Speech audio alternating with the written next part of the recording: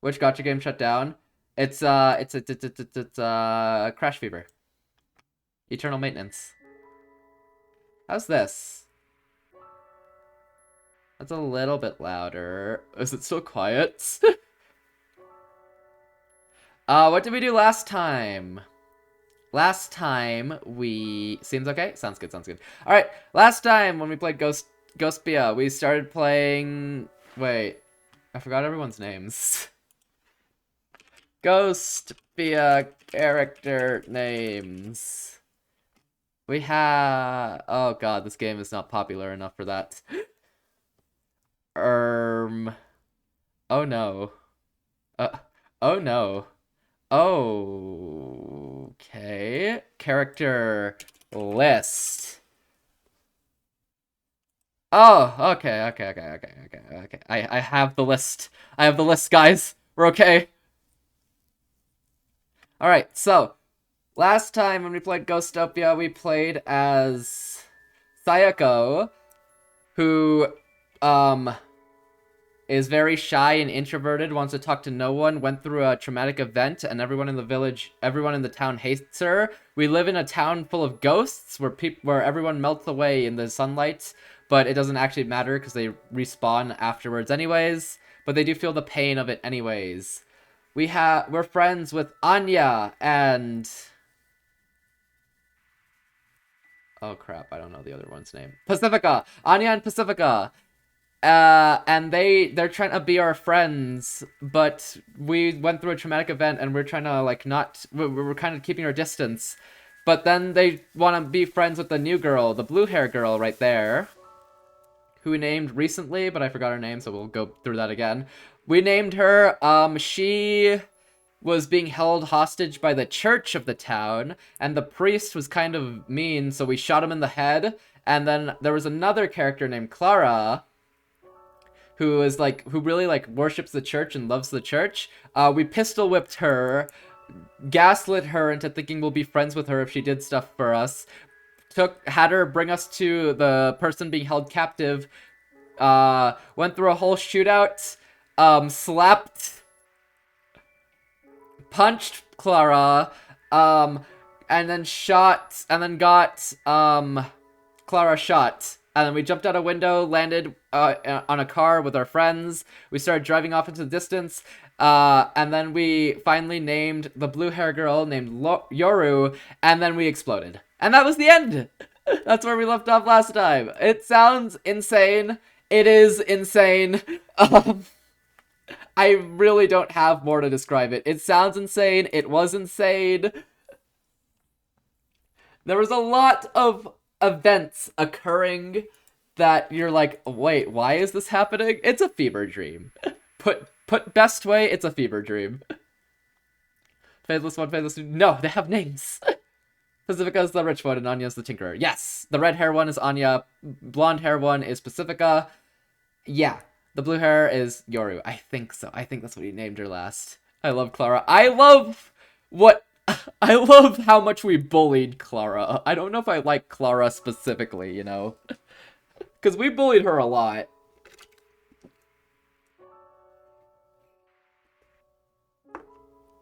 Other than that, it looks like we have some history with the church. Don't know fully what that is yet.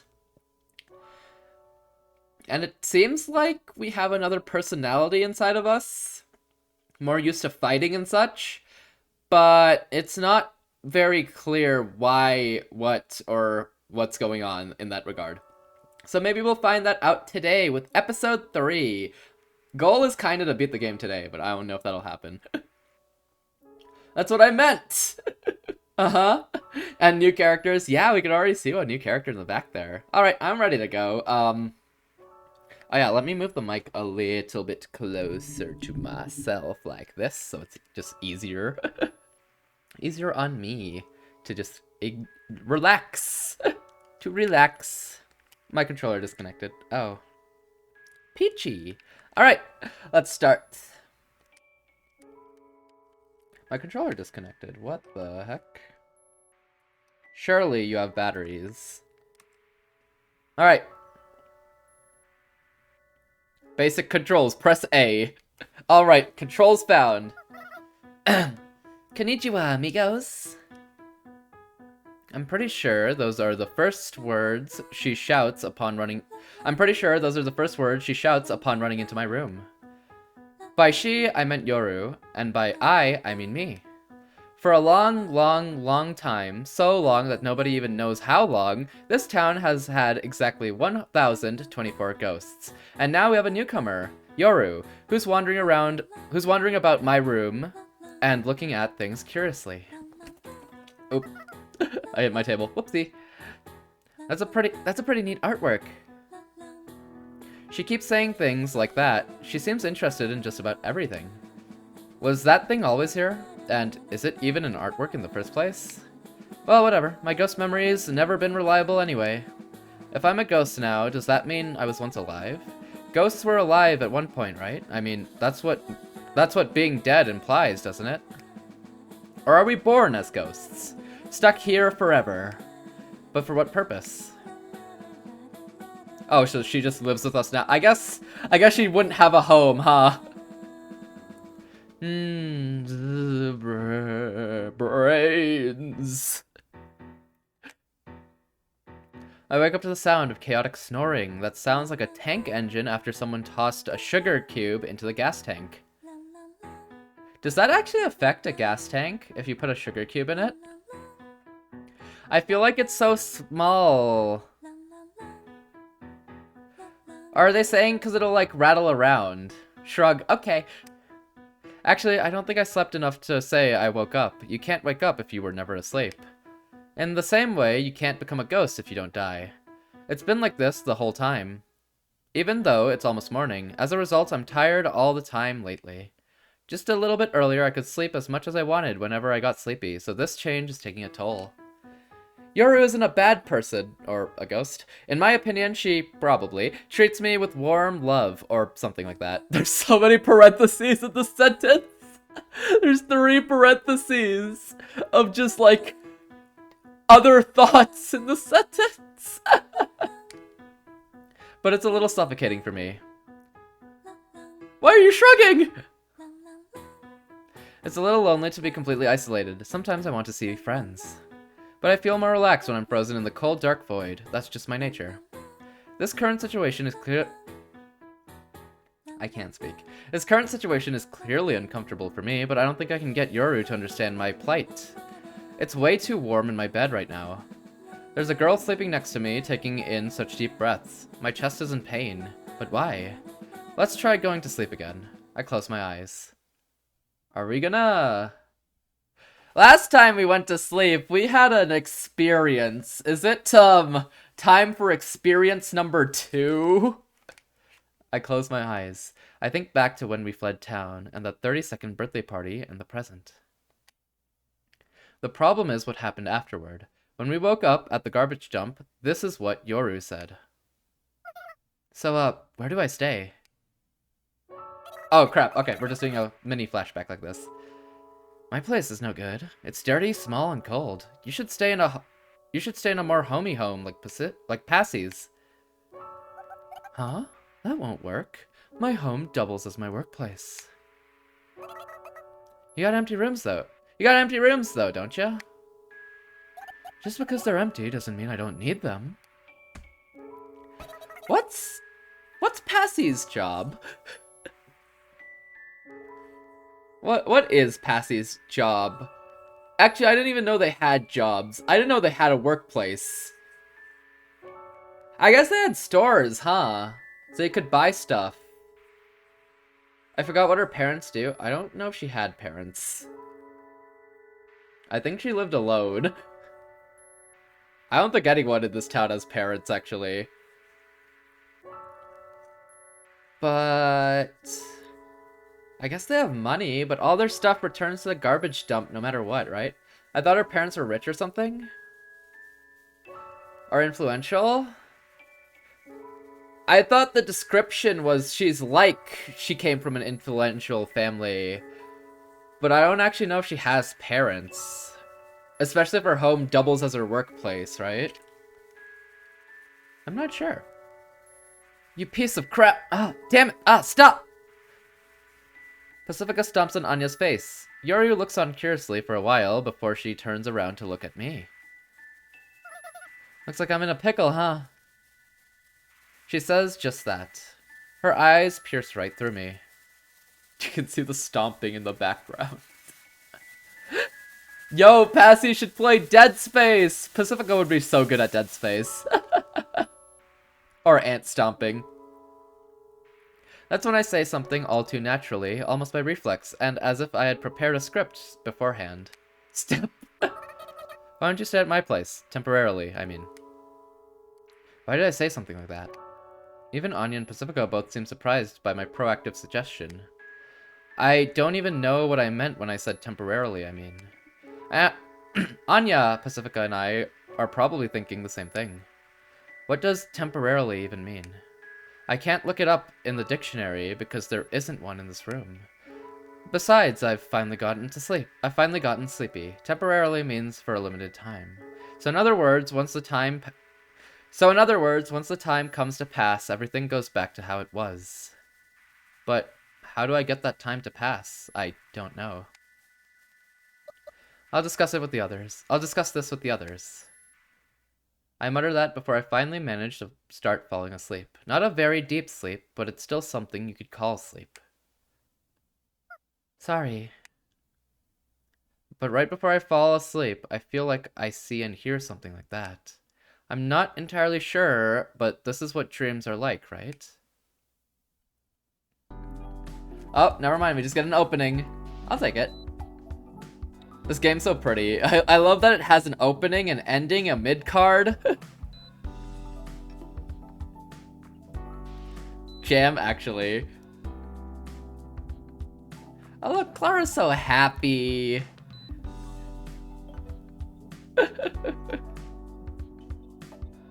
I feel like we genuinely just murdered Clara's character with everything we did in chapter 2 or in episode 2. I kind of figured. That's too bad. In a corner of the plaza at the center of town, Anya kicks some snow on the side of the street, sending slivers of ice scattering as she says that. I called the girls here seeking advice. It's just Anya now, but Pacifica should be here eventually too. Yeah, so what do you think I should do? I blankly watch as Anya plays with the snow as I ask for her opinion. She looks up and answers. I'd figured that'd be the case, but personally, I don't know. What do you think? What do you think, Teach? Hey, hold it right there. Oh, Pacifica has a new coat. Whoa, you spooked me. I was trying to be sneaky. And why are you calling me Teach now? Nothing wrong with calling the Teach Teach, right, Sayako? Huh? Teach? So, what do you want? So, what do you need to discuss? Is that it? No, wait. Let's take this somewhere warmer. Good idea. How about over there? Sure. Saves us the trouble of walking since it's close. After a short delay, I follow their gaze to find some sort of establishment. A cafe, I guess? Ah. A cafe when I mull over the world.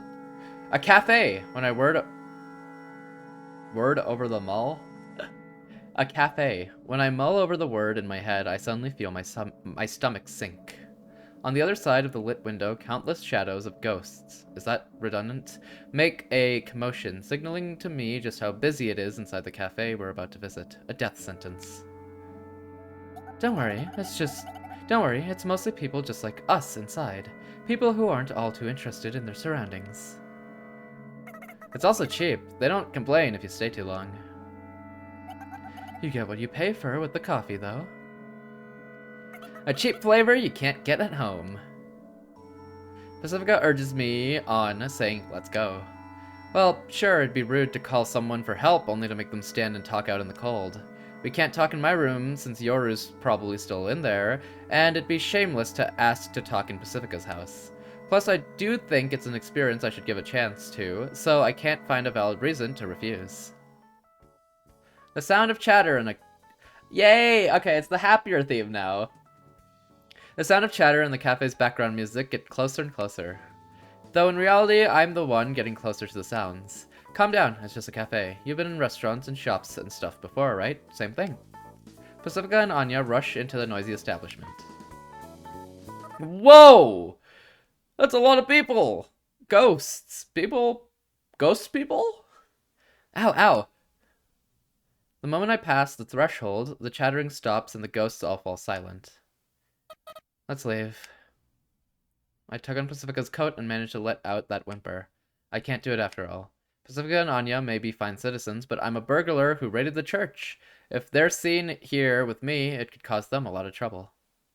Oh, right, we are a burglar.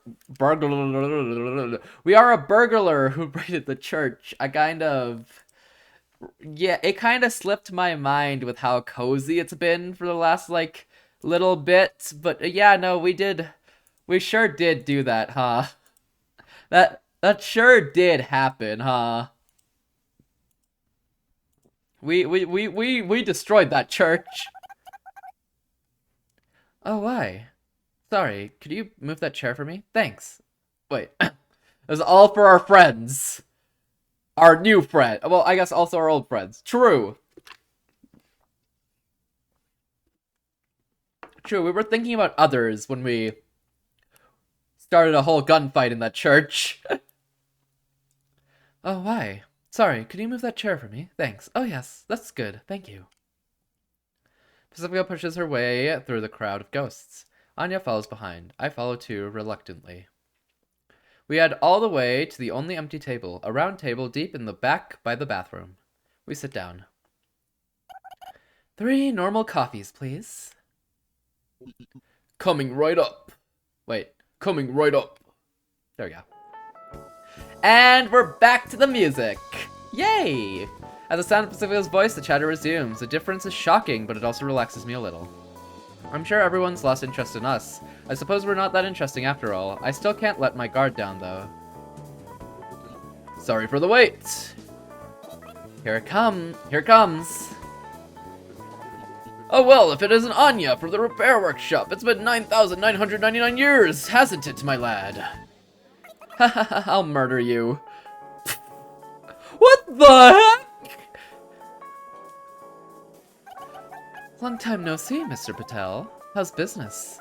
I've been working from home a lot lately, so I haven't been able to patronize your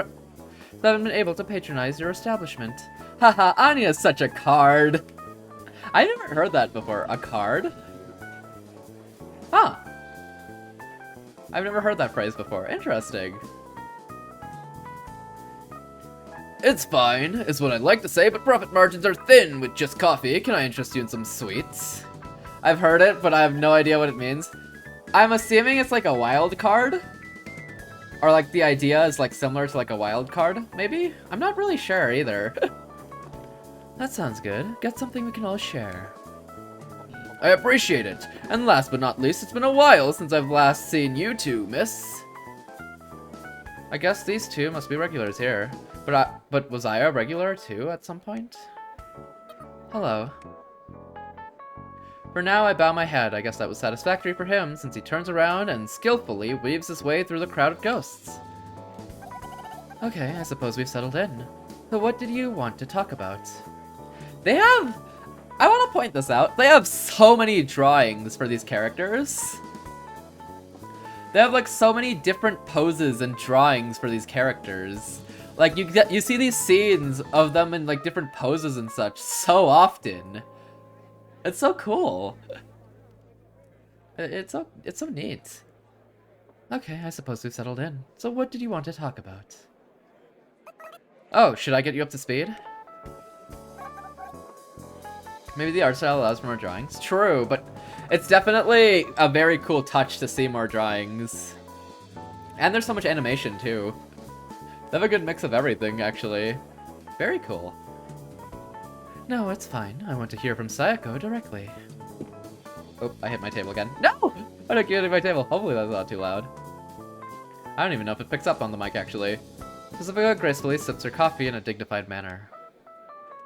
She then signals with her eyes for me to talk. It does. Is it loud? Is it a good noise? It's a nice noise, right? You like that noise, right? The sound of banging noises on the table. It's a great noise, right? We love that noise. Woohoo! Oh wait, what are you doing? I wouldn't say I like it. You love it! Ah, I see. Ha ha ha ha. She does kind of act like a teacher. And the smell of cheap coffee does make you think of a teacher's lounge. Really makes me think about where I came from. I'm sure if I were alone, I'd be thinking about it all the way until morning. No, what the? But right now, there's more pressing matters. Oh.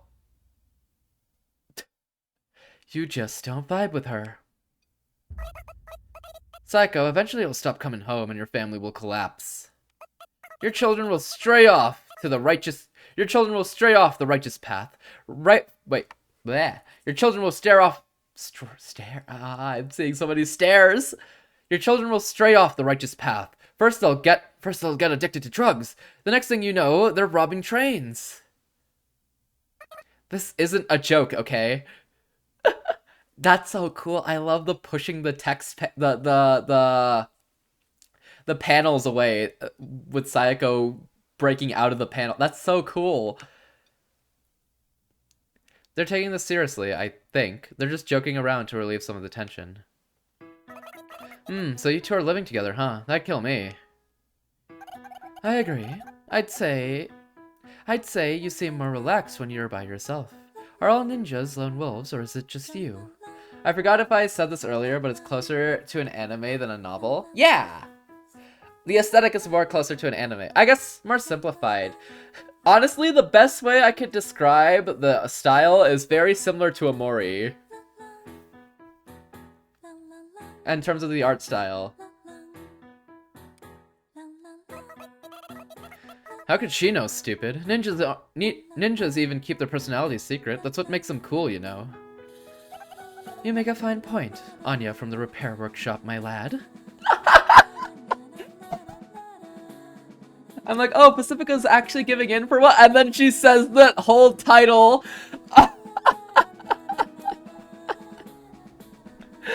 Oh my god, I love it. I love Pacifica. She's such a vibe. You make a fine point, Anya from the repair workshop, my lad. Oh, right. Oh, sorry, right. Oh, sorry, right. Why don't we take turns housing Yoru in our homes? I see. That might... No, that won't work. If it were me, it'd make me feel like I was being rented out on an installment plan. Anya from the repair workshop. An installment plan? You've got a point. It would be like telling someone they're a liability. Anya nods in agreement. I suppose she's got a point. I feel a little ashamed of myself. It's like, in the back of my head, I'm hoping someone will take Yoru off my hands. I'd hate it if I were the one being treated like someone's... I'd hate it if I cannot read. What? Why? Brain? I'd hate it if I were the one being treated like someone else's oversized trash. Okay, let's break down the problem. Little Anya, here, take some notes. Aye, ma'am. Aye, ma'am. Pacifica takes out a memo pad from her pocket. You have a pen? Yep. Anya pulls out a pen, seemingly out of thin air. But stop calling me little Anya. So first things first, living together isn't working out for Sayako. Okay, Sayako loves living alone. And Yoru doesn't have a place to call her own. Let's see, Yoru has no home. These two issues are intertwined, but they're actually separate matters, aren't they? But if you solve one of them, the other will naturally disappear. Oh. I can't help but let out a voice of awe at the brilliance of her logic. I'm pretty sure I'm no good at this sort of logical thinking at all. It'd be nice if we could just find an immediate solution, but that sounds hard. Let's approach the problem by tackling both issues at the same time. We've got no choice but to find a home for Yoru. I'll look around and see if there's any good places. Thank you. I'm always relying on your help. It's okay. Now, about the other issue. You mean Sayako loves living alone? It's hard to deal with problems concerning someone else's personal values, isn't it? That's not necessarily true. Say, Mr. Patel, what are you like when you're done with work? Well, when I'm done with work, I can stop making this dreamy customer service smile without an issue, you see. And once I get home, I sleep. Nothing else. I don't even say a word. Oh, my. Yeah, some jerks tell me to get a hobby, but when you're up for long hours thinking about things, you start to feel really crummy. I crawl inside my inner self. I converse with my inner self. Thanks for your thoughts. That's quite enough, actually. No, please, let me continue. When I close my eyes, there's a big, pitch-black wall. I hear a voice calling for me, searching for me, but criticizing me. What's up, broke? How you doing? So I don't answer. No, I can't answer. As I said earlier, I don't even say a word. Hey, where's he going with this? I bear with it. I bear with it as I pray that I don't go mad. I keep praying until the sweet repose of sleep finally claims me. Beats me. Before work today, I sat in my car and cried at the wheel for just 3 minutes. You girls should give it a try. Oh, and I'd really appreciate it if you'd realize that if I'm late opening up on any given day, that's what I'm doing. What is the scene? I'm good. Good to hear. I see. I'll give it a try. Please do. Anyway, here's an assortment of cookies for you. Enjoy yourselves. Okay. A little while after, Mr. What was that? A little while after Mr. Patel leaves, it takes us a few moments of silence until we can ignore what just happened and move on. He needs medical help, preferably from someone patient and courteous. He needs experts! Pacifica really said he needs help now. Oh my god, Pacifica gets the vibe, you see? She fits right in. That enjoy yourselves almost sounded like a challenge. What were we talking about again? Work? Almost forgot that Clara is Pacifica's sister. She's not. I don't think she is. Is Clara Pacific? No, Clara isn't Pacifica's sister. Clara just has blonde hair, but lives at the church. I think. Pretty sure. We were talking about crying on the toilet to feel better, weren't we? No, look, Sayako. You might be a bit of a special case, but typically most jobs aren't that bad. In fact, there's nothing better than to find a job that's perfect for you. Huh? You think so?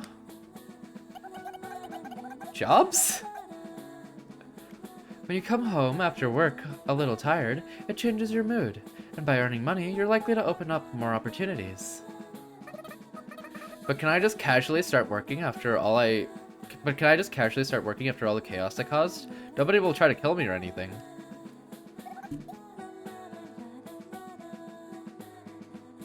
We are so off topic. You just gotta kill them first. Good point. Astonishingly, I'm thinking pretty positively.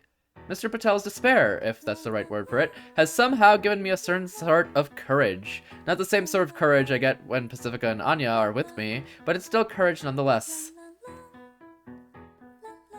We really saw this dude having a crisis.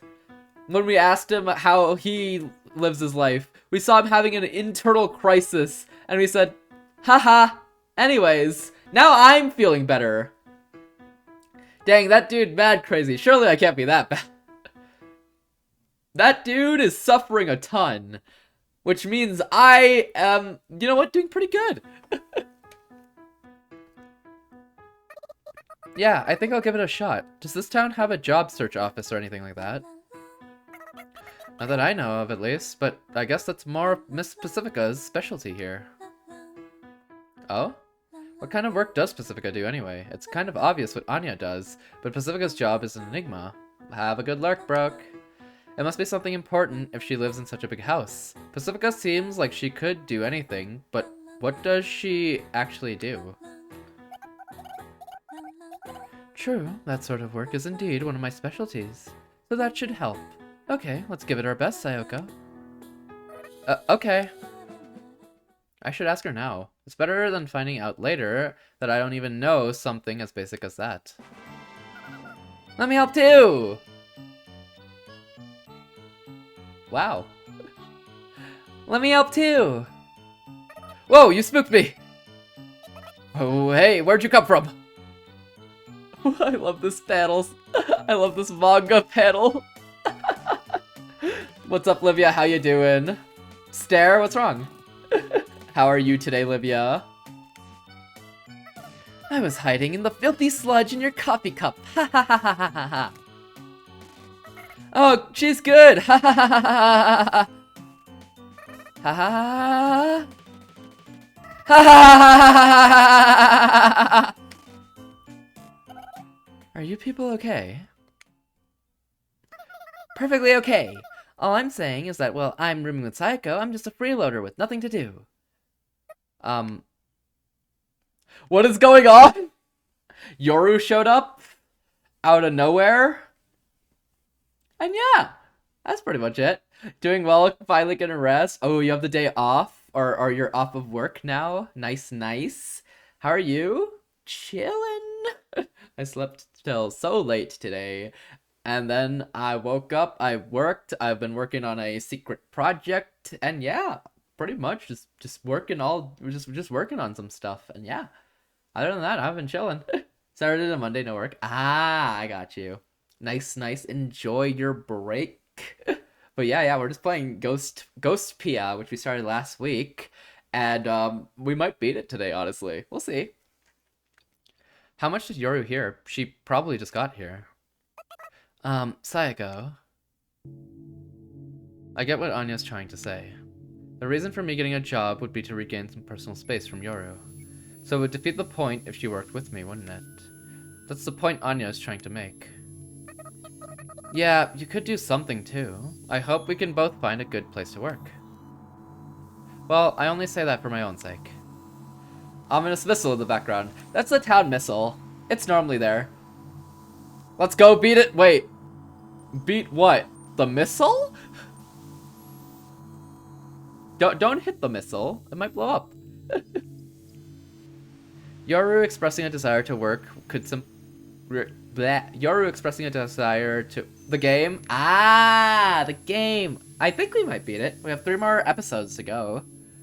Yoru expressing a desire to work could imply a desire for independence. I can't just get in the way of that. In fact, I think I should be supportive of her. You sure? I'm sure. Whatever could you mean? I'm not that cruel. Okay, yeah, I think I was kind of cruel back at the church earlier, but you know what I mean. I get the feeling Yoru would be quite good at handling interviews. Way better than me, anyway. I feel some sort of coarseness in my... coarseness in my chest.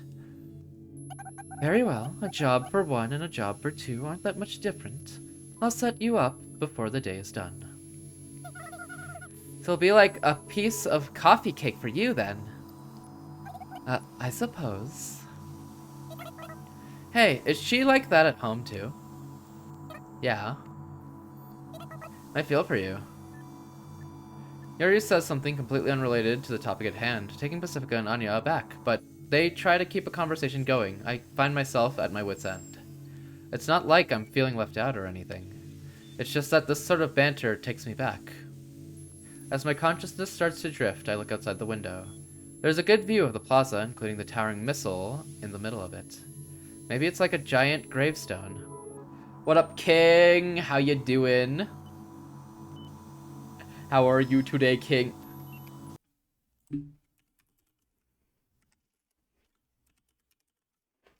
Anyways. Can't not. Duck Kingwa, what's up, Kingwa? How you doing? Welcome in, welcome in. Welcome to the Fever Dream game. Quick as always? Of course, have to be.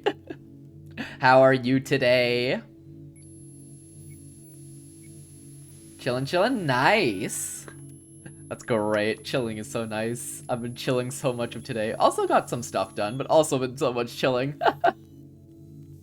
But yeah, we're this game we started last week. It was really chill until like the last hour of stream where everything went crazy. And now we're back to a bit more chill with a bit more ominous vibes, you know? What's it about? We are a ghost named Sayako living in a town of ghosts. There are only 1,024 ghosts in this town. There's a church, which seems kind of evil. We have a traumatic past, but we can't quite remember what it's about. Everyone in the town doesn't particularly like us. We're friends with Pacifica and Anya, which are a blonde hair and a red hair character. The church was holding a blue hair character named Yoru hostage. So we went in to the church. We shot the priest in the head. There was another character in the church named Clara, who is this positive, upbeat character. So we punched her and had her lead us the way to the character, the blue hair character locked in the church. And then we pistol whipped her to make her do stuff. We gaslit her, to make her think we'll be her friends if she did what we wanted. And then we got her shot down by a firing squad. And then we jumped out a window and landed in a car. And then we drove off into the sunset with our friends. And then our car exploded. And in this town, the ghosts die in the morning. They melt away and feel the pain of melting away, but they also respawn. Also, the blue hair character is an exception, and she became the 125th ghost of the town, which is brand new. Also, time passes like crazy in this place. And yeah, that's pretty much everything. It's a very interesting game. There's so much animation. The art style is really cutesy. And, yeah, animation, cutesy art style, ominous vibes and music, but also some wholesome vibes and music here and there. It's honestly pretty funny as well. Good mix of everything. What? What's wrong, Livia? It gets crazier as it goes on. The last hour of last week was insane. Up until then, it was cozy, mostly. Got you, thanks, Kingwa. The art is so cozy looking, I like it. Yeah! And they animate a lot of it, too, here and there. Or, they animate a lot of it, at least. And the music's really good, too. But yeah, our character right now is a very introverted, shy character who likes being alone at the moment. But, she also has another side to her, which was the shooting the priest in the head side, you know? Animated? Yeah, they have animation, too. Like, they have an animated opening and ending screen, a mid-card. It's really cool. You should probably get to be able to see it sometime in the stream, honestly. Because each episode, there's 5 episodes, and each episode has the opening and the ending in it. But yeah, very interesting story so far. We're just in a cafe. The blue hair girl, who we've named Yoru because she didn't have a name, is living with us, and we're trying to find a solution because our main character, Sayako, the one you see on screen right now, doesn't really like living with people. She likes her personal space and being alone. And apparently one of the ways to do that is getting a job right now to get some independence and alone time back in her life. But now Yoru also wants a job, and that's pretty much what's going on. The names of 1,024 ghosts are etched upon that missile. Also, this is a random missile in the center of town, which has the name of every ghost in town, but we don't know why it's there either. Lots of mystery, actually. The husk of a weapon of mass destruction that failed to carry out its mission. From where I'm seated, I can't see the part that has my name. On it. Wants her personal space and alone time? Me for real? I know, right? Same. It's really interesting, but she has some trauma where she came back to the village with like Pacifica and Anya, the red hair girl and blonde hair girl's corpses, and the villagers like jumped her because of it. Pacifica and Anya did respawn, because all ghosts respawn, but we don't know what that's about yet. Huh? It was in a dream. It was in a flashback dream, but it wasn't, like, covered too much, you know? She also overthinks her friendships. Yeah, she overthinks a lot. Oh, I see. Yeah, it wasn't covered too much. It's my guess right now is like Pacifica, Anya, and Sayako wanted to leave town, and they were working on a car to do that. So when they drove off into the distance, they probably encountered something insane, which led to that. It's my guess at the moment, but I'm not too sure what it could be. Oh, yeah. That's my guess for now. From where I'm seated, I can't see the part that has my name on it.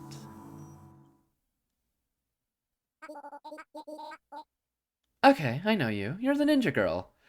We even live in the same apartment complex. Pacifica said she'd set us up before the day is done. I thought she meant she'd get in touch with some contacts or something, but she even set us up a same-day interview. She's truly amazing. Is that so? Our prospective place of work is a cosplay shop on the outskirts of town. We're in the back room of that shop right now. Yeah, but you can see it's like really cutesy. The employee interviewing us is a girl with a somewhat husky voice. Okay, give her a huskier voice. She seems kind of punkish, so I was really nervous at first. But she has a very gentle, somewhat familiar way of talking, which is kind of relaxing. Yeah, haven't seen you around lately though. You've been staying away from home or something? Anyway, you on the other hand, I don't know your name. My name's Yoru. I got it as a birthday present. Oh, Jam, the music's so cutesy sometimes too. I love the music of this game, it's so nice. I see. As a present, huh? Good for you. My name's Lauren. Call me Lo. Yep, it sure is good. Thanks, Lo. Lauren, or rather Lo, gets up from her seat. Now then, let's see. First I'll explain to you two how we bring in newly arrived stock and dispose of unsold stock. Yes, ma'am. Yoru follows Lo's lead and gets up. I get up as well, and then a bell rings. Now that I think about it, that must mean the store door opened. It made the same sound when we came in, after all. Oh, looks like we've got a customer for once. Yoru, go greet them or something. Aye, ma'am. I love the OO gem. Lo beckons me deeper into the shop. You sure about this? Yeah, it's fine. Yeah, it's fine, it's fine. It's much more fun to teach new recruits than it is to deal with customers. Lo peers into my brown eyes with her fair eyes. I can feel my heart throbbing for various reasons. Wouldn't you agree? Her slightly husky voice really matches her fashion sense. I think it's fitting and beautiful. I wonder how I can become more like her. Mayu, no! Welcome in, Mayu. Thank you for contributing. How are you doing? How are you today, Mayu? I agree. I totally agree. In any case, there's no way I could disagree with her. So, let's see. First of all, that box over there is a newly arrived stock. Okay. And that box over there is the unsold stock to be disposed of. You with me so far? Oh, question. Go ahead, ask away. OO spin? The OO emotes match this game way too well. But yes, how are you doing? They're both empty, aren't they? Ah. Yeah, I guess we rarely do receive new stock or dispose of unsold stock. Huh? Actually, now that you mention it, when was the last time we had either of those things? Maybe 9,999 years ago? Doing good, just chilling for Friday. Nice, nice. Hope you had a good stream in the morning. Yes? Sorry, can I ask another question? Are you sure the shop needs more workers? I can hear Lo gasp in realization. She closes her eyes, takes a deep breath, and speaks slowly. Yeah, honestly, you're right. Business is so slow here, I've got plenty of downtime just working by myself. Then what do we do for work? Oh, sorry, well, the manager seemed kind of frantic. Oh, sorry, never mind that. I guess you can, like, clean and stuff? Okay. Things get kind of awkward after that, so we both fall quiet. I think Lo's trying to come up with some sort of work the two of us can do, but the fact that she's not saying anything probably means she can't think of anything. I wonder how that customer is doing. Oh, right. Sorry. Oh no, it's awkward! But yes, glad you're doing good. Fridays are so chill. Mostly. Mostly Fridays are chill. At least Friday nights are chill. I don't know what to say, so I just nod vaguely. Does that mean Pacifica has some big influence? She said, I think it's mentioned she has big influence, because she also gets, like, info from the church about stuff, even though she's not, like, a full-on member of the church. Thank you! Right as Lo and I get back to the storefront, Yoru lets out a cheer loud enough to drown out even the store's loud background music. What? You actually sold something? No way! It's been ages since our last sale. I'm surprised, of course, but Lo is even more surprised. Is this store really that unpopular? What did you sell? It must have been that frilly thing, right? No, it was the automatic rifle and the bulletproof vest. I said, you look marvelous with them on, and the customer bought them. I see. I guess it's finally time we get some new stock. So, does it seem like it'll be tough working here? She actually said she realized that she's fully staffed already. I feel a little uncomfortable as I say that. I'm sure Yoru is quite employable as a customer service worker. I see. That's too bad. See you again sometime. Yeah, I'm real sorry about that. Feel free to drop by my room sometime, you two. But it looks like neither Yoru nor Lo seem to mind, so I guess it's all okay in the end? Wait. That's it? We're leaving? Wait. Surely they hire Yoru who made the first sale in forever, right? Be sure to turn the heater on. Yeah, I'll put it on full blast. Should I say something? And play some good music too. I just don't want to say something and have it turn out weird. I don't want it to seem like I'm trying to avoid Yoru or anything, though on second thought, I kind of am, but not in a bad way. Do I have the capability to convey such a nuanced thought? I can play a little piano, so I'll practice. I'd like to hear some stories from you two. I don't know. Lo herself was considering hiring Yoru for a customer service job, but it seems that she won't explain why she doesn't because of how obvious the reason is. Then again, they're both so kind that they'd probably explain it to me no matter how obvious it's supposed to be. So, should I ask? No, maybe not. Here's the overthinking, by the way. Okay, let's make it a night to remember. Bye! Sorry we couldn't help. Thank you for your time. I conclude that these two have way better judgment than I do. So it doesn't make a difference whether I say anything or not. Just making excuses, huh? I'm sorry. I didn't mean to say those words out loud, but Yoru picks them up anyway. About what? I just felt like I've wronged you in some way, Sayako, but I'm kinda sad since I don't know what it is. She's being just a bit too conscientious. You didn't do anything wrong, Yoru. It's getting late. There's nobody else on the streets but us. I'll do my best. Our conversation isn't quite lining up, and neither are our footsteps. That doesn't stop even as we approach the plaza. Snow-O! I forgot about Snow-O. I love Snow-O.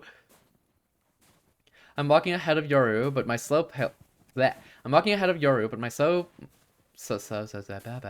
I cannot speak.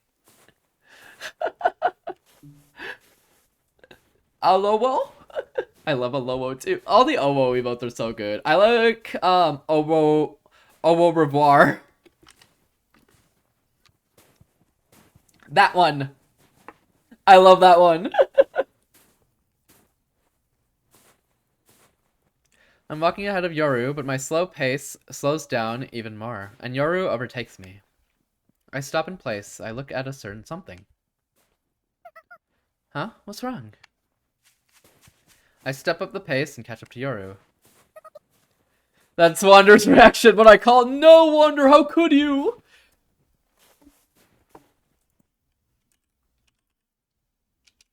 Don't worry. No, it's a misunderstanding. Messed up. I got you, Mayu. I'll pick up. Oh, nothing. The thing I was looking at, the missile, is missing Yoru's name.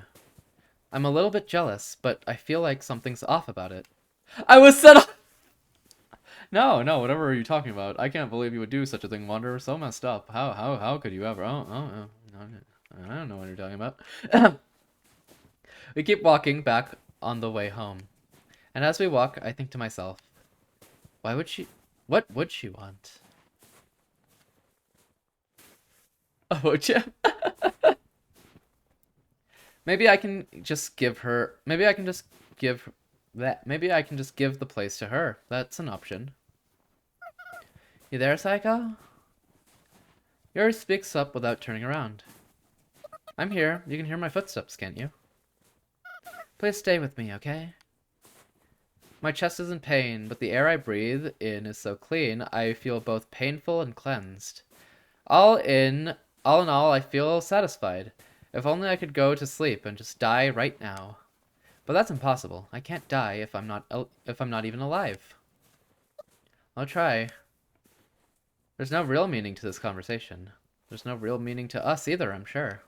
Just meaningless ghosts walking around a ghost town near the break of dawn. We're almost home. Huh. Oh. What? Among Us? Pacifica? Nice. Nice. It looks great on you. You're meant for this job. Despite what Pacifica's saying, it's obvious that this outfit would look the same on anyone, no matter who's wearing it. She said she'd look for a job that's always short-staffed this time, and this is the result. Among Us?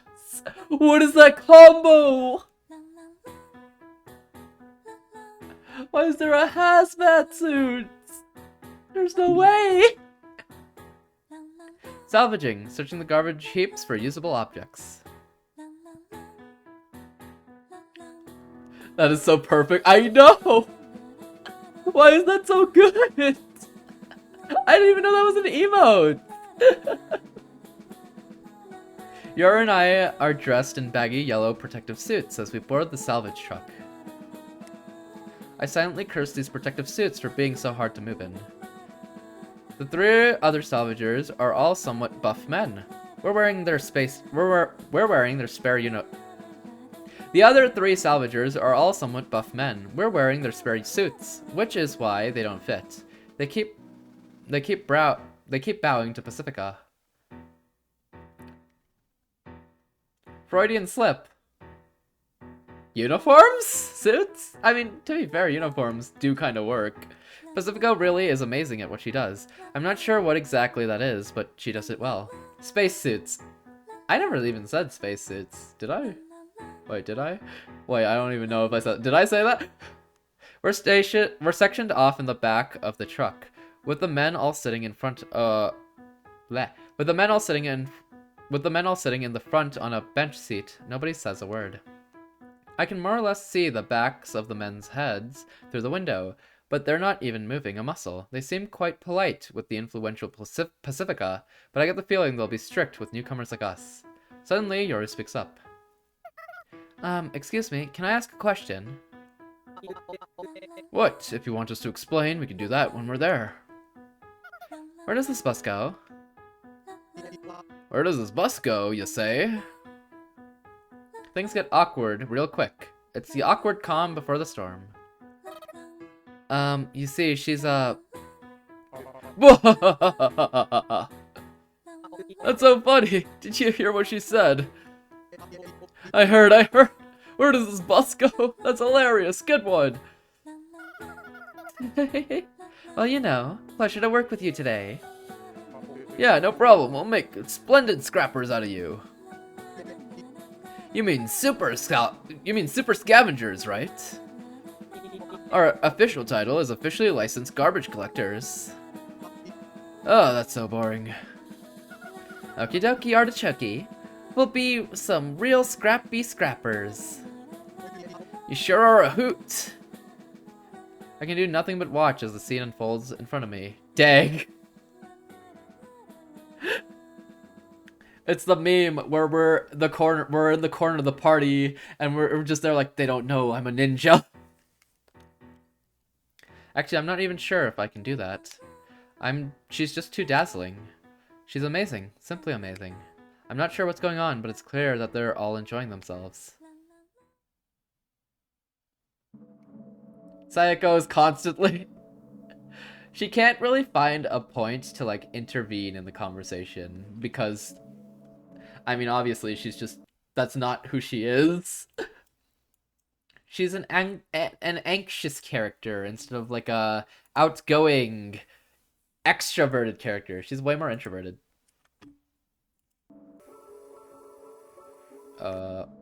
After some banter, we arrive at a place that's quite memorable to me in a certain sense. The truck parks by the fence surrounding the giant garbage dump on the outskirts of town. Baskets! I blink a few times before I realize what the man means. He's referring to the baskets made of aluminium or some other metal that were loaded into the back of the truck with us. Okay. Yoru and I take the baskets as we hop out of the back of the truck. I'm already starting to get tired of the baggy suit's lack of mobility. Aluminum. I say it both ways, it's just whichever I'm in the mood for. If we end up sticking with this job, I hope the first thing we do is get properly fitting suits. As I think that to myself, I tumble and let out a weird yelp. Are you okay, ninja girl? I'm okay. Thanks to that little tumble, I snap back to my senses. Do we need these suits? It's hard to move in them. Yeah, but... These are to protect against weird chemicals or radiation or something, right? Yeah, we've been in this garbage heap without these suits before, and we respawn here anyways. These are to protect against weird chemicals or radiation or something, right? But none of that really matters since I'm a ghost after all. It'll still hurt, you know, and it still kind of sucks to die, even if you know you'll come back to life, doesn't it? Come back to life? I'm not sure that's the right phrase. We're not alive to begin with. I mean, we're ghosts. So it's weird to say we'll come back to life. Well, you've got a point, but this suit's too baggy to move around in, so it'll be hard to do work in it. So, do I have to wear it? I mean, I've been here in normal clothes before and nothing's happened to me. I'm sure they're just being overly cautious. In that case, I'll take mine off too. Whoa! This is what it means to be a man! Whoa! Well, miss, if you insist, then that's perfectly fine. Do the work you want the way you wanna. That's just how life is. I guess we can't agree there. I guess we can agree there. In other words, when life deals you cards, you gotta... Sorry, just be careful. Yes, sir. Flush? Why are you flushed? Work is about what I expected. With baskets and tongs in hand, we fish around the garbage for anything that seems useful. My jacket! The garbage is piled up haphazardly, but nothing feels dirty, nothing's rotten, and there's not much of a smell. It's so cold, Wander! How could you? I'm starting to think that maybe this town doesn't even have the bacteria and stuff necessary for rot to form. After all, this town only has ghosts in it. And this garbage heap only has things that aren't living. This is where all the town's resources originate from, and this is where all the town's resources eventually return. One of the men instructs me to search for electrical appliances. My instincts somehow tell me that there's no good finds at my current location, so I distance myself from Yoru and the men who are searching through garbage within a perimeter. It's not because I can't handle hearing Yoru chatting and laughing with the men. At least, I don't think it is. I suddenly notice a car windshield at my feet. Oh yeah, what about the car? Do things lost outside of the town come back here too? Did that car get buried somewhere in this garbage pile after it exploded? If so, did it come back as individual parts or as a whole car? If it came back as parts, then maybe this windshield belongs to it. As I think that to myself, I notice there's a microwave caught underneath the windshield. Wonder why I didn't notice it earlier. I lift up the windshield and hurl it somewhere. I hear the sound of glass shattering. I found a microwave. I rush back to the scavengers to report my find. It's my first big find of the day. Oh, was that sound you, Sayako? Yes, the microwave was shielded by a windshield, so I threw it into the wind. Haha. I fail at forcing a laugh, so it comes out more like a spasm. The men try to say something, but it looks like they're speechless, so I can't help but groan. I'm just not good with this kind of stuff. I feel like I've felt this way before, several times even. Have I never tried to improve? Or am I just unable to? I feel like it's too late for me to even know at this point. Once the truck is filled with the buckets of garbage, or rather I suppose I should call them resources now, it makes several stops in the outskirts of town. Scavenger offices and workshops, I assume. Today was the best. Thanks, miss. You're welcome. So, what do you say, you two? Want to work with us? It's tough work, but we're happy to have you on board if you want. Thank you, Omu, for the redeem. How are you doing, Omu? How are you today? How's that trying going? How are you? How's The Walking Dead also? Sorry, but I don't think I'm cut out for this. My apologies. Thank you for your time. I see. I'm good. Just about to continue the Aaron art. Let's go. Let's go. Good to hear, good to hear. How's the story? Interesting. Hasn't went crazy like last week, like the ending of last week just yet. But to be fair, we like just started episode 3. So I guess I shouldn't expect it to immediately go off the rail, you know? But yeah, pretty interesting, honestly. Very, very cool story. And the art's so cozy. But it helps it, like, on the darker scenes to be more menacing as well. I love it. It feels like they already knew what my answer would be, but they had pretended they didn't. They have to uphold a pre-established harmony, I suppose. So, how about you, miss? Join us! We can play I Spy as we collect garbage. Hey, cut it out. It's her decision. I'm a little nervous. I'm sure Yoru's all for it. And if she joins the team, that means our relationship will change, which is what I thought I wanted, but now I'm not so sure. I take a deep breath and look at Yoru from the side. If Sayako's not in, then neither am I. I was testing out my BG3 mods. Every time there's a hotfix, I get so paranoid everything's gonna break. That's so fair, because mods just stop working after a fix, so it's like, well, I guess I can't keep going. I guess I have to wait until there's a fix, until the mods update. I had that for Elden Ring too.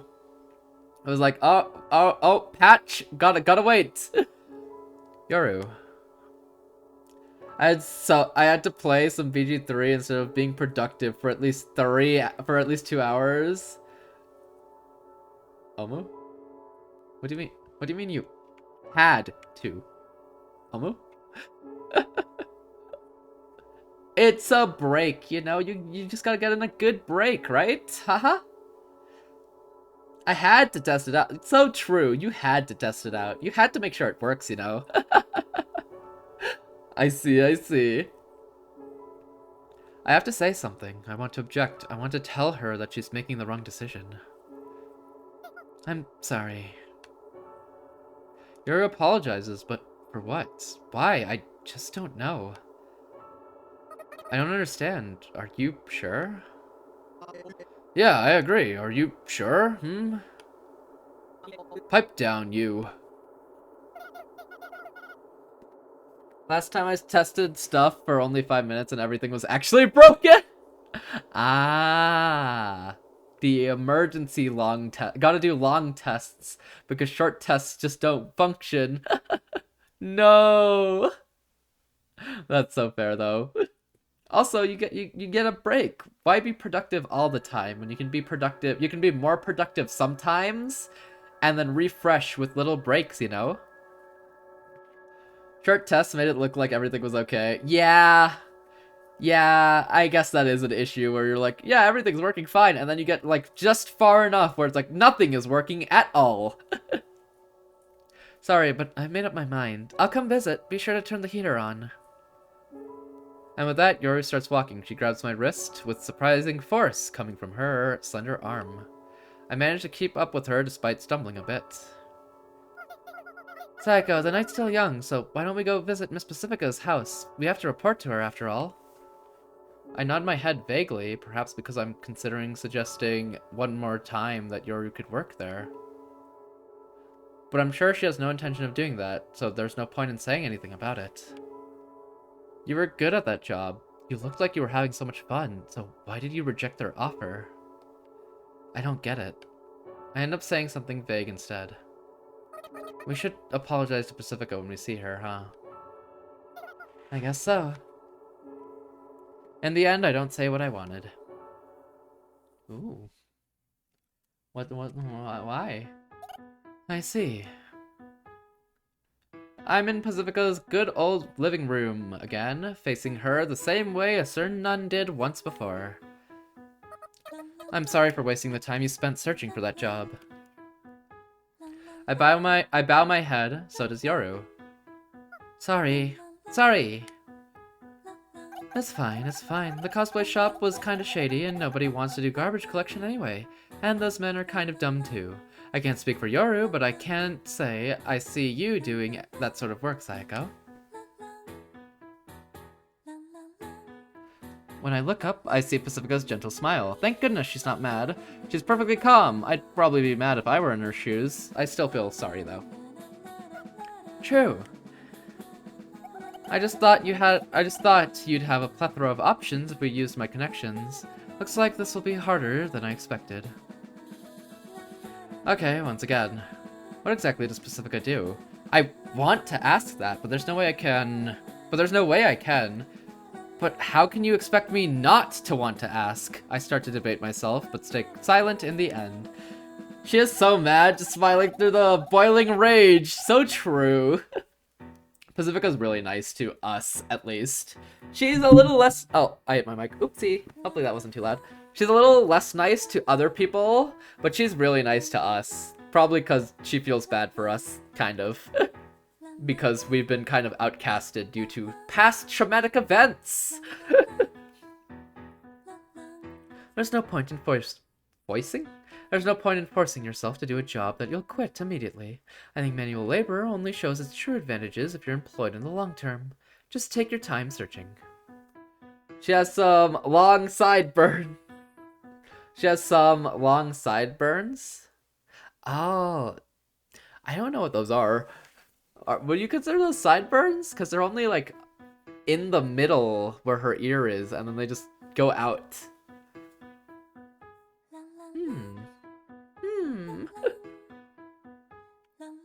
Wait, what am I doing? Why did I auto? Oh, wrong button. Ah. What about the strand below that? Strand below that.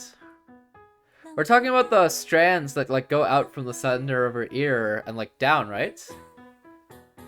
Those ones? I don't know what those are. Because they're not connected to anything. Fangs? But they're hair. What do you mean, fangs? I'm so glad to have your help. You are too, right, Sayako? Huh? Yeah, I'm glad to have your help. Sorry for the trouble. How do you know that? Is your hair fangs? Is my hair fangs? No. Well, at least not for me. I don't know about you. Does your hair bite people? We're friends, aren't we, Psycho? Hair fangs. What are hair fangs? No, but Pacifica is just built different. Instead of bangs, we have fangs for our hair. Perfect. I hear the front door start to open. It's probably Anya. Pacifica said she'd be here later. Anya said she'd try to find us work using her personal connections, but she also said my networking is poop compared to Pacifica, so don't expect much. She said before promising that she'd keep us in the loop. Dude, no, Kong! Thank you for contributing. How are you doing, Kong? How are you today? Oh, is Anya coming too? As I grin for the stupidest reason ever, Yoru speaks up to me. I nod vaguely in reply. Fangless hair? What the? How are you doing, Kong? No contributing because I need points for Femfade. So fair.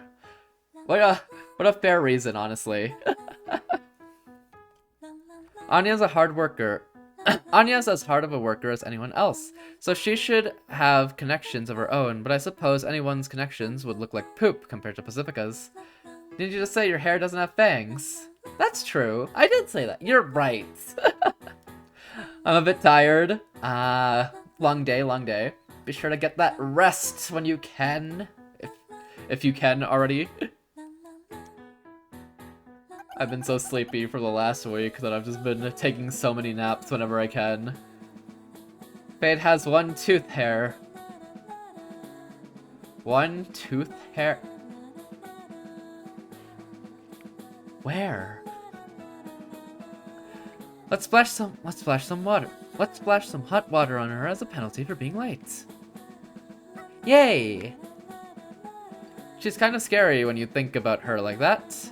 Pacifica hands Yoru a kettle full to the brim with hot water as she gleefully waits by the door. You can take a nap right now. We won't tell anyone. Wait, but how am I gonna beat the game if I take a nap now? He must read. You see, I'm held at gunpoint. What if she's got a dreadful side to her that I don't know about? Wait, I guess it's obvious that she does have a dreadful side to her, but what's truly dreadful is not knowing what it is. When I do come to know that side of Pacifica, will I be able to keep loving her the way I do? What if I told her all of this? I can only imagine the worst. I don't want her to hate me. After all, regardless of the path that brought us here, she's the one who reintroduced me to the outside world like this. Maybe I should discreetly ask Anya when she's here. I'm sure that'd be better than asking Pacifica herself. As soon as I make up my mind, the living room door opens loudly and... What the? Oh, okay. Don't move. A man shouts coldly as he barges in the room, tearing the casual mood to shreds. What? Who? I don't know this man! In his hands is a high-caliber pistol, big enough to be used as a blunt weapon. All of us freeze and fall silent. Hey, Mart. The only people who can come visit my office without an appointment are top priority clients and my friends.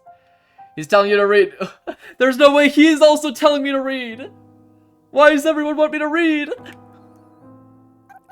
And I don't have any top priority clients yet, so that means only my friends can visit unannounced. And you're not my friend. Please set up an appointment by phone and come again. You poopy bee! You ruined a millennia business opportunity! How dare you! How dare you make that face at me! Please don't get the wrong idea. I only did my job. It's the truth that you cut corners, isn't it? If you came here to bark at me, you're barking up the wrong tree. Damn you! Now put down that dangerous thing before you regret it. What? Do you have any idea what situation you're in? Wow, so cool! I zoned out due to the surprise, but Yoru's ambiguous murmuring snaps me back to reality. We're up against one man. He must be tired holding up that gun or something, since his hand's trembling. I don't think he's used to wielding a gun. In any case, judging by his stout, protruding belly, he probably can't move very quickly. I didn't want that person to beat me. I've done everything I could to win. But then you had to butt in and ruin everything. You're the one who leaked everything to the company, weren't you? That's right. I did my job. My hands are clean. How dare you say that when you've been using your position to line your own damn pockets with such outrageous margins? Everything will be fine. I can take this guy. The situation itself isn't good, but I'm happy at the possibility that I can be useful to the Pacifica. So what do you want me to do? I want you to die. What's the point? I'll just come back, you know. Do you have the brain of a child, Mort? Pacifica's voice is cold enough to freeze the steam this man's been spouting. I can at least make you writhe in pain by filling you with lead. There's plenty of time to regain your company's trust. We've got all eternity, actually. Are you unable to make a rational decision? Shut up! Shut the hell up! Who gives a damn about your logic? How can you possibly know how I feel? The man's voice gets slightly teary. On the other hand, Pacifica's stance gets firmer and firmer, so much that I'm wondering if she can even see the gun the man is holding. Oh, is that so? I understand. Allow me to make it up to you. Suddenly, Pacifica softens the tension in her voice. The man mumbles, but ends up not speaking. It seems like Pacifica intends to resolve this problem with money. I send her a look that says there's no need to do that. Pacifica picks up on my signal, but she responds with a wink that I'm not clever enough to decipher. Pacifica picks up the pouch that was left on the table and starts rummaging through it. She takes out a small tube. It's probably lipstick. If you're going to pay out, then do it in cash. I'm done playing your games. Oh, that's too bad. Something shines in Pacifica's hand, and at the same time, a dry bang rings out. The man's gun hits the floor with a thunk. He then falls to the ground, holding his shoulder. I'm all out of cash, but I've got plenty of lead. It's only when Pacifica says those words I realize that the lipstick in her hand is actually a teeny tiny gun in disguise. What the heck? She's so cool! If you'd like a second payment of lead, then by all means, come and take it. Pacifica calmly asserts as she picks up the gun the man dropped and points it back at him. The gun looks too big for Pacifica's slender arm, but for some reason, it looks more deadly than when the man was holding it. The man mumbles and groans, but no intelligible words come out. He must be in too much pain to speak. I can't hear you. Pacifica kicks the groaning man. What the heck is happening? Dang, goodbye wholesome vibes. Pacifica's crazy. That should have been me. You're sick. Specifically, she kicks his gunshot wound. Instead of screaming, the man's body twitches and convulses. His body is collapsed face up. After losing consciousness for a few seconds, the man tearfully pleads with Pacifica.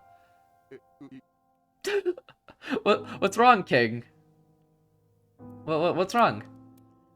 Mercy, please have mercy. It hurts. It hurts.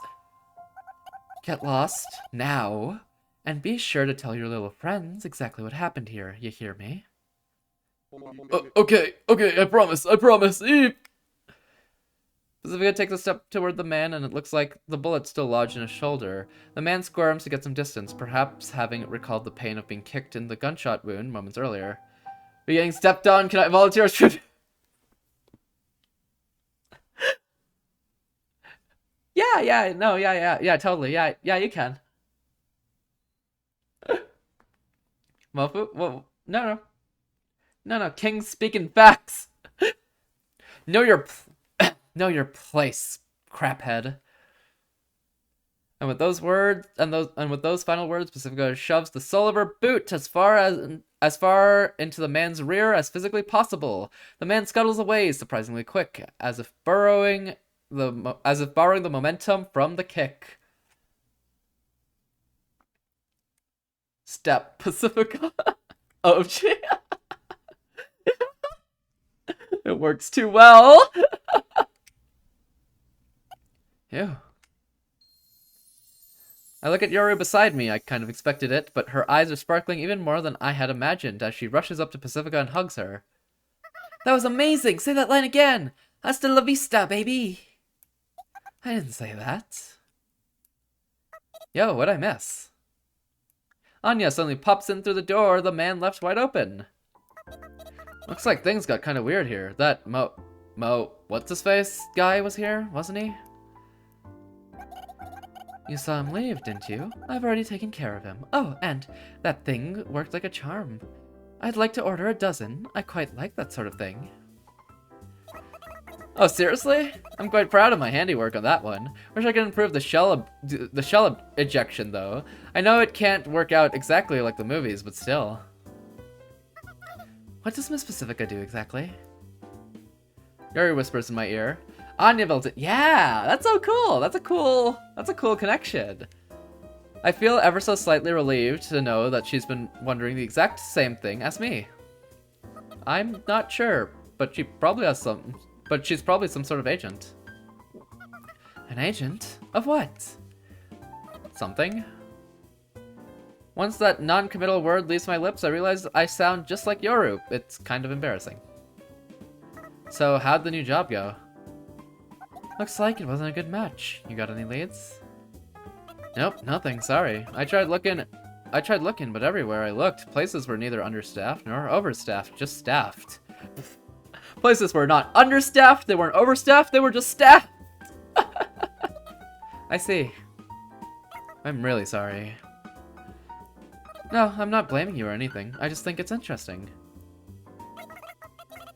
By the way, you were so right. She wasn't mad.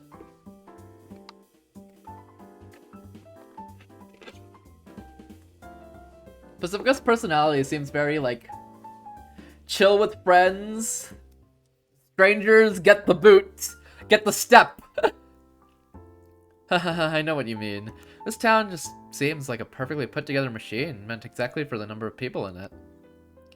She was releasing all that anger on that guy. No, he came in using a gun. That's a normal amount of anger that guy deserves. Don't stop believing. Thank you for the Don't Stop Believing, Norex. How are you doing? Welcome in, welcome in. Bad timing for him. Ain't no way all the pent-up anger went to him. How you doing, Norax? Welcome in, and thank you for the Don't Stop Believing. Maybe the town's just optimized that way. Wait, wrong voice. Maybe the town's just optimized that way, since it's always had the same number of people. Having worked in service, I can get behind that. How you doing, Norax? We just watched Pacifica take care of some man wielding a gun entering their house. 1024. Go ahead, make my day. That's the ghost town's ghost population. Seriously, tech support, do not work. Got you! With the addition of Yoru, that's 1025. Of those 1025 ghosts, 1023 are employed. Yoru and I are the only ones left out. Oh, but I did borrow that lemonade stand. Can a lemonade stand even make you money in this cold as hell town? Are you sane?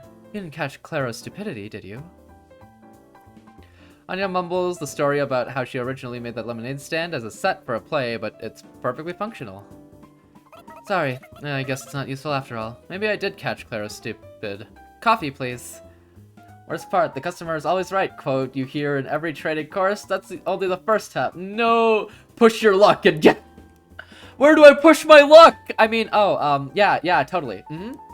The full quote is the customer is always right in matters of taste. No! And with that, she throws herself onto the sofa. I'm sorry. I don't say it out loud, but I apologize again in the silence of my heart. Okay. Would you two like some more as well? Yes, please. Hip hip caffeine!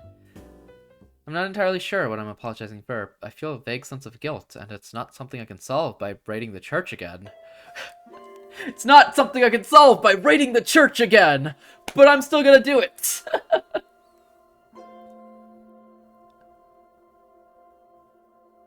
Latter half is conveniently cut off. Very conveniently for Garrett, it turns out. No! I was powerless. We raiding a church I'm in. We did that last week. If you didn't catch it last week, our main character, Sayoko, the girl with black hair, went into the church, shot the priest in the head, punched the nun, pistol whipped the nun, and then got the nun shot by a firing squad, and then jumped out the window of the church. No trip to Pacifica's house is complete without a cup of Pacifica's house blend coffee. Though these two have a proper role in the small town community, they seem so important. That's a lot for one episode. Yeah! Well, that's intense. She went looking for a friend and left with a friend. Ain't no way. Wait, then what was my role before I became a shut-in? Well, in the worst case. Pacifica comes back from the kitchen after boiling some water and walks up to me with cups in hand. Count me in! That's what I said! Where do I sign up? You can be my bodyguard. Being an agent is dangerous work, but with a ninja around, ruffians like that one should think twice before they show their faces, so... Okay. Relax, no need to make that face. Pacifica gently pinches my cheek with her fair, soft hands. Cups, what size? I'd like a grande, please. Grandes are the biggest size, right? I don't order enough at Starbucks. Those are the biggest size, right? What up, Shaky? How you doing? What up, Eggy? How you doing? How's the Apex? You guys win any games? Only thing you've missed so far is we kidnapped the blue hair girl. She lives with us now. But we want space from her, so we've been looking for a job. And then a man with a gun broke into Pacifica's home, and then Pacifica shot him, kicked his wound, and then escorted him out of the house. And that's where we are. Yeah? Oh, we won alright. Oh, let's go. We won too much, for real. Wait, did you just keep winning? Did you just win a ton? Let's go. We love Apex. We're glad you had a fun time. How are you doing, Shiki and Eggy? Hope you're both doing well. And welcome in, Jose. How are you doing? I know you were also playing, so hope you also had fun. Hope you're doing well, too. I think that's the medium size. I rarely order Starbucks. Yeah, I have no idea. I have no idea what the sizes are, or what's what. What's a Starbucks? You're addicted, get some help. And by help, I mean me. True. But yes, how are all three of you doing? Hope you're all doing good. We just started, pretty much, kind of. We're job hunting at the moment. I think we're about to become Pacifica's bodyguard. Again, man with gun broke into this home. Pacifica shot him, kicked his wound, and kicked him out of the house. It was really cool. Apex, more like Apex. All my homies love pectorals. Let's go. Doing good. How about you? Doing good. Been big chillin' today and working on some stuff in the back, you know? There's also this really strange cafe worker. Oh yeah, there was also this cafe worker who talked about his who talked about his life and how sad he is with it, and how he gets home from work, immediately goes to sleep, and then goes back to work, and he spends 3 minutes crying in the car every day before he goes into work. He gave us a whole spiel about that. That was cool. Did you ask, though?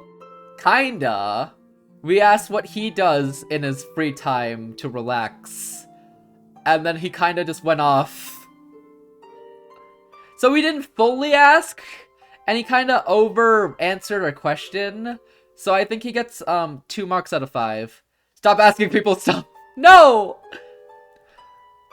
I remember someone saw my model, came into chat, first message, Booba! And I had to let him down and explain that they were, in fact, pecs.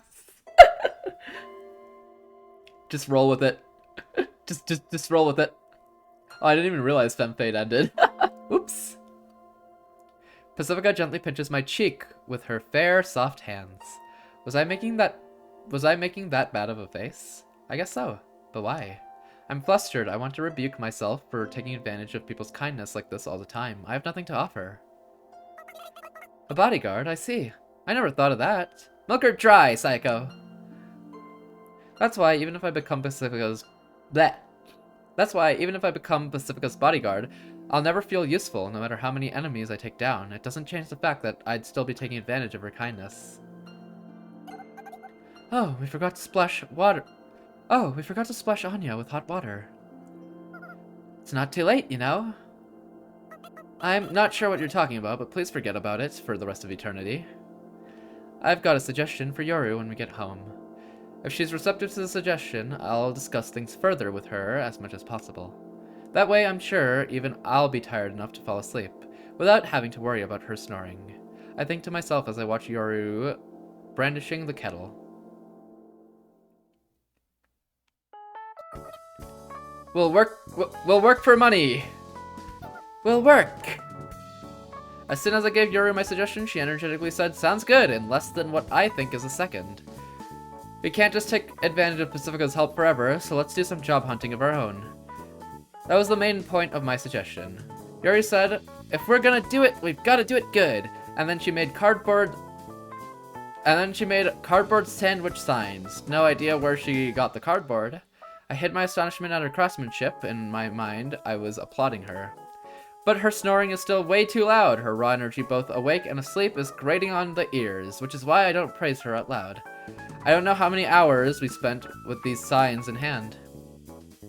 What happened to my stockpile of cardboard? Ooh. About that, actually, it's like not yours anymore. It's everybody's. So like, yeah, you know. But I honestly believe that this is what I can and should be doing right now.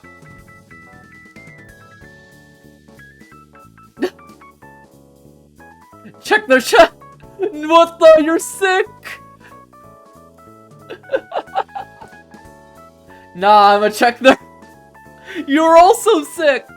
Also, side note, if you go out with someone and their idea of a fun date is a pagan ritual in a cemetery, that's a red flag. Huh. Sounds like one. Ain't no way, Eggy! You're never getting your cardboard back. It's Jover for you. That sounds like fun, honestly. What do you mean? Cult?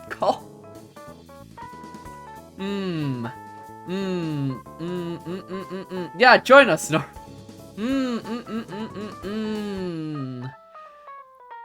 We got coffee and cookies. Oh no, not King 2. Guys? Cult? Cult?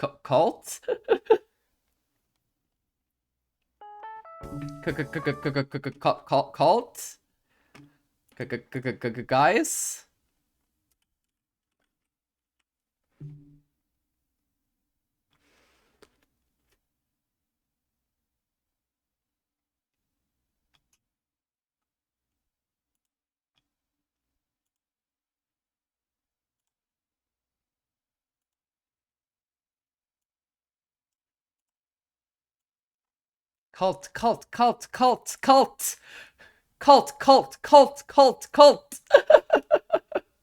What the? It's the closest I had.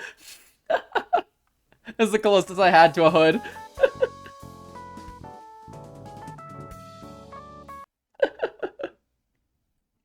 It is fun for the most part, just doesn't bode well for a relationship. We stealing Paul? Someone to Hazel in the cemetery with your homies, not your partners. Me with the music at the ritual starts playing. Not the pajamas. It's the best I could find. Did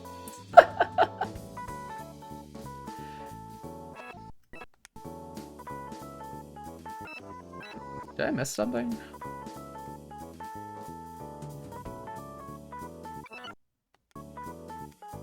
I don't know how many hours we spent with those signs in hand. I figured that having something to do would serve as a good distraction, but in actuality the cold, the fatigue, and the shame are just wearing down on my mind. But I honestly believe that this is what I can and should be doing right now. So we do this today, and the next day, and the next day, and the next day. We keep standing and barking all around town.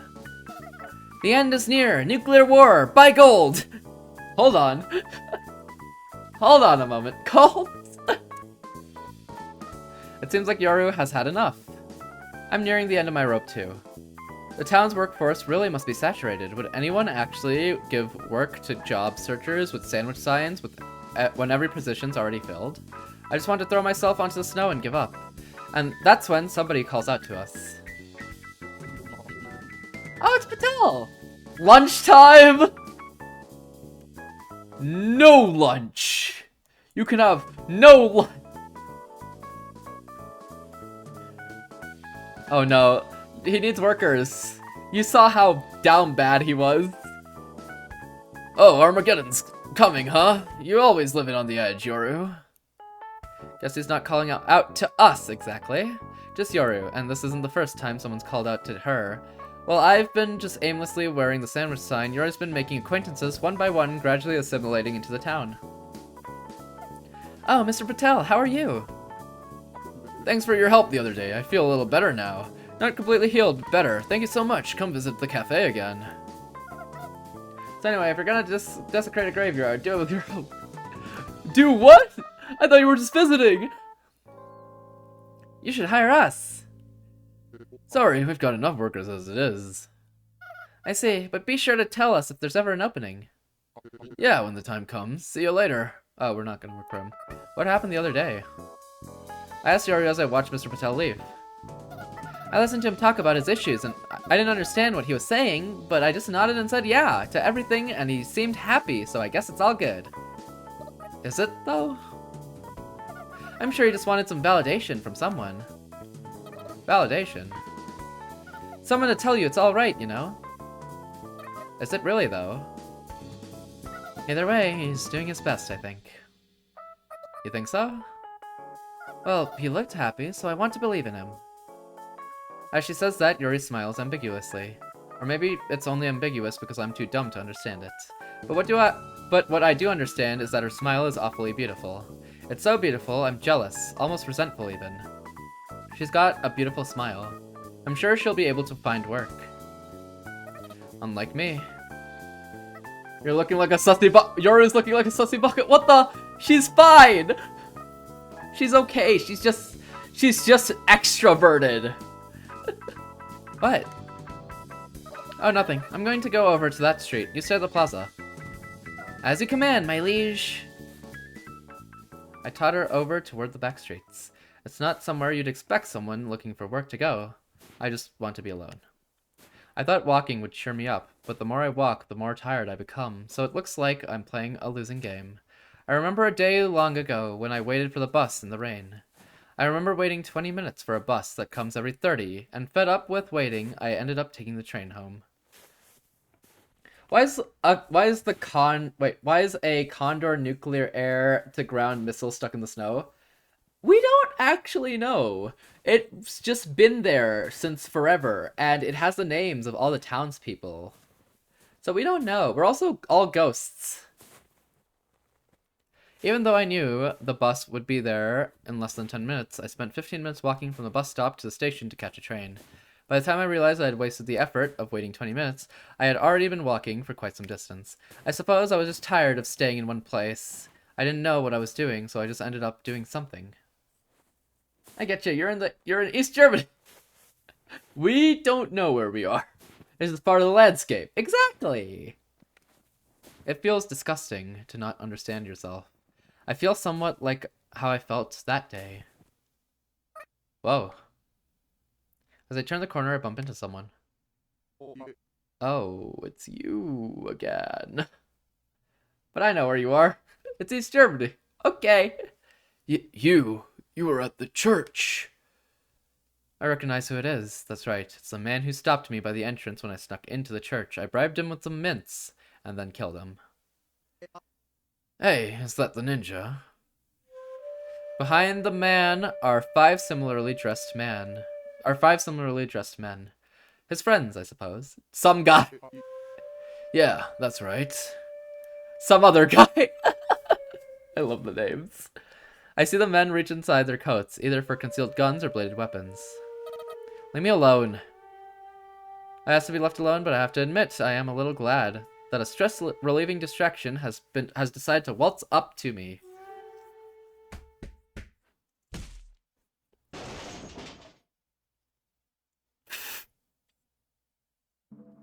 When I come back home with a broken sign and a little bit of cash, I'm greeted by Yoru and some unfamiliar furniture. Where'd you get all this? Welcome home. I was given these. You were given them? Yep, I got some food too. Some people said I can't employ you both, but I can give you this instead. Some people said they could employ one of us, but I guess it's hard to find anyone willing to employ both of us. I see. Those misers, am I right? Hahaha. This is the difference between me and Yoru. Yoru has gained the goodwill of many, and even if they can't employ both of us, they can still help feel fulfilled. Meanwhile, I killed someone I've killed before, and I've killed his friends, and I robbed their bodies. Oh well, if nobody will hire us, let's start our own business, Sayako. The ninja delivery service. How about it? It's a service where ninjas deliver things, like, something? You don't need to stick around me anymore. Huh? I'm sure you can find plenty of jobs yourself, Yoru. Lots of people love you, and as long as you're not with me, they'll gladly employ you. Well, there's no point unless I'm with you, Sayako. Yoru looks confused and somewhat angry. I've never seen her make a face like that before, but I can't back down. Look, there's nothing I'm good at besides hurting others. That's probably the only thing I'm better at that I'm better than you at. She's lashing out in self-hatred! She's not really lashing out, she's just kind of being like, hey, you know what, you can find work on your own, you don't need me. There's work for you, but there's none for me. It's the truth that you're great, so what's the problem? But it won't do! It can do, and it will. I don't want to feel miserable, I don't want to hate you, so please. I should leave, shouldn't I? If possible. Sayako. What is it? Nothing. It's just, I got a live-in job offer, for one, so I'm gonna go do that. That'd be for the best. Thanks for having me. No problem. No! They grow up so fast, we got into a fight. We fought. For context, when the Soviet dissolved, and they left behind a bunch of ordnance, including the nuclear kind, much of which is previously undisclosed, top secret, which random jimmies would then find at their own peril. No! Rest in peace. I feel like there's other places like that too, right? I remember a story of like my teacher telling me like they like toured this one place for the military, and then there was like a sign that said, "Do not step off the path because there's like mines everywhere." I remember a story like that. I don't remember where that was though. That said, it's getting late, so the two of us should sleep in the same bed tonight. I guess ending a relationship is a more sluggish process than what you see on TV. Yoru unexpectedly sleeps quietly, neither snoring nor stirring. There's a nuclear submarine somewhere in the Philippines. No! What the? Huh. Why is that there? See, you can do it after all. After becoming the worst woman in the world, I mutter to myself as I feel her warmth in bed. Oh, mid-card.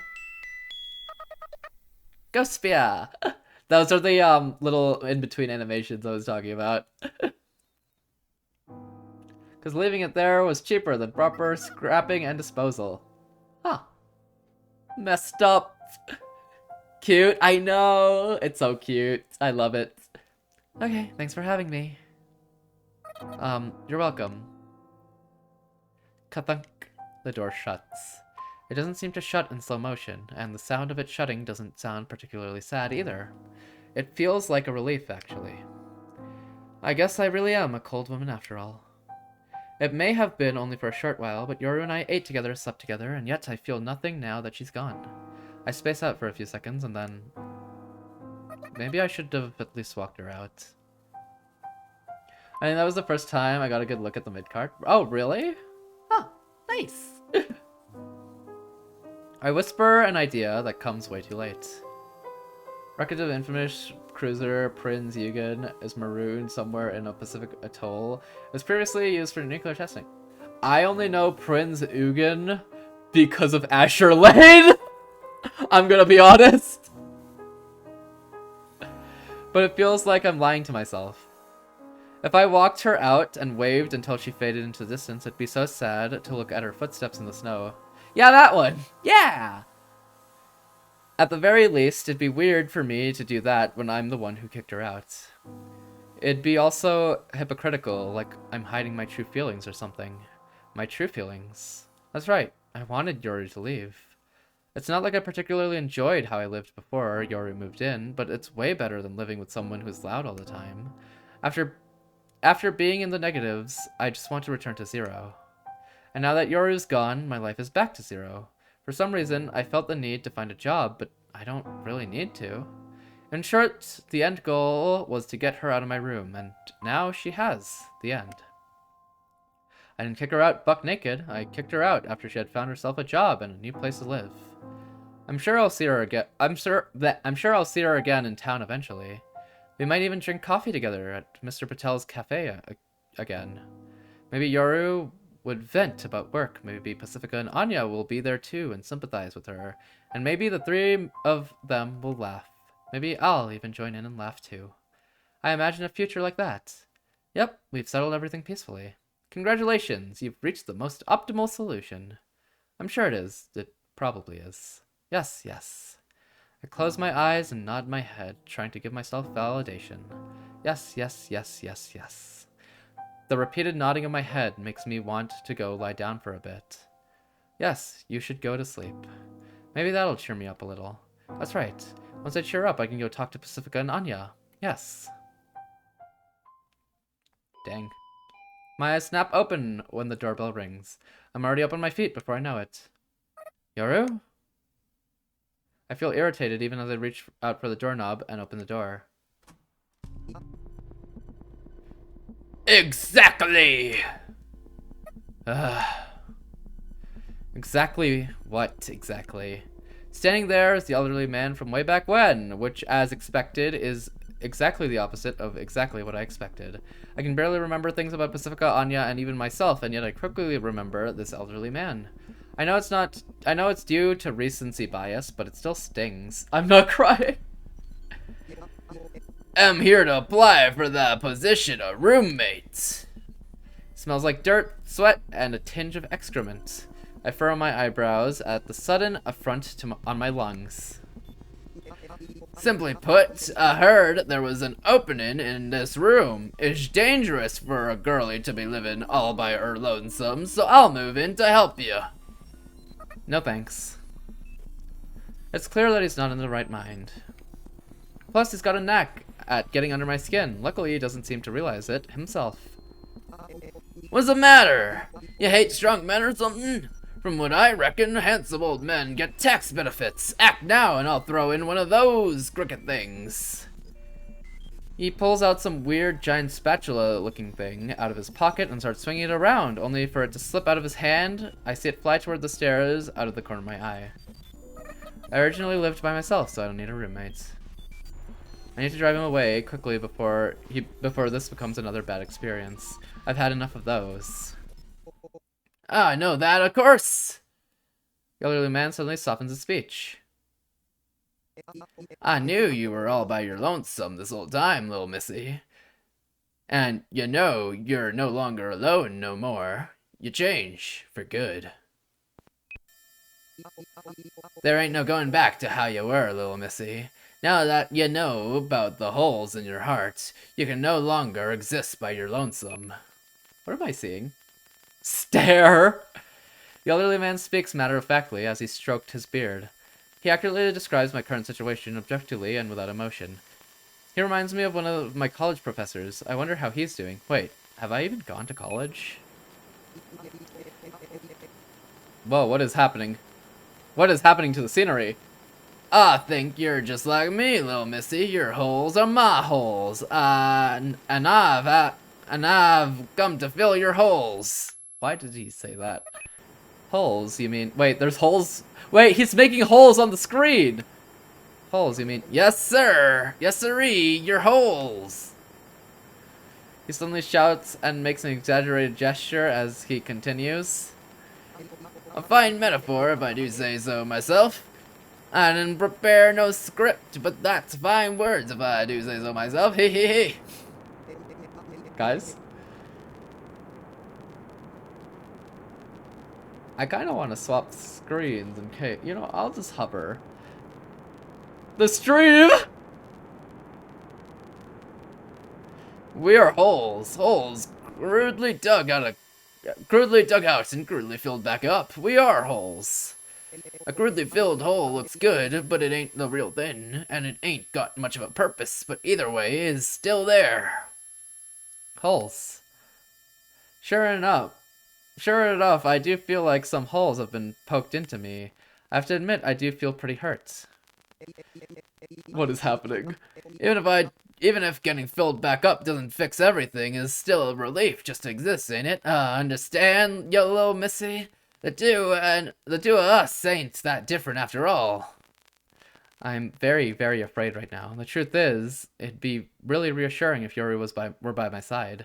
Why did I open my big mouth and drive her away? Wait, no, all I did was pout a bit. Honestly, why was that enough to make her leave? Damn it, that ingrate! Crap! I'll give her a piece of my mind. No, I don't mean that. I don't mean that at all. There's more holes! Oh no, I'm scared! I'm scared of one of the holes disappearing! You really don't remember where you came from, little missy? That's another hole! Please don't leave me by myself. Oh, we're good! Okay, we're good! Everything's fine! In other words... Why did he shadow clone jutsu? Save! We're safe! Why did he shadow clone jutsu? The only thing that can fill your holes is someone else with holes, like me. That way, I can fill my own holes, too. If being a loner is my style, then I should at least repent and ask for forgiveness. Can't you get yourself ready to see her again? Saved! I quickly back away when I realized the elderly man's grabbing my shoulder. I thought I'd shake him off, but his grip is stronger than I expected, so I end up stumbling slightly. Let me go. I need to see Yoru again. No, I ain't ever wait. How do you say this? No, I ain't ever letting, of you again. Cut it out already. When the man gets up in my face, I can't help but shut my eyes. What does he want with me? If he's here, then that means he knows where I live, which means I've got no place to run. My beloved precious! If this goes on any longer, I might as well... Damn Fundle. Marzipan! Oh, she has a bloody bat. I open my eyes at the sound of the elderly man's death throes. Ain't no way we're at 50%. Thank you for contributing to the community challenge, Jose. Oh no, Dead Space next week might just be with the lights off. Okay. What's with this elderly man filling holes? If you're that lonely, then fill your holes with pudding cups or something. Before my eyes, the elderly man, bleeding from the head and lo, holding a bat of some sort. It hasn't even been a week, so I easily recall her name, and honestly, glad that I still remember it. And thank you for the hydrate and stretch. Thank you. Water and stretch. A damp fundle is a dumpling eaten as a meal or a dessert in Germany, Austria, Switzerland, and France. It is a typical dish in southern Germany. Wait, but that's where Norex said we were. Hold on a minute.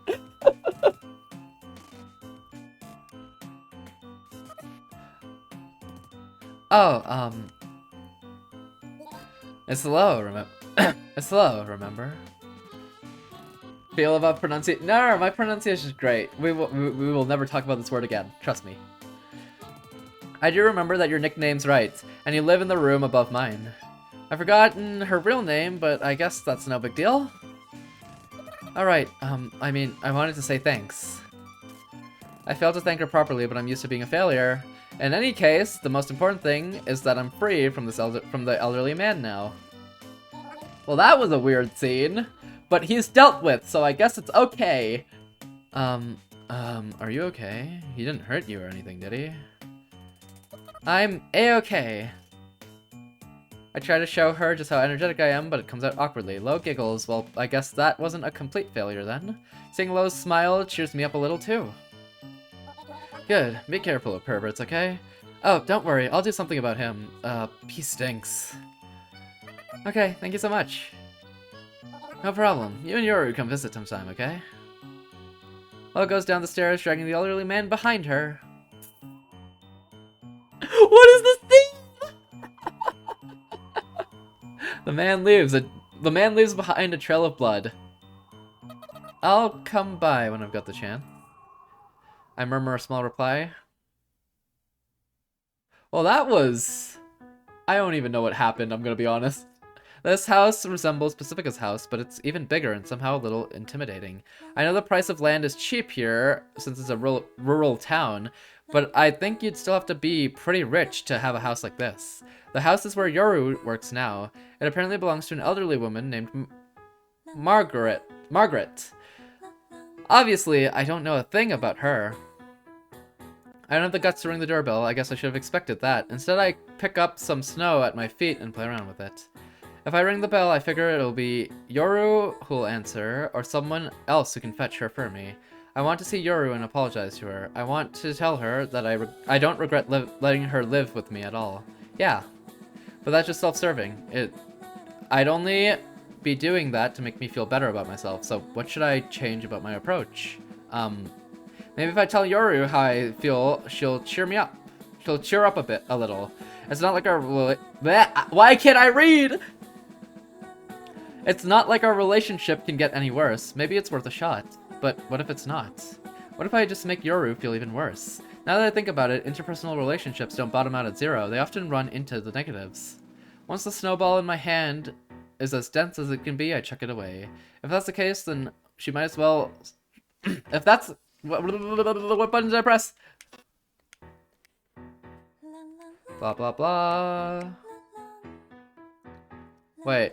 I'm too far. Once the snowball is dense. If that's the case, then she might snap at me and ask why did I say something to drive her away. I'm scared. I want to go home, but I can't just leave. So I pick up some fresh snow and pack it into another snowball and hurl that one too. Now there's no more snow at my feet. I consider picking up dirt and making a mud ball, but that's when the door opens. Oh, hi, Psycho. Oh, hi. It's okay. I'm doing perfectly fine. No need to worry about me. Oh, no, that's not why I came. After some insistence, I got paid in advance, so I'm good with living expenses. That said, I don't have much in terms of living expenses since it's a live-in job. Yoru gives an ambiguous chuckle. I know my sixth sense could use some glasses, but even I can tell that her laughter is forced. No, that's not it. There's just something I wanted to talk about, and... And who gave you permission to talk? I'm sorry. The elderly woman lets out a hoarse voice. What is happening? Are you distracting her? I've paid good money to hire that pet sitter. Don't you try to make a fool out of me. Don't mock me. She comes snapping at me, almost pushing Yoru to the side. So Yoru's a pet sitter. She does seem like she'd be good with animals. I'm not paying her to talk on the clock. Are you going to pay for her lost time? Don't mock me! Yikes, Jam! Sure enough, Yoru's holding a leash, but the pet, on the other hand... Old people are so aggressive here. Yeah, the old man's tried attacking us twice. And now there's her. Who knows how old they are? Well, we've been calling them elderly, as though I were going by old. I'm sorry? The descriptions from Sayako have been elderly for these two characters, is why. Very well, I'll let you off the hook just this once. Don't take me for a fool. The elderly just love giving me an earful today, huh?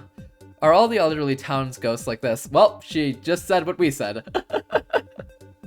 I'm just saying, if the young people are old, how old are the old people? It doesn't feel like you age. Maybe you just spawn at a set age. I don't have much experience handling the elderly, so all I can do is apologize and regret coming here without a plan. The elderly woman, or rather, Margaret, looks like she isn't finished talking, but Yoru cheerfully chimes in as if to interrupt. I'll go take Rocky on a walk now, okay? Right, she's a professional pet sitter now, and an unemployed person like me shouldn't distract her. That's not Rocky!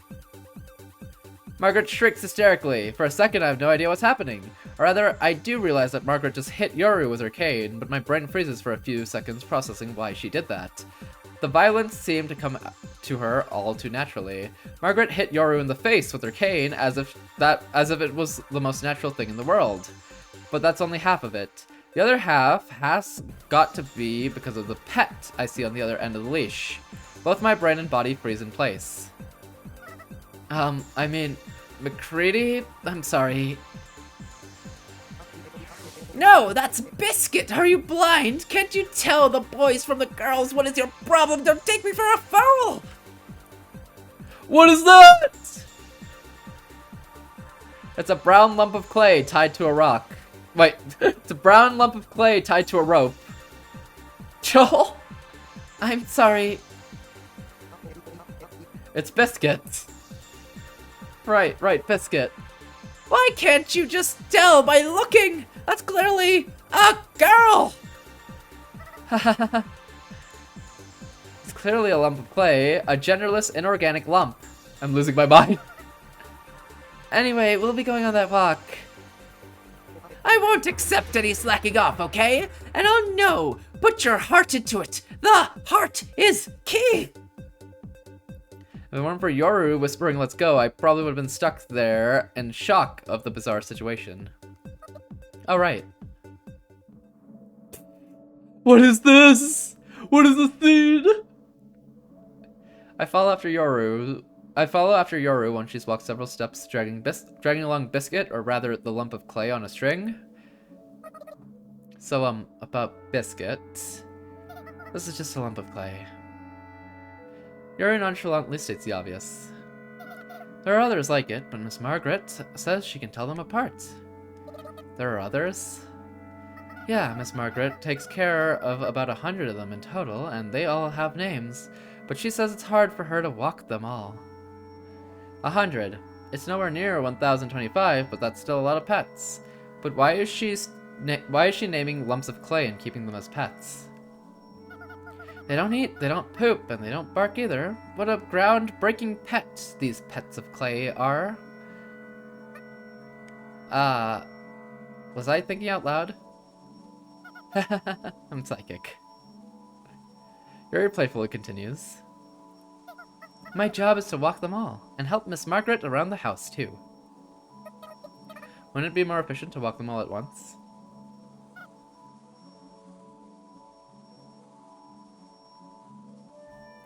It's the heart, apparently. The heart? Yeah, apparently walking them all at once is proof of being heartless, and it's a bad influence on the pet clays. I don't get it. I know, right? But I got money and a place to live, so I'll do my best. I'm quite good at menial jobs like this anyway. But she hit you with a cane. An old lady's not strong enough to kill me. But still. She's treating you like a slave, isn't she? You should quit. Dragging around lumps of clay all day isn't proper work. I can't. I get paid plenty in advance, and I already bought several things that'd be skipping the bill. Let me take care of it. I'll thrust something sharp into her, and then... I stumble over my words, then I stumble into the ground. This isn't work. All I'm capable of is terror and destruction, and that's not what Yoru needs right now. She's chosen to live in this town as one of its town's ghosts. To live among us in peace, with her own role to play. Thank you. I'm glad you care about me. As Yoru speaks, her face looks tired yet lively. It makes me feel like my tiny regrets are nothing more than insignificant digits, truncated several places after the decimal point. So I decide not to say anything. Yoru is independent now, so I need to be independent too. By the way, about how deep in debt are you? Despite my decision to be independent, I stubbornly ask the question. I ask because I figure if I can find work for myself and save enough money, maybe I can take her back, or at the very least, get her a more decent job. It wouldn't be bad to work towards a goal like that. Yuri starts counting out the money on her fingers. Eat! Yuri comes up with a figure that far exceeds my expectations. It's enough money to buy 2 decent cars or 1 good car. What did you use the money on? Several things. I figured I might as well since I have nowhere else to go, so I splurged a little. Oh, come on. That's right, I forgot how I am not used to this girl's thoughtless optimism. Okay. Once Yuri makes a lap around town, she goes back to Margaret's house to pick up a new pet Clay to walk. Well, I could tag around with her for another lap. I decide to go back home instead. I can't even bring myself to watch her walk away. It's just so frustrating. I can't watch. If I did, I'm sure I'd start plotting ways to physically persuade that elderly woman. I know if I happened to change my mind before I got to my destination, I could always choose to go to Pacifica or Anya for advice. But then again, after all the work those two have done to help us out, Yuri found a live-in job by herself, and I lost my reason to look for work. I don't know what sort of face I should put on when I report back to them, but I do know that I need to report to them soon. I wish I could make a living walking clays. Yeah, honestly? Other than the fact that she hits her workers with the cane, it sounds like a pretty nice job. And with that thought in mind, I gaze at the missile as I cross through the plaza. A familiar girl drops a cardboard box, which makes that distinct plop characteristic to cardboard. She looks this way, not at me, but through me, as if looking into the past. She is afraid. Even someone as dense as me can tell that. Her name's Clara, the nun who got that impressive collection of bullet holes when I used her as my substitute. The nun who called me a poophead just before she got that impressive collection of bullet holes. I felt we had reached a mutual understanding for that short moment, but I don't think that's quite right. I let her whack my shoulders. They've been feeling tight lately. No way, it's a massage. There's something I've been meaning to say. Clara desperately stammers. Paper flowers spill out of the cardboard box at her feet. Wait, she's not even officially a nun, is she? And what exactly does she do? What's her role? What's her source of income? Ever since I started looking for work, I've been thinking these questions about everyone I run into. What is it? Hold on, I'm gonna move my mic back this way a little. There we go, now I can see easier. I decided to reply for now. Honestly, it'd make me feel a little better if she was going to say something like, "It's my turn to murder you, so you best be prepared." I'm sorry. Huh? That's not what I was expecting her to say at all, so I find myself at a loss for words. I did some thinking after everything that happened, like what I did wrong to make you so mad. Clara starts talking with tears in her eyes. It's not your fault. I must have done something wrong, Sniff, so I'm sorry. I have no idea what to think. I haven't even thought about thinking. It's like I'm just churning out cookie-cutter answers. I don't blame you for what you've done, so please don't worry about it. How can she be so self-sacrificial? How can her heart be so pure? Is that what she wants me to think? Ha ha ha. Don't make me smack you. But let's talk things out with words instead of violence this time. Please come visit the church. We have tea and yummy sweets. You can make friends, laugh, have fun. The ideal girl speaks of her ideals with an idyllic look on her face. Violence! Oh no! Give me a break. None of that stuff is what I need. My boundless rage actually calms me down. It also gives me a sudden flash of inspiration. My thoughts freeze over and become clear, like ice free of any impurities. After cookies. Cookies first. Then senseless violence. Wonder no. You're right, Clara. I'm sorry about what I did earlier. Oh? I hug Clara. Her body stiffens for the first few seconds, but she relaxes soon enough. Clara smells Clara's small and smells like a sweet scented candle you'd buy at a cozy general store. For now, I wipe the snow off my hands on the back of her coat. I'm so relieved to hear you say that. Let's be friends from now on. I act out of the cookie-cutter answer she wants to hear. It's as if there's no Sayako nor Clara here. It's as if we're just actors acting out an ideal script in the center of the plaza. I'm so happy. My love finally got through to you, right? Yes, that's right, Clara. By the way, I'm in a bit of trouble now, you see. She's crushing the flower with her feet. Uh-oh. Oh, I can help. I thank her and let her go, ending our embrace. The sweet smell fades into the distance, giving my lungs a bit of relief. Sayako finally knows how to socialize. You see, I place a hand on Clara's shoulder and give her the most troubled look I can muster. I peer into her pale eyes and establish firm eye contact. My role here is a pitiful person in need of help, and your role is someone who can give me that help. You understand? It's about money, you see. Money? I give her a truthful summary about the current state of affairs. I make sure to highlight how Yoru's being unfairly treated like a slave at her job. And I don't forget to mention how she's being subjected to casual violence. I firmly emphasize those 2 points. No way! Poor Yoru! So I want you to help Yoru pay her debts, but it's too large of a sum for me alone. I put more force into my grip on her shoulders. I try but fail to cry on command. It was worth a shot, though. So help me pay for half, so we can reclaim Yoru's freedom. I think I pulled it off. Huh? You're my only hope.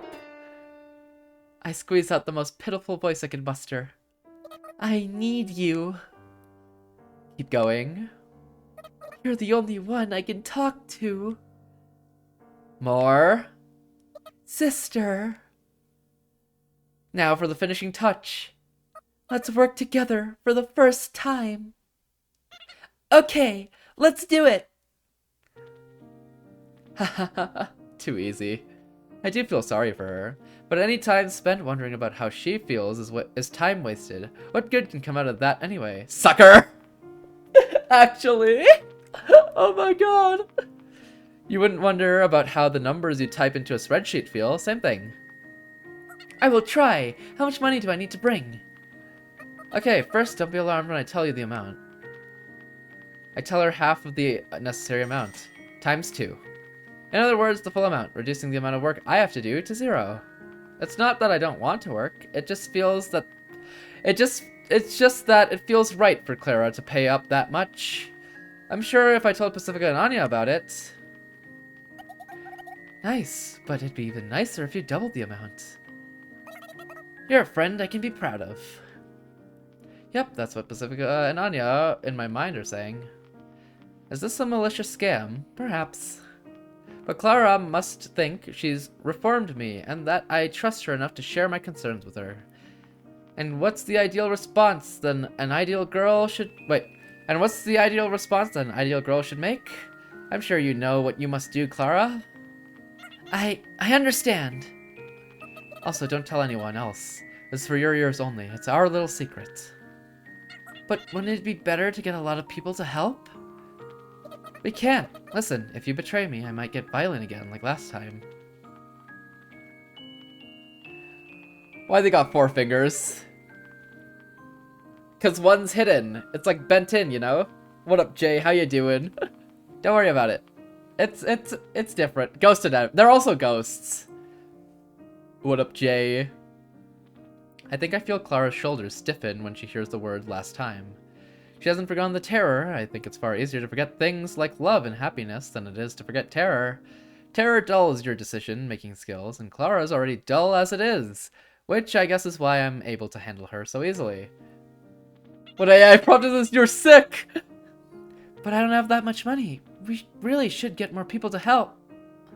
Don't say a word to anyone. I shoot a piercing gaze through Clara's big, bewildered eyes. But I've never even seen that much money. Oh. Clara?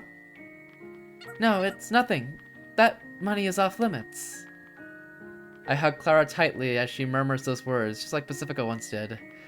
I then whisper in her ear, Say, Clara, we're friends, aren't we? We've forgiven each other. We're almost the same age. We're true friends forever, aren't we? I randomly say whatever words might make Clara happy, as if I'm trying to find a specific website on a search engine. We sure are. Clara's body trembles slightly. I don't know if it's what I said, or if my breath simply tickled her ear. Either way, it doesn't matter. Once this whole incident is over, let's plan out all the things we can do together.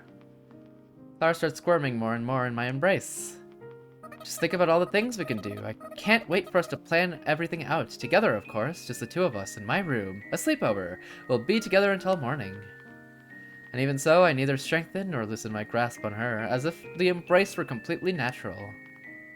Oh, I wonder what you'll sound like as you snooze in my arms. Clara twitches, squirms, and then stops resisting. The priest has money saved up for everyone in case of an emergency. That's sure to be enough, and I... Go on. I'm in charge of looking at that money every once in a while. If I don't, it'll disappear, like all the stuff here, so... Clara? The next time I have a look at the money, I can bring it out. Thank you. I feel bad for the priest, but this is surely a good use of the money, right? God will surely forgive me, right? Huggies! I'm sure he will. I'll pray that he forgives you too. Okay. Okay, see you later then. Let's regroup at my place when we've got the money. Okay. I'm getting tired, so I'm gonna go home and sleep. Good night. Good night. That conversation was 99% lies, but that last part was true. I really am tired. Not of guilt or anything. I'm just tired from all this concentrating. Dang.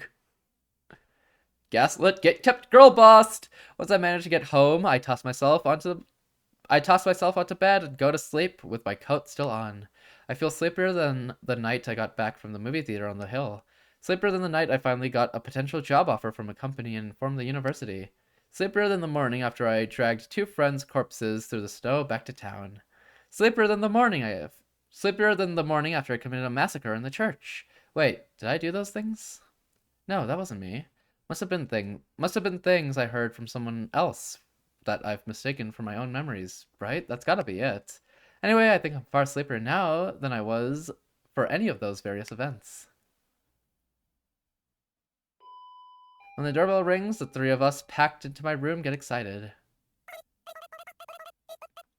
What a good productive day! Yeah! Totally! Pacifica, the pizza's here. It took them longer than 15 minutes, so they gotta give it to us for free. Yeah, so, Sayako. On it. The two of them hide behind the bed where they can't be seen from the door. I shoot them a glance and open the door. Here it is! Clara's standing there with a glimmer in her eyes. They're glimmering a little too much, actually. It's not like her. I guess her body must be all riled up from the naughtiness of betraying her people. I'm pretty sure adrenaline or whatever would do that to you. There's a big travel bag by Clara's feet. Really? Wow. Let's see it so I can count. With difficulty, Clara picks up the heavy bag and hands it to me. So have we come to understand each other? Are we friends now?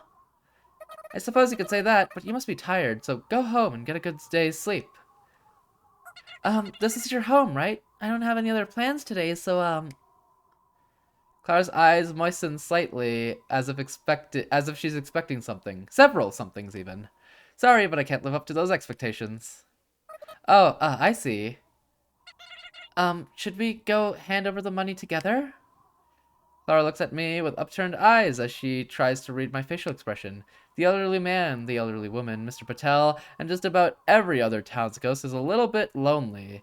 Even with her social position in her community, Clara's no exception. That said, I guess it'd be kind of ironic for a ghost to live a fulfilling life with lots of friends. Oh, I think that's a good idea, but, well, we ninjas work alone, you know. Maybe next time? Good night. Well, whatever. There's no point pitting someone you barely know, right? For just a moment, I think about what'll happen to her standing... For just a moment, I think about what will happen to her standing now that she's handed over the... Bleh, I cannot read. For a moment, I think about what will happen to her standing now that she's handed over her community's money to the enemy. She might lose her position as everyone's beloved nun in training. Oh well. Wow, MC is terrible. Isn't it great? I think about it for just a moment. And then I shut the door. I hear cheering from behind me. She's just a girl. True! That was some real rock and roll stuff there. You totally broke her spirit. I'll give you 10,000 out of 100 points. That's 1,000 more than the maximum score, Teach. Mwahahaha. It's 100 times more, you absolute poophead. True, she just wants to live her life. Exactly. See, and her friends agree. Was that okay? That was an absolute garbage move, I'd say. But it's Clara we're talking about, so... Exactly. Sorry, not sorry. Damn, okay. Yep. Haha. OMG. Pacifica is my favorite. For reasons like these. I need to muster up a lot of courage to open up to Pacifica and Anya about the... Wait, I need to muster up a whole lot of courage... Wait, bleh. Everybody's favorite punching bag, actually, though. I need to muster up a lot of courage to open up to Pacifica and Anya about this whole thing, but they accept my decision without judging me. After strengthening our bond over our shared malice towards Clara, we're in a completely celebratory mood. It's a total victory for the type of women who love seeing cute girls loved by everyone fall flat on their faces. Thanks, you two. Don't mention it. All we did was watch. It's probably been about a month. Calendars don't exist in this town. I don't know if it's because of that, but the very concept of time is ambiguous in this town. We all pretty much decide things with relative terms, like today, tomorrow, tomorrow's tomorrow, and tomorrow's tomorrow, and so forth, I suppose. But it seems that even in a town like this, the concept of past and future vaguely exist. However vague times may be, it definitely took time for Clara to gather the money, and for the three of us to get together again like this, and using that time to walk around inanimate pet clays isn't a good way to spend it. I'm sure that girl would be much happier to live to live her time freely. I can't read. Alrighty, time to go slam that cash into the old hag's face. I've got to get back to work though. You better. I'm still waiting on those goods. I know, just give me a bit more time.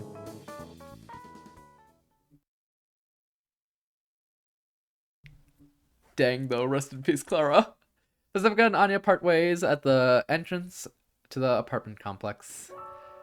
I'm the ninja of justice who will save Yoru.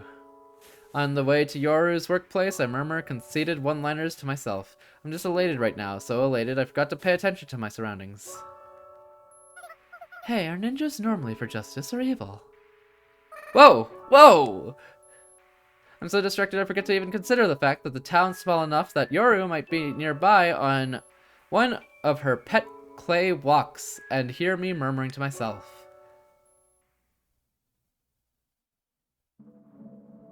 Jeepers! People don't say jeepers when they're surprised these days, you know. Well, I've got a lot on my mind considering I heard concerning news that my former roommate bamboozled a girl into embezzling an organization's funds. Oof. She's joking. Yuri giggles before collecting herself enough to continue. But thanks, I'm happy you went to such lengths for me. She smiles at me. That alone is enough to make me feel like it was worth the effort. So should we go pay the money now? Well, you see, the money's not enough anymore. It turns out I'm kind of a klutz. I broke some dishes, wasted some seasonings, and killed Biscuit. Killed Biscuit! Remind me, who is Biscuit again? One of the poops, Miss Margaret demanded compensatory damages. I think And so, that's more money added to my debt. No way. What a scumbag employer. No, it's far beyond that. She's abusing and exploiting her. I've blown my lid at employers who require punching out during breaks, but this is on a completely different level. The only thing you can do at a workplace like that is to get as far away from it as possible. Yoru doesn't belong in that house. I'll remind her of that fact. It might seem like she has no other place to stay besides that house, but that's not the truth. That's not the entire truth. I understand. In that case, allow me to ask a hypothetical question. What would you think if someone wanted to live with you? I'd be happy, but I can't leave the place where I'm at right now. Why not? Without thinking, I grab Yoru by the collar and bark in her face. There's no possible way you can be happy somewhere you're neglected, exploited, and abused.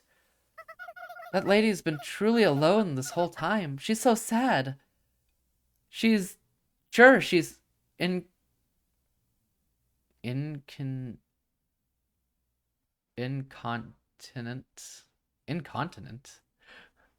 Thank you for contributing, King. Oh no, we're so close. Thank you. The lady's been truly alone this whole time. She's so sad. Sure, she's incontent. She stinks, and she makes no sense, but I think I can understand why she turned out that way. You think you can fix that person? Incontent, having no or insufficient voluntary control over urination or defecation. She can't control her pees and poops. Ah, incontinent. Huh. Incontinent?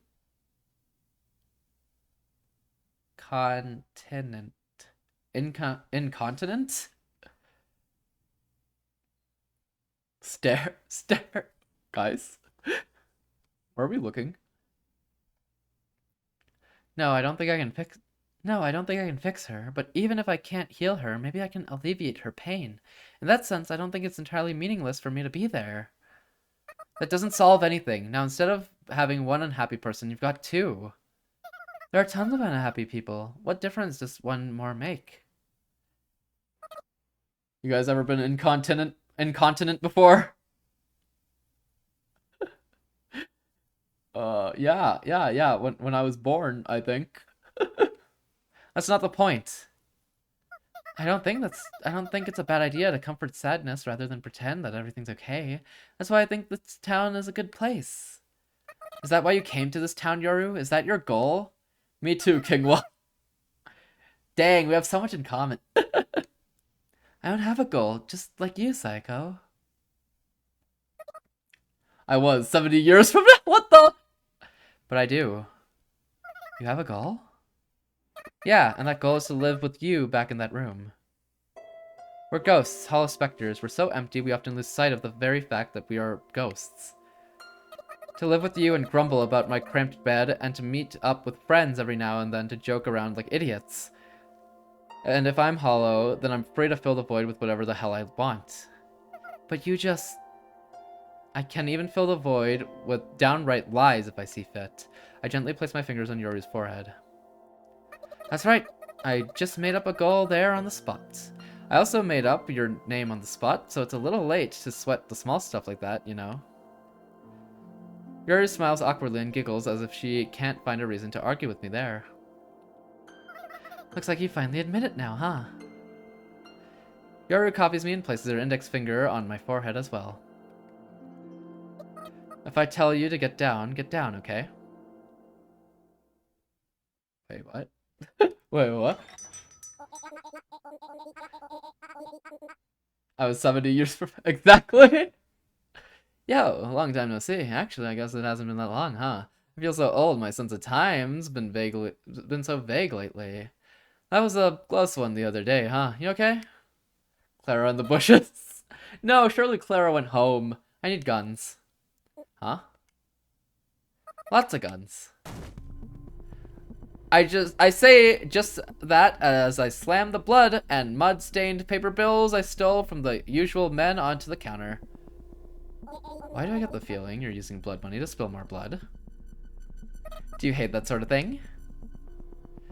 Well, that's a big sigh, but it doesn't feel like a sigh of disgust at all. I love it. I'll take all your bullets too. Woohoo. There's no way she went with this. I carry all the guns my money could buy as I run towards old lady Margaret's house. My feet feel so light. I think to myself as I run, something like this has happened once before, long ago, or was it more recently? In the end, I guess I've got no way to free her without resorting to violence. Some people force their will upon reality against the desires of others, using power, pain, and despair. Oh boy, here she goes, killing again. I love this. I love that this is animated. If I came across someone like that, I'd probably despise them. I'd hate their guts, but I feel like I've been enduring something like that this whole time, and I hate it. I guess I'm worthless after all. Yaru herself chose to stay in a place like that, so shouldn't that be good enough for me? I noticed that I've stopped running. How long have I been standing still? I spent several seconds cursing myself for not even knowing what exactly it is I want to do. I know full well what I'm doing isn't right. I mutter those words before dashing off once again. Pet the bush! And that's why I have to do it. I don't slow down, in fact I speed up, but my feet feel incredibly heavy. These hands of mine have been dirtied for a long time now. Kingwa! You coming to face me now doesn't faze me at all. Hell, I welcome it even. Thanks for the 23 months. Sheesh. Oh my god, we're almost at 2 years. I thought I was subscribed this whole time. I thought so too, actually. I thought too. Hey, but 23 months? We're almost at 2 years. Oh my god, we're almost at 2 years. When did that happen?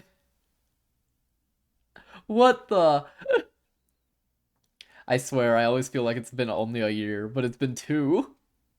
And I'm always so confused. Thank you so much for the 23 months, though, Kingwa. Oh my god, we're so old. We were bussing at a dealer. We never even realized the time. True, we were too busy doing business. But thank you so much for the 23 months. Oh my god.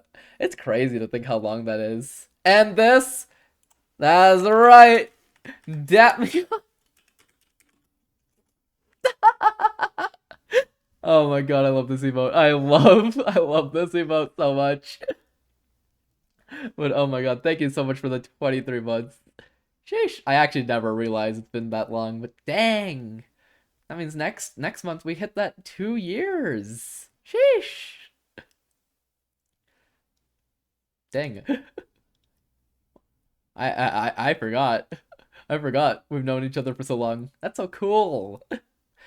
That's what I like about that's what I really like about seeing like the long time subscriptions a lot. When I see them like pop up, I'm like, dang, it's been that long. Where I'm like, dang, that's a number. It's so cool. Thank you so much for the resub though, Kingwa. Yee, for more years to come, for real, for real. True.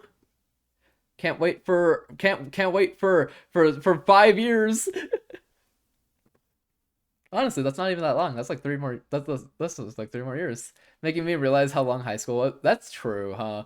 You never really realize how long something is until you have like a physical number just given to you. What? Ah! Bon, thank you for the raid. Let me stop scenes. Hold on. Let me go here.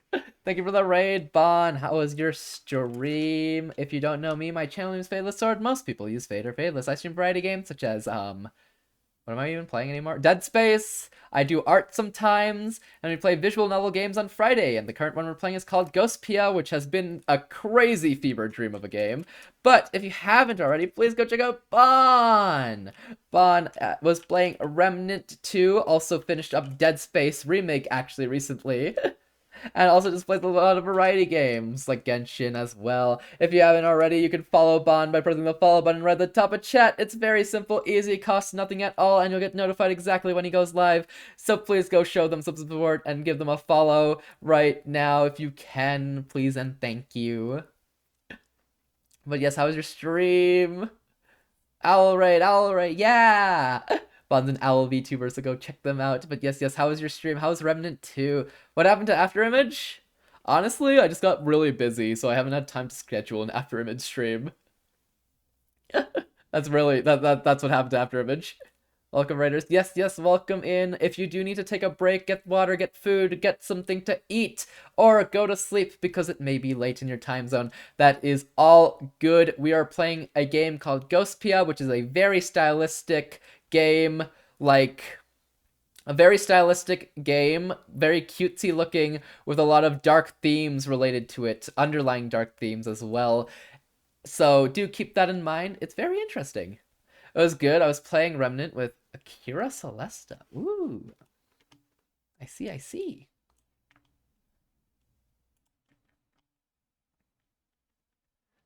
Hold up. Let me...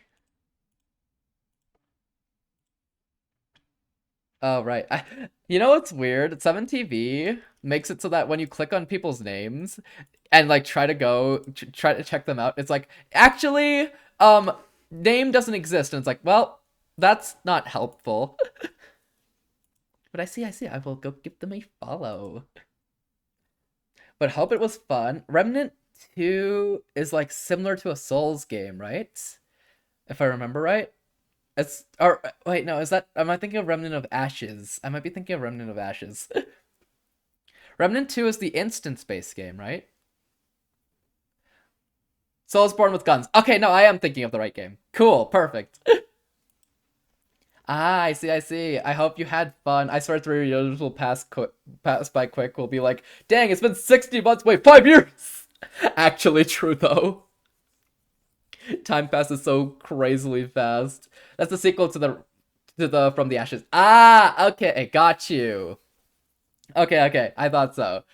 Okay, I wasn't sure if I was thinking of the right game. Got you. Ah, that sounds so fun. Soulsborns with guns sounds so fun. I'm glad you had a good time. I'm glad you had a good stream. We've just been chilling, doing some reading pretty much. And yeah, we're just chilling. But yes, I'm so glad you had a good stream, and thank you again for the raid. Well, yeah, no, actually, we're gonna see like the number 60 is gonna be like, huh? When? What? Who? Where? What? Why? What? Who? What? Where? When? Why? How?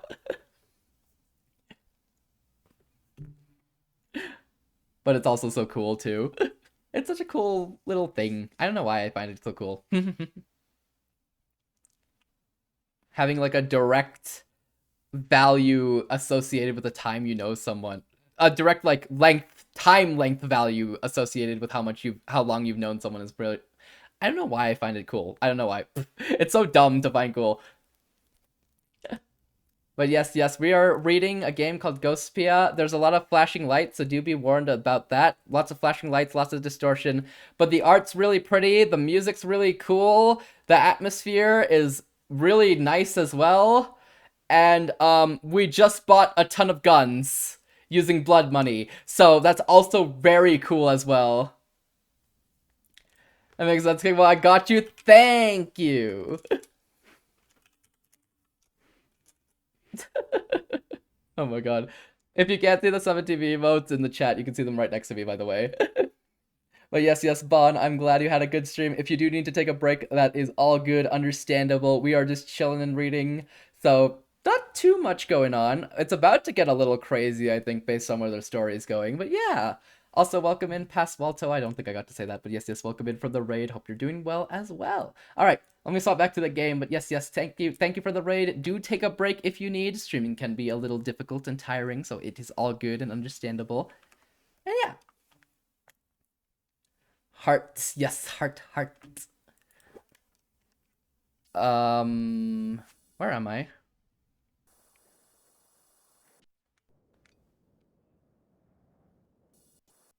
I know full well. Stop running. I know full well what I'm doing isn't right. I'm out of those words before dashing off again, and that's why I have to do it. I speed up. Okay, so we were here.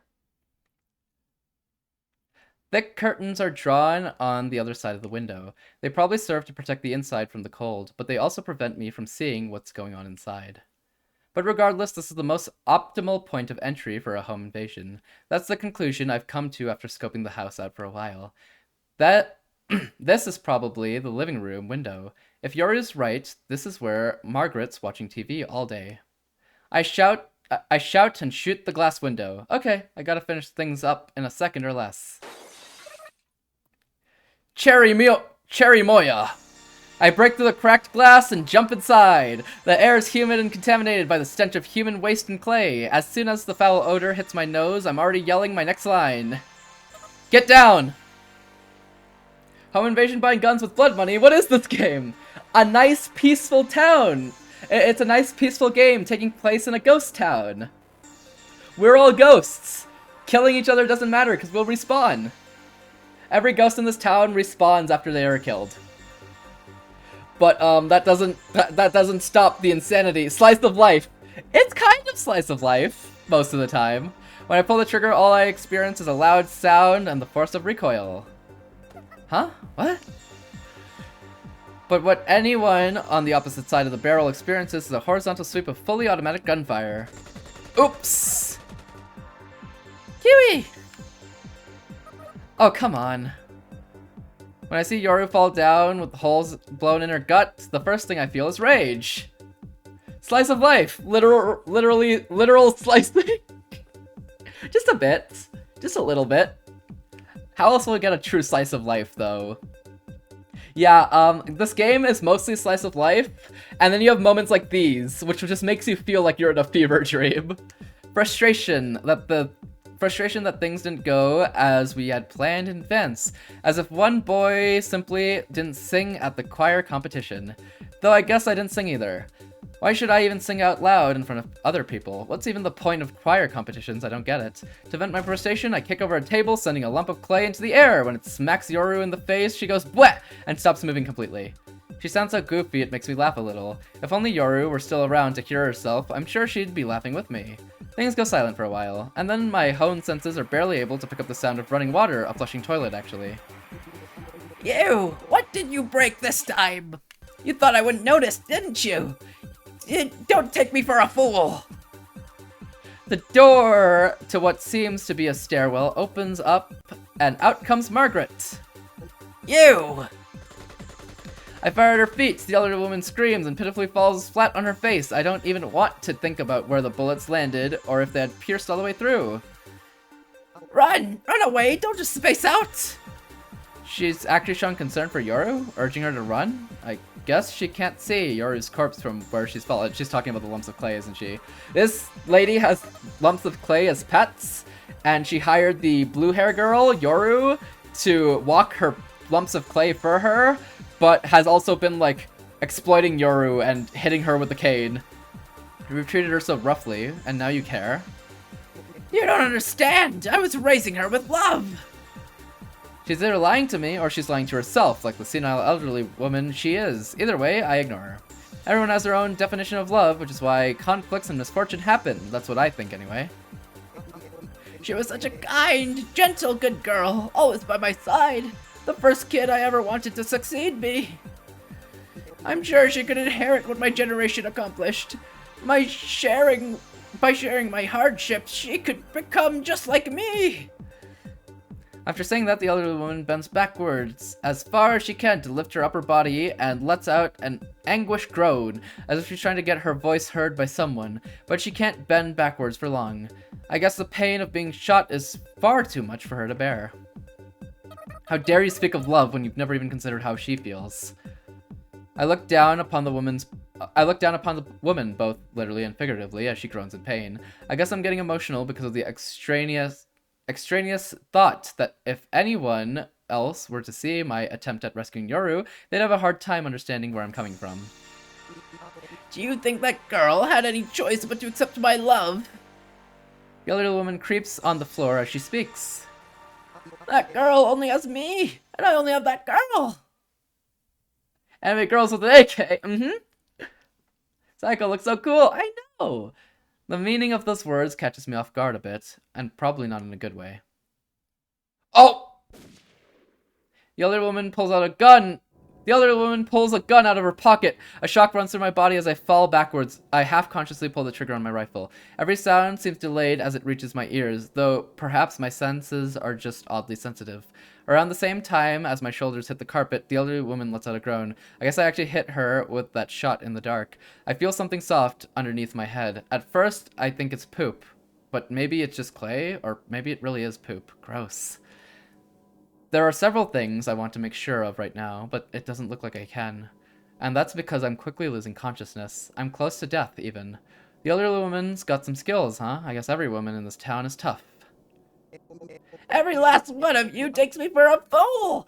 But you know what? I've got a mind of my own. I take proper care of my pets. I even pay my taxes. I hear her shrill voice ranting and wheezing. I bet before long she's gonna die of blood loss herself, but my death's gonna be overwhelmingly quicker than hers.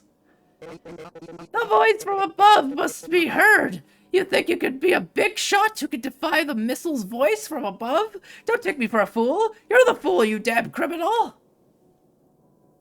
If I experience every sort of death I can imagine, will that allow me to escape from this place? That strange thought comes to mind, and as soon as I think, yeah, no thanks, my consciousness fades away. What? We lost? You see, I've been vaguely awake for a little while, but my consciousness only starts to clearly form when I hear voices talking from far away. Voices. I know these voices. I realize that these voices belong to the scavengers, and that realization serves as a spark or an electromotive force or something that sets my thoughts into motion. And welcome in, Goose. Thank you for the RNG. How are you doing? Hope you're well. Doing good, doing good. I was playing around with the Grand Blue beta yesterday. It was so fun. I saw you were too. I hope you had fun as well. Yeah, so was I. It's so fun. Oh, you're awake. When I get up reflexively but slowly, Yoru's there. If I tell you to get down, okay? That's why you ended up getting hit. I grumble a complaint. Oh, that's what you meant by get down. What else could I have meant? Oh. Yoru suddenly peers into my eyes as if she just realized something important. What is it? I guess I'm not a good listener, huh? I let out a dry laugh, but not in a bad way or anything. I see. Well, the first step to solving a problem is to acknowledge that there is a problem. Oh, you sound just like Counselor Sayako. You sound like a counselor, Sayako. Hee. Thanks to Yoru, I'm able to let out a proper laugh this time. She laughs too. Honestly, I think we're acting a little lighthearted for people whose hearts just stopped. The scavengers wave and call out to us when they notice our voices. They seem a little spooked at first, but Yoru smoothly tells them we were just on a walk. She's an amazing talker, just a terrible listener. I interrupt before any idle chatter can start again. Can you give us a ride back home when you're finished with work? Sayako. Yoru tries to interrupt, but I keep going. And by home, I mean our home? Yoru looks at me like she can't believe what I just said. A look of surprise mixed with joy. I feel a sense of desire. A desire for what exactly? Material wealth? Food? Attention? Maybe something else? I do feel a little proud of myself too, of course. Yeah, I don't mind, but... The leader seems a little hesitant to continue. I really ought to learn their names already. What up, Eggy? How was lunch? You'll help us finish that work, right? Of course. Yes, of course we'll help. We just got done, doing a home invasion with an AK and shooting up an old lady who then shot us back, and then we died. They playing back rooms? Oh.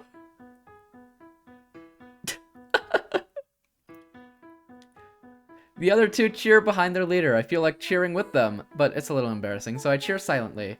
Also, we might have skamazed Clara from money, for a lot of money from the church by pretending to be her friend. So that was cool too. Deserved! With work safely squared away, we sit in the back of the truck as it sways to and fro. I feel pleasantly tired, so I start to doze off. Shouldn't have had friends. True! Say, Sayako. Do you think Anya still has that lemonade stand? Since she interrupted my nap, I answered a little rudely. I guess. Let's use that to start a business. Selling lemonade? Of course not, silly.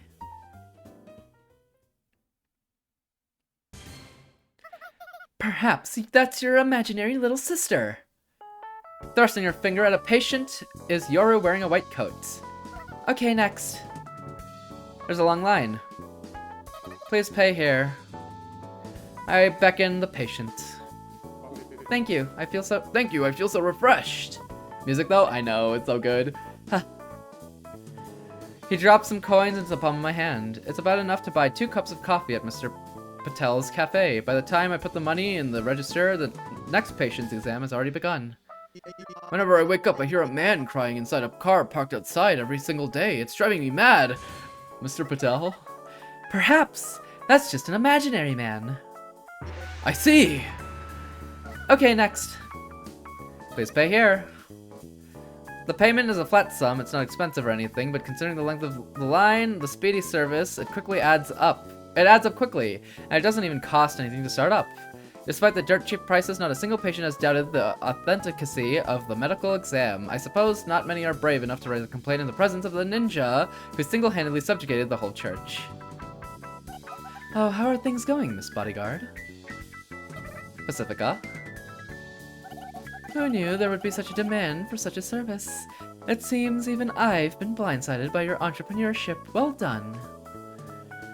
It was Yoru's idea. There's no point in selling something as low demand as lemonade. You have to sell something more essential. That was Yoru's basic idea. The town's ghosts are all alone. It's like they've got nobody to turn to for counseling. So you think you can make money off of that? What will anyone pay? I do, and they will. That's the feeling I got as I interacted with that old lady. I summarized the whole conversation to Pacifica. But Sayako won't listen to everyone's concerns, make for a stressful job. Wait, but Sayako won't listening to everyone's concerns make for a stressful job for her. Nope, there's no need to worry about that. Oh, that's a cut and dry answer. I guess I can appreciate her tenacity at least. No, it's not that she's tenacious or anything. I smile somewhat meanly. It's that she doesn't listen to other people. It's that she doesn't listen to others in the first place. Is that our ending? Oh, that's the end. Here's the end. Here's the end. But here's the ending, by the way, for each episode. It's Jover. Well, episode 3 is. We have episode 4 and 5 to go. Holy crap, that took 3 hours. I don't know if we'll finish today.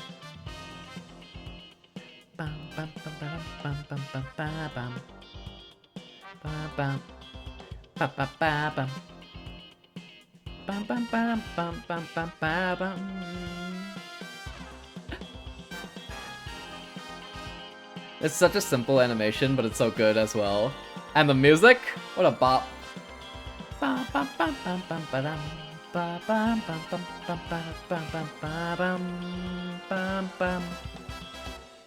It's like Lo-Fi Girl. Yeah! Okay, episode 3 had some moments, but nothing crazy. Oh, hold on. That Ed vibes, it's actually... There's an opening too for each episode, so they have openings, and they have endings, and they have a mid-card too.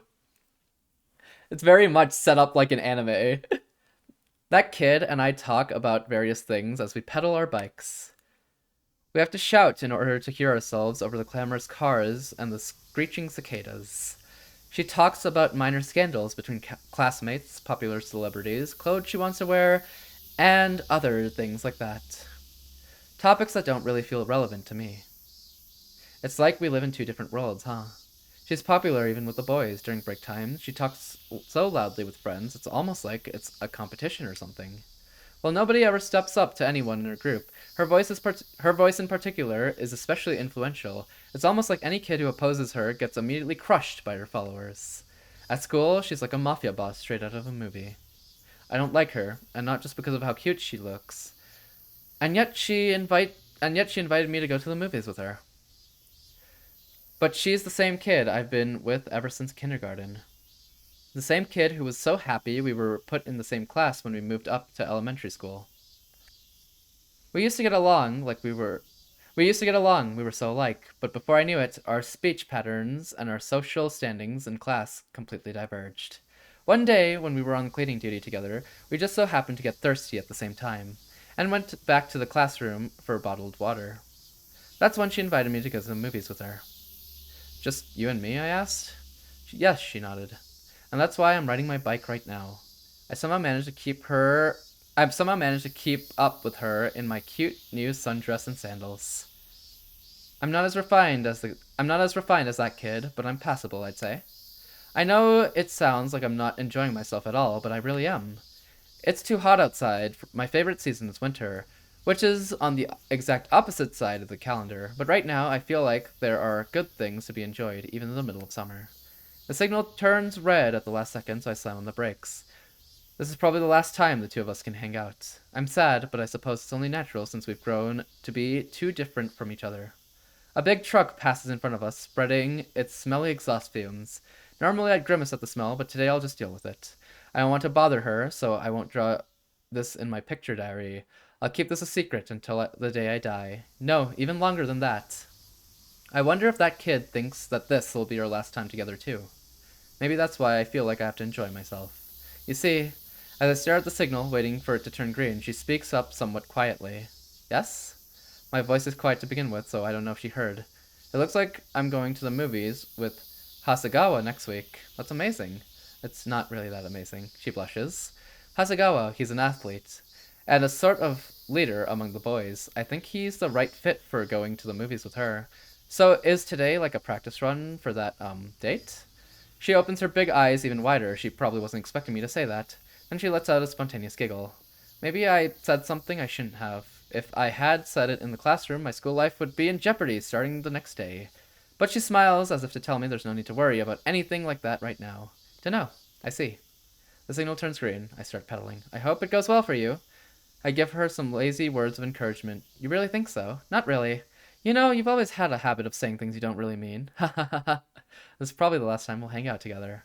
Nothing will change that fact, but I already think so what? What are these scenes? Oh. Favorite season being winter, and then playing in a... Hold on, there's more. Oh, hello, Father. I can't remember the last time you were the one who called me. How can I help you? We need to talk business. What, do you have a complaint about my business this late in the game? No, I want you to deal with that ninja. Now? I thought you would have given up by now. That's none of your business. Well, I suppose your men are all useless after all. Indeed, that's why I need your help. Well, yes, it would indeed be child's play for me. That is, I have just about everything I need ready. Since I've allowed you to do whatever you pleased up until now, I assume you'd agree to my request without a moment of hesitation. Very well, but in return... I know. Pacifica! Wait, I saw the silhouette! That's Pacifica, right? I saw the hat! Business? Is that a fighter jet? I don't know.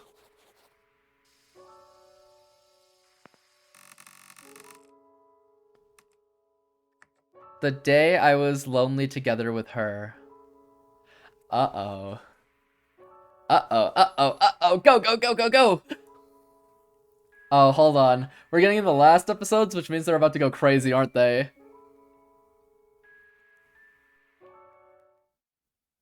Also, I don't know what those scenes are. Are we, like, in a coma or something? Is that anything real? As a self-proclaimed doctor and her bodyguard, we have an easy... As a self-proclaimed doctor and her bodyguard, we have an easy commute. I'm already crazy! Put him in the room. Put him in the room with rats. All we have to carry is a simple box with the medical fees collected from the patients. Or perhaps I should say victims. Did someone say crazy? Yes, we did! Welcome in, Ellie. Good morning. How are you today? Put him in the room. The rubber room. Filled with rats. There it is. Ellie gets me. There's the room of rats. You summoned me with Quasi? Dang, that's Quasi. How you doing? Yoru carries the box on the way to work. Well, it's still light, and I carry the box on the way back when it gets heavy, if business is good.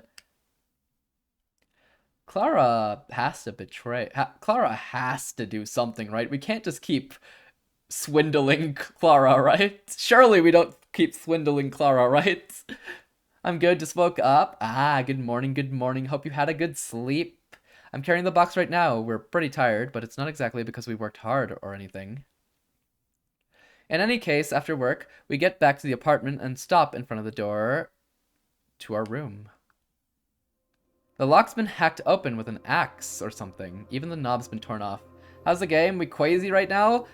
We burst into an old lady's home with an AK-47, and then we gunned down the blue hair girl next to us because she didn't get down. And then we gunned down the old lady, and then she shot us back, so we died. And then we woke up in the junkyard and became friends with, and then became true friends with the blue hair girl. We been crazy. True. The lock's been hacked open with an axe or something. Even the knob's been torn off. It makes me sad just looking at it. All this time, I've never even thought about how a door might feel. Yuri turns to look at me. Yuri turns to look me in the eyes without a word. I nod to her. I know. I then kick the door as hard as I can. And before the door can hit the floor, I pull out a gun. I pull a gun out of my coat and shoot through it once, then again and again. Damn, you actually crazy. We just do a little bit of killing here and there, you know? No response. I then throw the collection box at the ceiling in the room. When the box hits the ceiling, it explodes into a shower of coins. A voice says, "Whoa!" But it's neither my voice nor Yoru's. Thanks for giving away your position. You see, I was only trying to get a bunch of coins on the floor. Wait. You see, I was only trying to get a bunch of coins on the floor so that if you stepped on one, it'd make a sound that would alert me to your position. So, you just saved me the trouble, I guess. The rest is simple. This happens every day, after all. I rush over and fire a shot at the crown of his head. Speed is key. Just like it is with our commute to work. When I turn around, not only is Yoru standing there, but so are Pacifica and Anya. I vaguely wave to them. Anya says, What's with that? Well, Pacifica waves back. It is what it is, I reply. As a self-proclaimed doctor and her bodyguard, we have an easy commute. But lately, I've got a heavy heart. And opening time! We all have those urges for murder? Huh. You sound crazy. So then I fired and I missed, so I fired again, but I missed. So then I fired once more, but I missed again. This opening's such a vibe.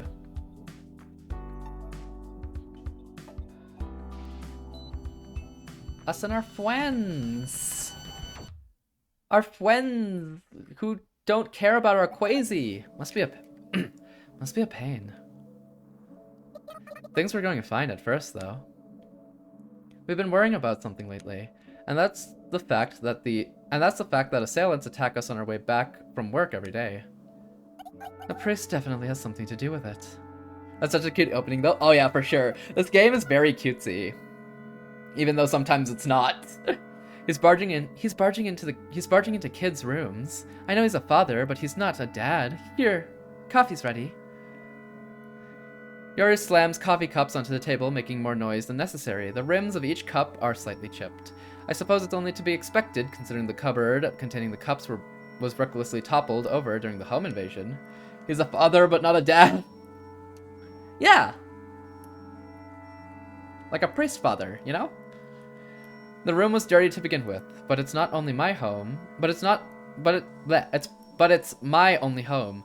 And now that the enemy has invaded it, it's no longer a safe place. It's a pain indeed. Oh, yeah! I stare at the rim of my cup to distract myself from the man's corpse still on the floor. This place is home to many memories. I can't say they're all good memories, but they're irreplaceable. And now it feels like those memories were tainted. But perhaps this is my fault. It probably is. It's because of my improper methods. Oh, I thought he was throwing shade! Same? What the? No, it's because he's a priest, so he's a father. He's a church father. I don't know what they call themselves, but he must be in that worthless group of hoodlums who eat sweets around the clock. So he's not with the church? Well, yes and no. The church's power runs deep and wide, both economically and physically. Almost every business association, and even hobby club, runs with the support of the church, if you trace the chain of command far enough. Whether the people at the bottom of the chain know it or not, they're financially backed by the church. The assailants attacking you are probably doing so under the orders of some scumbag boss. Either that boss, or the boss's boss, is probably under the orders of the church. So that's why they can do things without batting an eyelid. And there's also the fact that other organizations wouldn't have any reason to target you. I feel bad. Her explanation is simple and logical, but if it's true, then there's nowhere to run. I guess you need a sturdier door, huh? We've saved up a bit of money, so if you could set us up, I'd appreciate it as quickly as possible. Well, I'm not sure how much I can fudge the schedule personally, but I can manage before long. How long is before long, exactly? Well, it won't take 9,999 days, that's for sure. That's not before long at all. I shot louder than I expected, but that one I spooked. But the one I spooked the most with that shout was most definitely myself. I'm not mad or anything, just a little tired, to be honest. Sayako, don't worry. Most of our clients at her workshop are my referrals, so I can help ease up the line just a little. What you need to do right now is bear with it just a little while longer. And that's something only you can do, so... Look! This guy's got 3 magazines on him. Please don't show me that. Reading is hard. It is. I can't read.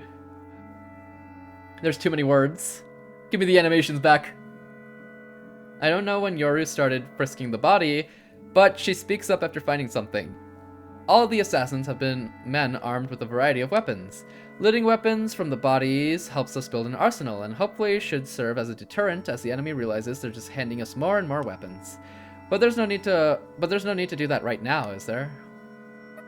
You think I frisk dead bodies for fun? Tell Sayako you're sorry for being a crappy, inconsiderate dumbass. I'm sorry for being a crappy, inconsiderate dumbass. Well said. Wouldn't you agree, Sayako? What the? Sayako, I'm not you. I can't speak for you, and I don't know how it feels to be targeted by assassins every day, but I swear I'll track down the culprit for you. So please bear with it until then. You don't have to do anything else, just bear with it. That's your job right now, just trust in me. Pacifica, her arm! I think Pacifica's strong, far stronger than me, and she's right. You aren't me. Is she breaking her arm? I think so. It looks that way, and the noise it made was that noise. I trust you. Well said. I give you 100 out of 100.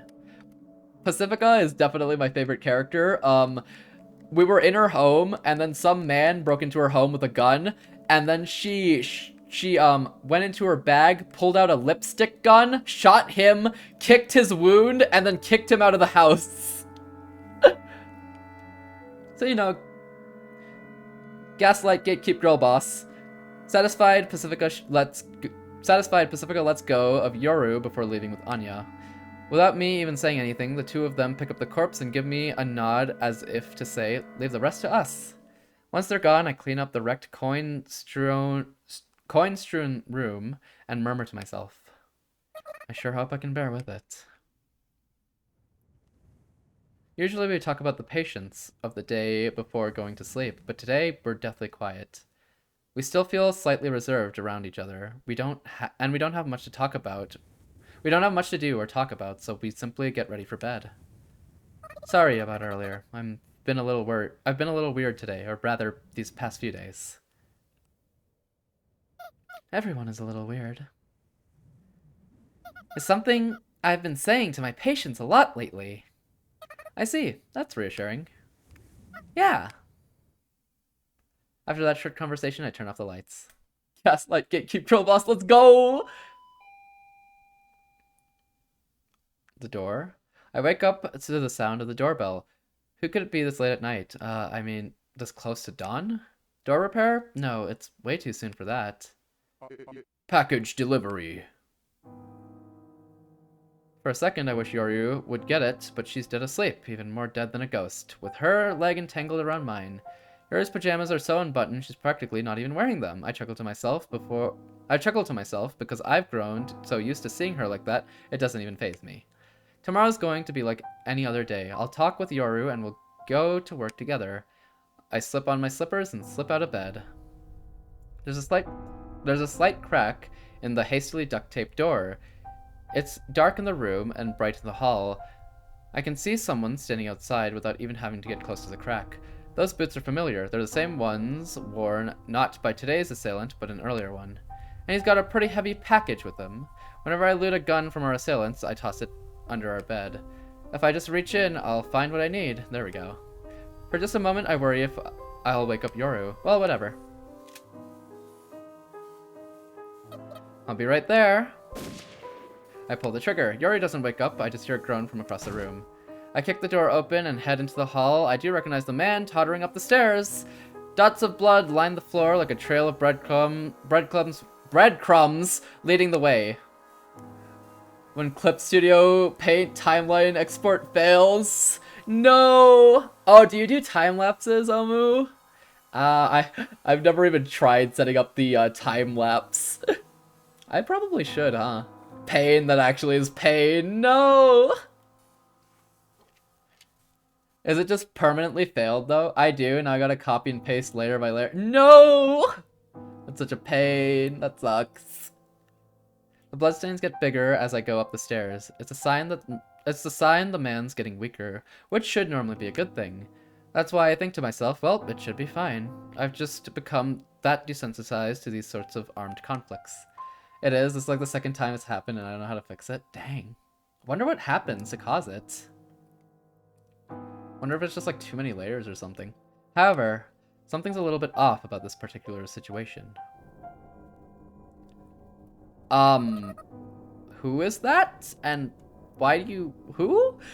Usually happens when the piece is too big, too detailed. I don't know. Can't keep up with all the details. That's not going to help you, you know. The man doesn't react to my warning, leaving us at a stalemate. By the way, ham's delicious. I haven't had any in a while. Do you know any good places to get ham? I've been living off of canned food lately. Because the first time it happened was for a bigger piece. This one is more detailed, so maybe that's why. I guess when the file size gets too big. As you'd expect, the man just looks at me incredulously as if to say, what's her problem? Now's your chance, whoever you are. Fire! That's the first word I ever heard from her. She says it so spontaneously my body just naturally flows into motion. It's as if my body were built to respond to that voice command all along. Her voice is curious, but not for that reason alone. It's sweet. Metaphorically, I mean. No, wait. That's maybe only half true? Somehow it really does feel sweet. It's kind of strange. It's kind of a strange sensation. Blech. And I almost dropped my pen, my heart. Would it break? I feel like they're pretty sturdy, no? Or are they not very sturdy? Oh, don't mind me. Keep reading, you good. Okay. I stare as steam pipes up from the cup of tea placed before me. The rim isn't chipped on this cup, obviously. The one who made the tea is tall. Wait, the one who made the tea is the tall, adult woman who helped out during that scuffle. It's pretty sturdy, I would think, but I'm not about to find out that's so fair. I always panic whenever I drop my Apple Pen. I'm like, where? Cause they just go missing. They just go, I dropped something and it just goes missing. I'm like, where are you? Where'd you go? Why'd you just disappear? Her bangs cover her face, so I can't tell where she's looking or read her expression. At the very least, her lips look emotionless. She's honestly a little scary. Her stoicism and burly physique really contrast with the other girl's gentle smile and delicate figure. But what's the most striking about the burly woman is the gaping hole in her gut. It's a gunshot wound from the bullet that pierced through the man's body. Mommy, sorry. Ellie? Not the expensive Apple Pen, I know. They cost too much. And they always just disappear when I drop them and I spend like 10 minutes looking for it. Ellie? Ellie? Mysterious woman? Ellie? I have no idea how much kinetic energy a bullet can maintain after piercing through a man's body, but in any case, the bullet pierced through her clothes, and there's blood soaking around the hole. It can't just be a flesh wound. Serves you T2? That is true. And took action against that criminal. Yet she's completely calm, and she's not the only one. T, help yourself. Help yourself. The other girl is just as calm, sitting in what appears to be a somewhat high-tech wheelchair. I guess her legs aren't good? You get it. The tire part of the wheelchair smoothly and easily moves across the rug without a problem. It seems like a pretty high-class item. It must run on super magnetism or anti-gravity or something like that. Are those technologies commonplace now? I feel like they are, but I also feel like they're expensive. The other girl sits down a little bit away from us, abruptly rolls up her shirt, and exposes the gunshot wound on her stomach. Oof. She then quickly takes a first aid kit out of the briefcase, and with a skilled hand, she quickly disinfects the wound and extracts the bullet with large tweezers. She's so calm and nonchalant, you'd think she was just popping a pimple. Are you okay? I call out to her without thinking. I'm the reason she got hurt, after all. Met. My name. Don't worry about my name. Don't worry about my injury. I train. Miss Met's voice is way more gentle than I imagined. It makes me kind of happy, though I'd be happier if I didn't see the shiny red bullet in the tip of her tweezers. We're ghosts, after all. Even bullet wounds go back to normal before long. What's more important is to avoid immediate death. I'm... Sayako, I know. You're famous, isn't that right, Met? Famous indeed. I'm sitting on a sofa in a room just 2 floors above ours, trying to make myself as small as possible. Our entire room is smaller than just this living room. At least I think it's a living room. Is it still a living room if we're dead? Is this just how the top floor works? It's like a presidential suite of a hotel. Oh, I haven't introduced myself, have I? I'm Renata. I'd appreciate it if you call me Renja. Okay, Renja and Miss Met. I'm glad to have you as a new friend, Sayako. Renja leans forward and reaches out her hand. I quickly take her hand so that she doesn't fall out of her wheelchair.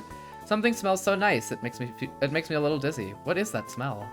I'm flustered, but she's smiling at me from across the table as she hugs a pink plush toy that I feel like I've seen somewhere before long ago. She's perfect. This is my room. I see. She looks younger than me, younger than Anya, maybe around Clara's age? She seems more composed and mature than Clara, but she ends up looking to be the same age due to how she just won't let go of that plush toy. So I guess I can speak more casually with her. It'd feel a bit weird to act all formal with someone younger than me after all, or is that just my pride talking? After overthinking it, I end up stumbling my response. The kitchen's in another room, you see. I see. It might be a bit bigger than your room. You must be rich. That's because I make a lot of things, like what's on that plate. On top of the plate are sweets wrapped in a stylish plastic bag, something you'd expect to see at a brand name store. So, I guess she sells sweets. Maybe that's how she's earned her riches.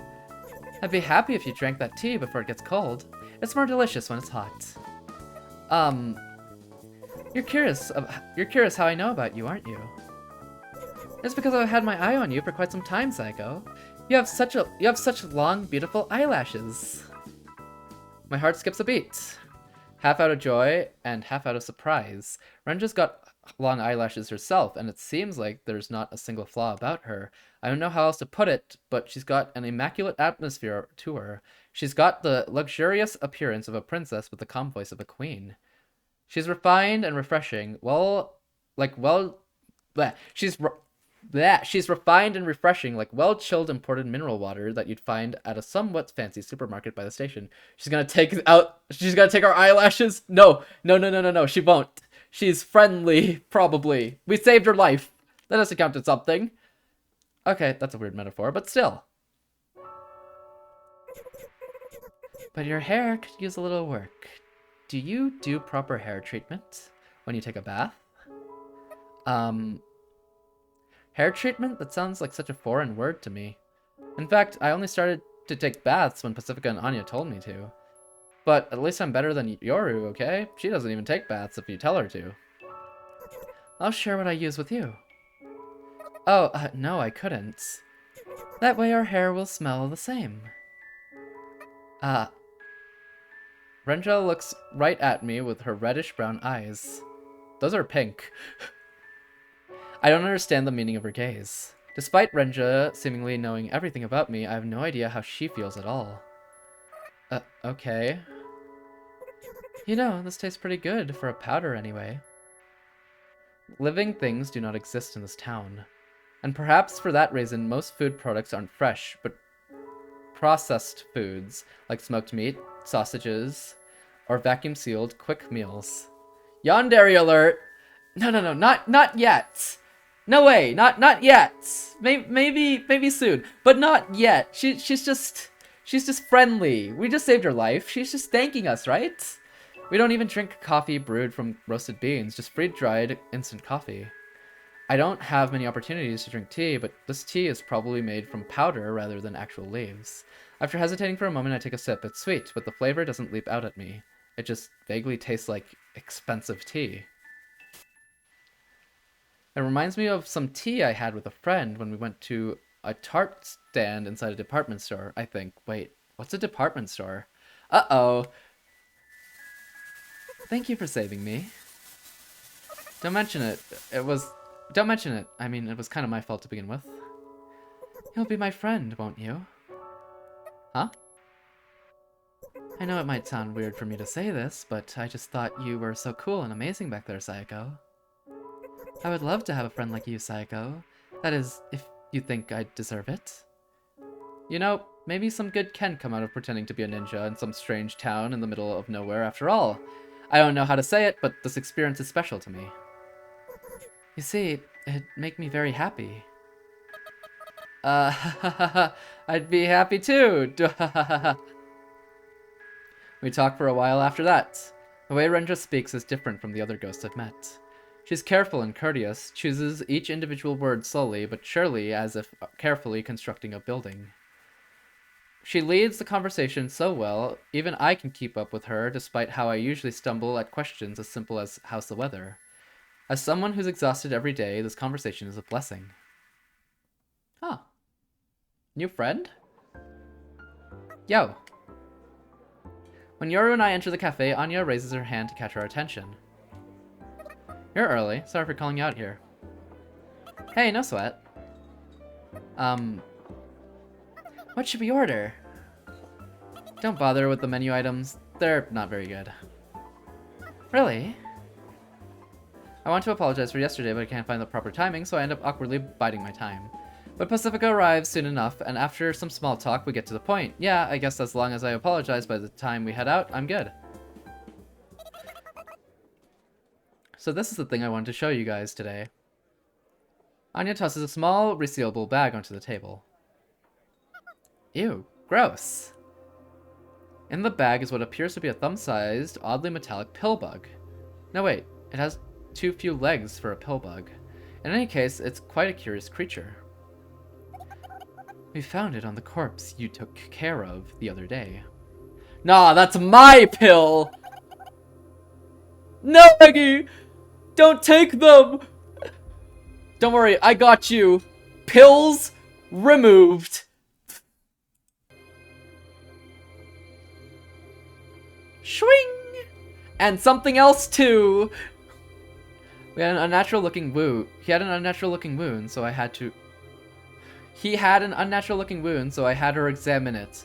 If your memory is accurate, Sayako, he revived a few days ago, correct? Ain't no way he took it again. I wasn't sure if someone could get a wound like that in just a few days, you see. And what do you know? Jackpot. At first I thought it was an implant or a beacon or something, but then I thought, why would you spend that much money on henchmen sent on a suicide mission? Anya picks up on Pacifica's cue. There must be something Anya knows about this thing that even Pacifica doesn't. I listen intently. This thing is, well, basically put a soldier controller receiver. So essentially there's a main control unit out there somewhere that can manipulate dudes with this receiver implanted into them. If I see Eggy get on Apex Legends one more time, I swear... I knew it!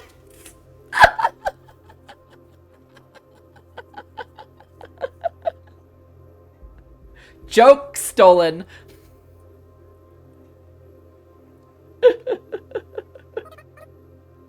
Controller, main unit, manipulate. I'm a little confused by all these video game-esque terms. It makes me think we've come a long way, both technologically and physically. Oh no. Thanks for the joke, Eggy. Yoink. I'm pretty sure I thought the same thing once before and tried to go to the outside world, yearning to go home. Just a couple more games won't hurt, ha ha ha. He's addicted. At first, I thought it was to ensure their henchmen wouldn't go AWOL under enemy fire, but that doesn't make much sense. There are so many better ways to get people to do what you say, like special rewards. Giving away all the sweets you can eat is the way to go.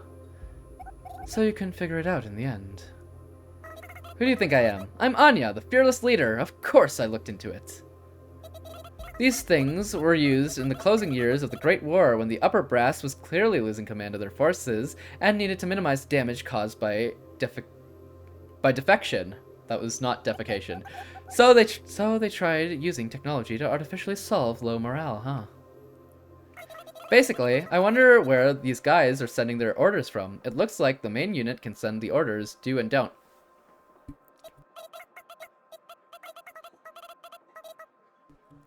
I almost forgot to mute while sneezing, because I always mute while sneezing, but I'm so glad I remembered. Anyways, I think it works by commandeering the reward pathways of the brain and tinkering with them freely, like how parasites can make grasshoppers gladly drown themselves in a river. At least that's how I think it works. What does that mean? Scream for the girlies? You will have you get no screams. None. I won't ever scream. Well, you tell someone to do something, and they must do it. Tell them don't, and they must not do it. You lay down the rules. No screams. None. None whatsoever. Wait, Eggy, you earned points for me not screaming yesterday. I don't know how much it costs to fully replace a brain with a machine, but unlike a robot or a cyborg, these soldiers can think about various aspects of their mission, and can thus violate parts of their orders as long as they uphold the order overall. Now that's a blatant disregard for human rights. Yeah, I guess it beats national collapse, though. You sound like an expert. Yeah, because maybe it's reverse. If I vote for no scream, you will scream. Well, it didn't work. And now you're 2k points richer. Actually, I just heard this from an acquaintance of mine who happens to be an expert. An expert? He's a man, by the way. Huh? Yeah, so what? Oh my, what a lively reaction we've got here. I guess even Anya gets around, huh? Hey, cut it out! But what do's and don'ts were those guys told? We just don't know. Rigged? It's not rigged. You all choose to gamble. I don't tell you to gamble. That's all on you. Don't rat out your own boss, maybe? I see. That does make sense. Guess we've got no choice but to capture the next assassin alive. Okay, I'll try. On the bright side, at least we're not dealing with gene-altering, mutant manufacturing machine technology, I guess. I'd say the odds would be 50-50 in that case. I got in too late to vote anyway. It's okay. The Scream ones only are for Dead Space. They're only for Dead Space. There's no Scream ones for here. The community challenge is still up for whenever we play Dead Space again, though. Teenage Ninja versus Mutant would still be a Wait, Teenage Ninja versus Mutant would still be a tough matchup, huh? Guns. Huh? It's only 50-50 if it's unarmed. And if we include guns in the mix? I chuckle knowingly. I'll leave it to you. Glad to see you're doing well. That's probably thanks to my conversation with Renja. Sag! Why are you Sag? Oh, crap. It's also thanks to the support you all give me too, of course. I feel a little guilty about not talking to anyone about my conversation with Renja. I know I could just talk about it, but considering all the effort Pacifica and Anya just went through to make a new friend, it'd be a little rude of me to just casually mention how I made a new friend and had tea with her behind their backs. I'm sorry about yesterday. Don't sweat it, it's all in the past. That was an abrupt cut. And thus, we plot to capture the next would-be assassin and cut him open, according to Yoru's suggestion. On the way home, she buys the sturdiest rope available at the store, thus completing preparations. But unfortunately, or should I say fortunately, we're not attacked by an assassin on the way back. The man who used the delivery man approach yesterday was supposed to be in charge of today's assassination attempt, but since he jumped the gun and died, I suppose he's taking the day off. As I think to myself and space out, the phone rings. Hello? Hello, Psycho. Sorry for calling so late. It's okay. I was still awake. Did something happen? Yeah, kind of. Can you come over to my house? I take a look at Yoru to see if she's dozed off while reading a book. It's a pain trying to wake her up. I really need to get her to pay more attention to the time. We'll go once I've woken up, Yoru, but that'll take some time. That'll take a little time. No, I'd prefer if you came alone. But we don't know when the next attack will happen. It'll be fine, just for tonight. I guarantee it. Anya's here already. We'll be waiting. Okay, I'll hurry. I'm going. I pat Yoru on the forehead. I hear her mumble incoherently behind me as I head out into town. Uh-oh. I don't know where this is going. I guess this is my third time going to Pacifica's house. Since it's already early, I hesitate for a moment before ringing the doorbell. But Pacifica doesn't answer. Something like this has happened before, so I wait a bit before trying again, figuring she might be using the bathroom or something. I try to simulate the situation in my head a few times to see what the best outcome would be. I feel a little happy that I've been remembering more things lately. An entire conversation plays out in my head as I wait. And yet there's no sign of Pacifica answering the door. I really hope someone didn't break into her house to settle a grudge or to steal anything. I grab the doorknob, it turns without any resistance, meaning it wasn't locked. Something's clearly wrong here. I should have done this to begin with. I barge into Pacifica's house as vigilantly as possible. There's no sign of any human, or rather ghost, presence. Instead, all that's in the living room is steaming food and coffee on the table. Normally the smell of the food would make me hungry, but something feels ominous about the place. Someone must have broken in here after all. No, that wouldn't make sense. If I were a home invader, a table with food on it's the first thing I'd topple over. I decide to wait. Pacifica's a busy ghost, I think. Perhaps something urgent came up and interrupted her meal. Since it's cold outside, I decide to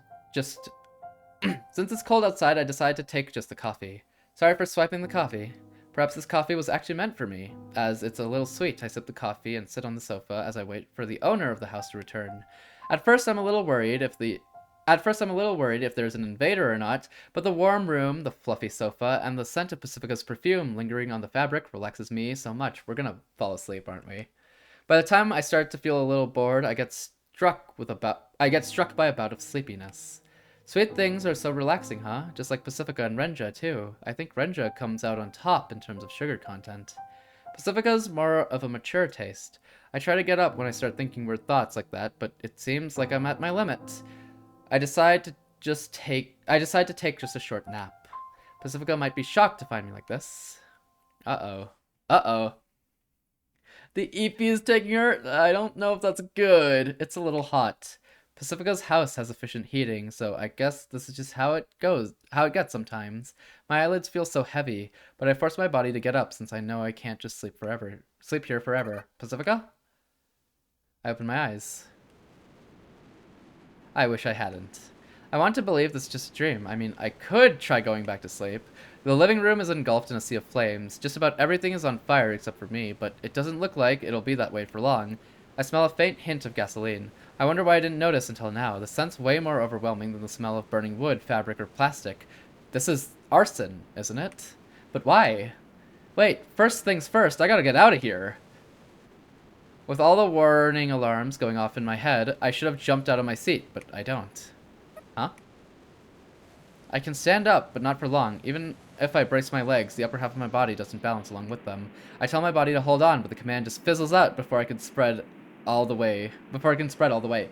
So, like, the food and the coffee definitely had something in it, right? I'm frustrated, but even the frustration fizzles out. My mind goes blank. It's like I try to count to 16, but can only get up to 8. I start to break out into a sweat, filling my clothes with unpleasant dampness. I need to use that displeasure as a tool to prop up my feeble concentration. When I totter over to the table, I consider placing my hand on the edge, probably due to the smoke inhalation. Cry! We'll make it out! Otherwise, we'll just respawn! Unfortunately, I probably can't run my way out of here. I look around. The window. If I try going out the front door, I'm almost certain I'll lose consciousness before I get there. I place my hand on the glass. I gather up all my strength I can muster and smash it. The fresh air touches my cheek. Almost there. Hang in there. Get your upper body out the window! Ugh.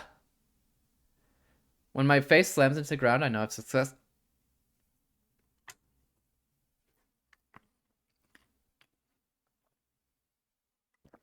When my face slams into the ground, I know I've successfully escaped. I hear several footsteps in the snow. When I notice people gathering around me, I know that I've only gotten out of the fire and into the frying pan. Arson means there's an arsonist. And if there's one arsonist, why not several of them? Can you take them on? I ask myself. I don't think I can take them on. Can't you do something? I don't think I can do anything. How many are we dealing with? About 3 men, I suppose. Why would they gang up on a girl? Isn't it obvious? I'll bleep them. Everything you couldn't do that day, I'll make it happen. I take a gun out of my pocket, and without even taking proper aim, I fire at one of the men. What happens after that beats me. The world seems to move frame by frame, but with several frames missing. Before I realize, I've dropped my gun. Ah, damn it. The men glare at me, and my body can't move anymore, not even my brain. I'll bleep them. Only thing inside of me is that single-minded intention. Time slowly drags on. The sudden sound of a siren snaps me back to my senses. The police car stops. Police, what's going on here? A familiar-looking plainclothes police officer shouts from the police car window. Mind explaining yourselves? When the officer tries to get out of his car, the men shoot at it. But all they get out is a few cracks in the windshield. Hey, you can't just shoot at a police officer like that, you know? The officer acts somewhat predictably, and then... Hey Ninja, sorry in advance if I hit you. He says that before firing a shotgun. I hear repeated alternation between gunshots and pump action. The stimulation overload fries my burnt-out nerves, leaving me completely disoriented. What is happening?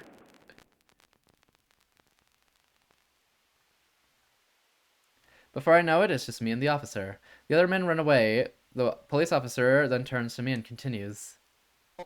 Hey, no need to be so apprehensive. I'm on your side today. Liar. I'll bleep you, I swear. Probably kill, right? Based on the first censor. I say exactly what crosses my mind. I see. Wow, that's scary. But his casual tone of voice is nothing but proof that the danger is gone, which makes me happy and relieved. Maybe I can let my guard down just a little. And then...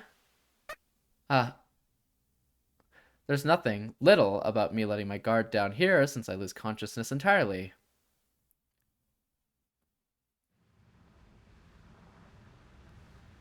I wake up when I notice the characteristic rumbling of a car driving down the road. Nah, it ain't it. Nah, it ain't kill. Cops been sus these days. Jay, we said that! We said that! Every time the car shakes, my head aches and I curse. Hey, I don't think that's appropriate language for a young girl your age. Oh, lol! No way, he cooked! He cooked, but he showed up at the wrong restaurant! I'm lying down in the rear seat. The chief's driving, so I can't read his facial expression. Why did he save me? Well, I rushed to the scene since a house was on fire, and when I got there, I found some men ganging up on a girl, and as a police officer, it's my duty to protect and serve. I thought you were the enemy. The chief guffaws? Guffaws? The chief guffaws, exhaling loudly with each ha.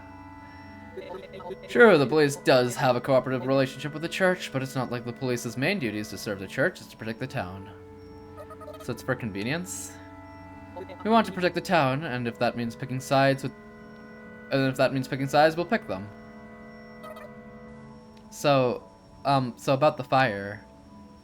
We're investigating, but the homeowner. Pacifica? Yeah, I think she kinda had it coming, honestly. When you live that luxuriously, you have to expect at least a little arson. Pacifica's not a bad person. That's right, Pacifica's strong, smart, well-connected, and most of all, she protects me. Well, in that case, the church isn't bad either, huh? She's not like the church. Nah, doing business on a scale like hers while also keeping the church at bay isn't as easy as you think. You've gotta do some pretty messed up stuff to manage that. That can't be the case. She's probably trying to seize control of the town away from the priest. That's what they've been saying since forever, at least. Not only does my head hurt, now my heart's throbbing too. I don't want to hear it. I really don't. There's a side of Pacifica that I don't know, a side I'm too afraid to know. But what I'm most afraid of is losing my trust in her. I want to believe in her. Everyone's whispering that she's seriously vying for the top spot of the food chain. She's the strongest bodyguard in town. Wait, she's got the strongest bodyguard in town on her side, after all. So that's what people think about my relationship with Pacifica, huh? That's not true. We're precious I can't speak! That's not true. That's not true. We're precious friends. Pacifica's the one who brought me out of my room, you know. Me? The chief silently nods. Why did Pacifica bring me out of my room? Is it because she needed me? Or just anybody with great physical strength? Friends? We're like acquaintances, you know. Hahaha. It can't possibly be the latter. We delivered a letter today. There's something we do every so often. We've earned a fair bit of trust, you see. And? There's a letter from the church to you-know-who. Before I realize it, I'm gritting my teeth. The palm of my hands hurt too, since I'm clenching my fists and digging my nails into my skin. My coat's moist with a strange sweat. I feel so uncomfortable I let out a groan. What was the letter about? How should I know? We just delivered it, but I can hazard a guess. On second thought, never mind. Oh, do I turn left here? Out with it. You'll just get mad if I tell you. I can hurl you into a wall again, and I won't hold back this time. I tried to be as threatening as possible, and it looks like it worked, as the chief begins to speak slowly after a short pause. I just think it's something like, if you want to join us, now's your final chance. First they form a business partnership with her, and then they seize her sympathizers. That's their usual modus operandi, isn't it? That can't be right, can it? Well, that's just my take on it anyway. What a weird take. I don't say anything after that, my head hurts too much. The officer says something and opens the police car door. In front of me is my apartment complex. My headache's getting noticeably worse, but I make a mad dash for my room anyway. The police really is poop. All cops are poop. As if I'm ever gonna thank you for anything. Oh, and you're just sleeping soundly. When I get back to my room, Yoru's asleep. Her lips are at an odd sort of volume where they can neither be called thin or thick. I can't help but touch them. Oh, oopsies! Got a little blood on your face. Or mud, or something. Good luck! My fingers leave a tawny trail. Maybe it's mud, maybe it's soot, maybe it's blood. I think this chilly, clean room is a stark contrast to me. I feel out of place here. Ew, thick. Bod? We just wanted human connection, you know, after almost being burned alive, I murdered, put to sleep. Just a little human connection. I think this chilly, clean room is a stark contrast to me. I feel out of place here. I'm filthy from crawling on the floor through the fire. I still feel hot. Only now do I notice the burn on the base of my neck. Guess I'll go take a bath. Maybe that'll lighten my mood. That means my mood is bad. Everyone is lonely and crazy. Exactly, we're all lonely and crazy. Not on the lips, though. But the lips were neither thick or thin. We had to determine the volume or something. I suppose I do take a bath whenever I'm in a bad mood. When I take off my clothes and timidly give them a smell, they definitely stink, like a flea market of bad smells. Ah, I whisper to myself as I toss every last article of clothing into the washing machine. I then head to the narrow bathtub of my modular bathroom and twist open the hot water faucet. Crap, I curse my own foolishness for not drawing the bath first, as I shiver in the cold bathroom with my clothes in the washing machine. If I had filled the tub first, I may have just jumped in as is. But as it stands, it just feels kind of wrong to get in a half-filled tub. I feel cold. Wait, I've got bath towels, don't I? I turn around and look at the shelf behind me, but the bathroom door opens. Wearing her pajamas, Yoru looks this way in surprise. Whoa. Whoa, I grab the bath towel on top of the shelf and hide my unsightly self. We may be roommates, we may sleep in the same bed, but we've still got our boundaries. And it's Yoru of all people. How could I be comfortable showing myself to her? You're taking a bath too, Psycho? That's unusual. Unsightly! I hate that. I love that emote. It's a good mixture. Well, yeah, I have to every now and then at least. I've got a soily taste in my mouth. I got a soily taste in my mouth as I was sleeping, so I realized that I haven't been brushing my teeth lately. So I should probably go do that. Brushing your teeth is important, isn't it? Yeah, apparently your teeth will rot if you don't brush. A soily taste? What could that be from? Huh, that's kind of scary. Relatable. I kind of like these awkward conversations we have. It's familiar and relaxing, like a pair of shoes you've broken in. Soily? Just a little. Everyone needs a little soil in their lives. A little dirt. I got a little dirty myself, so I need to go clean up my body. There's something I'd like to talk about once I'm done taking a bath. She caught me by surprise, but this could actually be a big chance for me now that I think about it. It's almost dawn, our obligatory curfew, where ghosts cannot maintain consciousness. What I have to tell Yoru isn't easy to talk about, and I don't know how to follow it up once I'm done. That's why it's reassuring that I can rely on Dawn to forcibly bring any and all conversation to a close. It's a little unfair, I know. I figure I'll warm up my courage in the bath, but as soon as the idea crosses my mind, Yoru nonchalantly speaks up. No, it's fine. We can talk here. You can go ahead and take your bath as we talk, Psycho.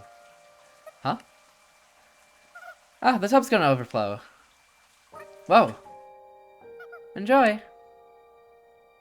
Urged by Yoru, I head to the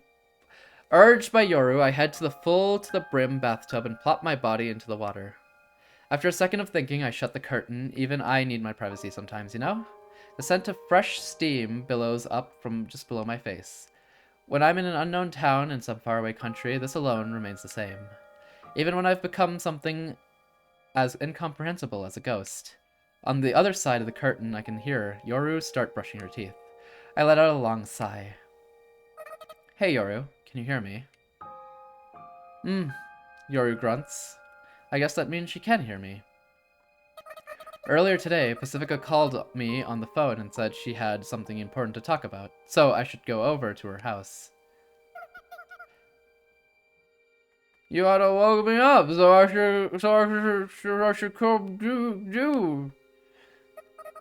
I should have woken you up so you should come too. That's what I was thinking, but she said to come alone. Though I guess it'd be less dangerous if something happened along the way and I was alone. Well, something did indeed happen, which is why I'm bringing this up now. It's a good thing that I didn't bring Yoru with me.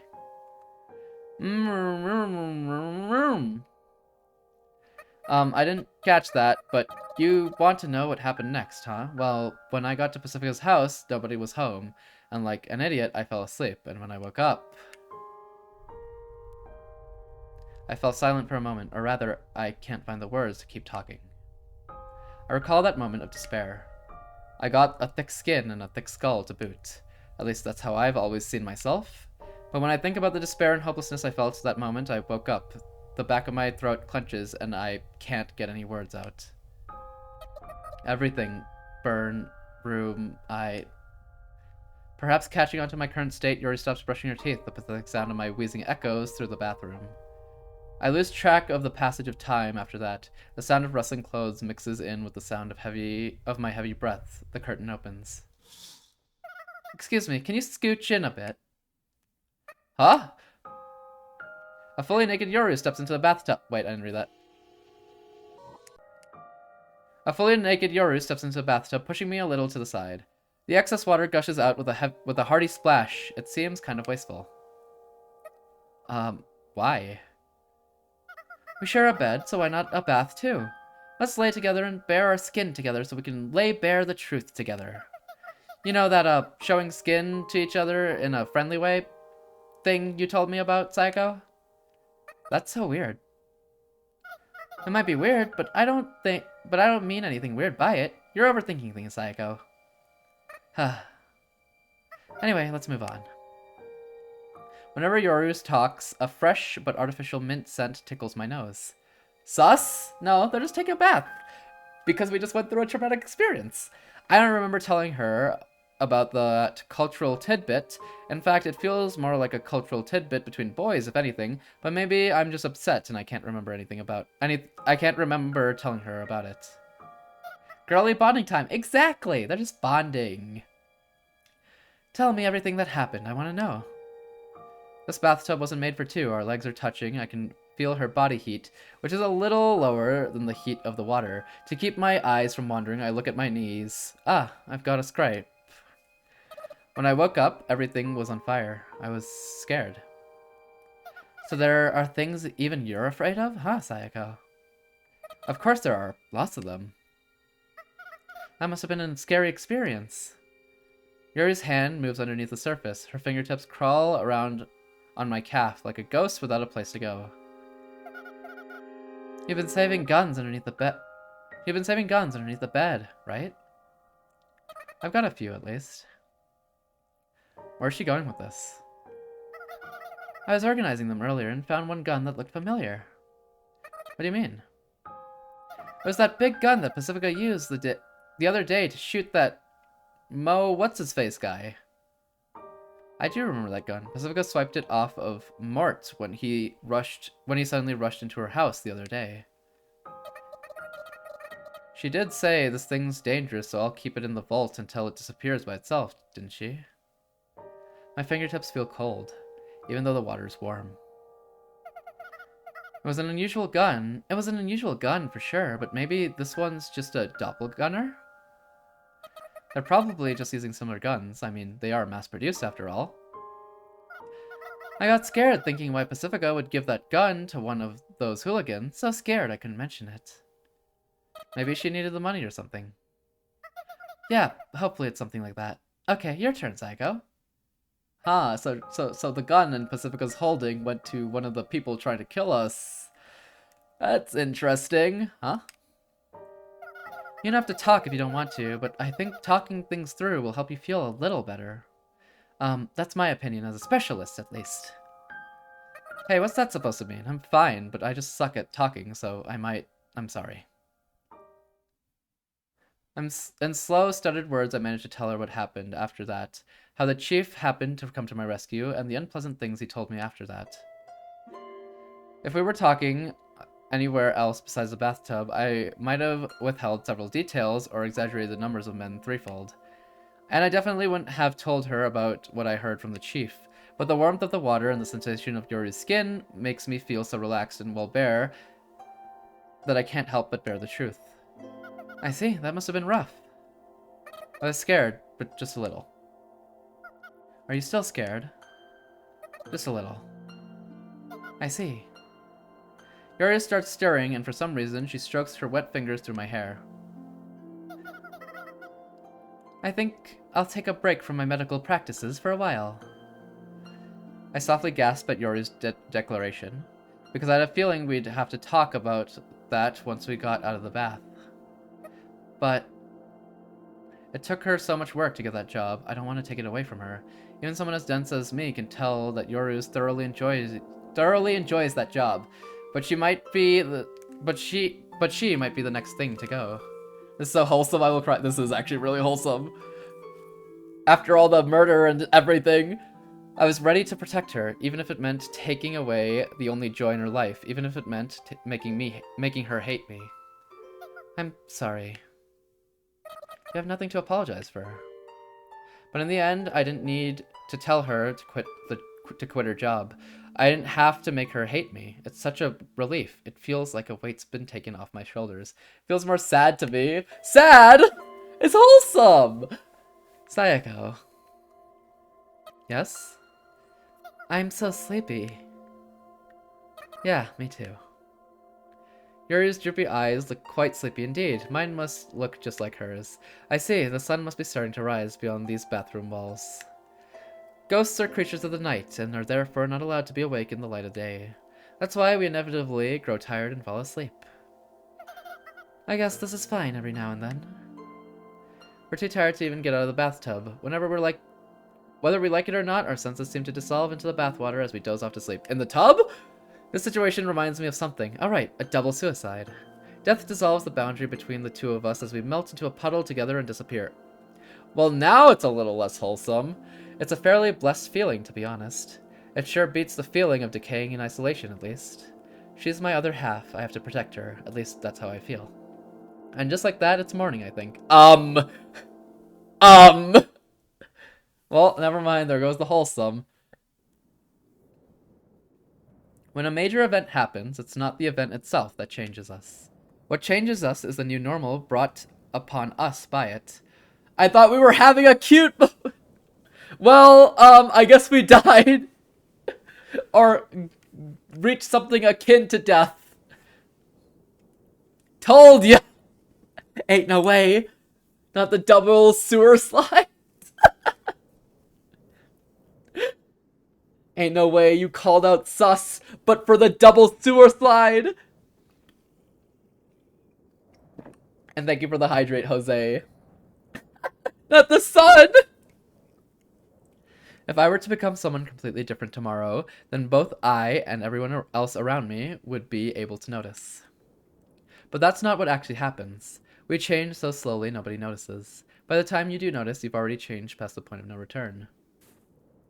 I'm walking through the garbage dump again today. Because if Pacifica and Anya are back, then they should show up here. But they haven't come back. Either they didn't die, or I just missed their revival. The attacks have stopped, both at home and on the streets. But I have no idea why. Were the assailants... Okay, it's the wrong word. They just put the wrong word. Were the assailants after those two all along? No, that can't be. They had to have been after either me or Yoru.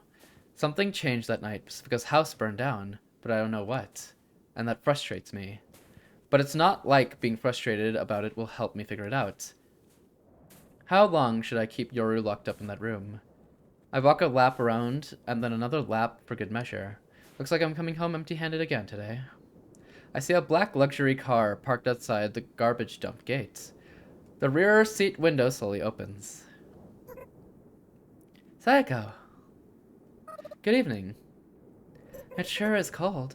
Come on in before you freeze. Oh, thanks. Good evening to you, Miss Met. New rich girlfriend? You know, we just made a new friend. How'd it go today? I shake my head. I see. How's your roommate? Things are a little awkward since I said something mean.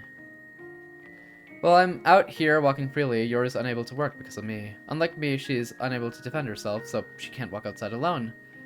Eggy's back on Apex. He's addicted. Yeah, no, I saw Jay. I called him out too. I called him out the moment I saw the thing in the bottom right. I got you, Jay. She has enough money for the time being, but it won't last her forever. There's a lot of tension over various things right now, which is why we haven't talked much recently. I told this to Renja earlier, and it looks like she remembers. Thanks, Fade. No worries. Eggy right now too busy fighting squads to Arthur Fist. I see. Things must be tough for you, too. There have been several difficulties. Renja, and of course Miss Met, have been picking me up by car here once every few days lately. Gone? What the? Eggy? Jay, if I see you get on Nickelodeon All-Star Brawl 2 one more time.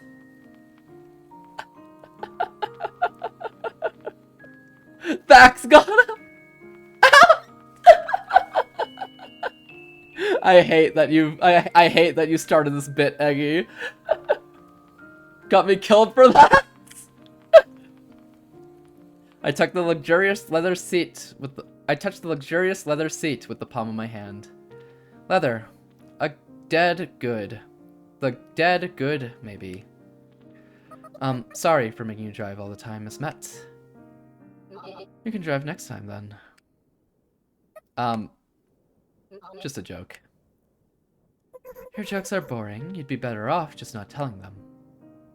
Renja snaps at Miss Met with a spine-chilling cold voice, unlike the playful, loving banter that Pacifica uses when rebuking Anya. I'm sorry. What do you want? To get in the way of my fun? To be a part of the conversation? Oh, she's a little crazy. No, ma'am. Right, that should be obvious. My apologies. Don't do it again. Renja turns to me and says, Sorry about that. Her voice is so warm, it's confusing me. Never mind. Never mind, where are our old friends? Yeah, she's a little crazy. It's ominous, even. What exactly is the relationship between Renja and Miss Met? It seems like a completely anachronistic master and servant relationship. I just can't see what's binding these two together. That said, Yuri and I might seem like that too, but at the very least, the two of us are friends who are close in age. So, are these two friends? It certainly doesn't look like it. I'm tired, Sayako. I worked so hard. Renja plops down onto my lap from beside me. You know what? Yandere Call might be right. As I stare at her in confusion, she responds with a wink and a bashful giggle. Renja's sudden behavioral shift sends shivers down my spine. It's ghastly, dreadful, and yet endlessly charming. My eyes twitch, my head spins. I think something like this has happened before. Not that I have any intention of trying to remember right now. MC Riz! True. I'm quite used to being called unreasonable, but I had to yell today. Renja must be scary when she yells. I hope I never have to see her yell. At work? Yeah, we were on our way back from work. I figured you'd blow all my frustration away once I saw you, Sayako. I'm not that good. We don't know our own worth, Sayako. We can only deal with the worth given to us by others. I can feel Renja's fingers unbuttoning my coat. She slides her chilly hands underneath my inner sweater and slides her fingers on top of my underwear. Huh?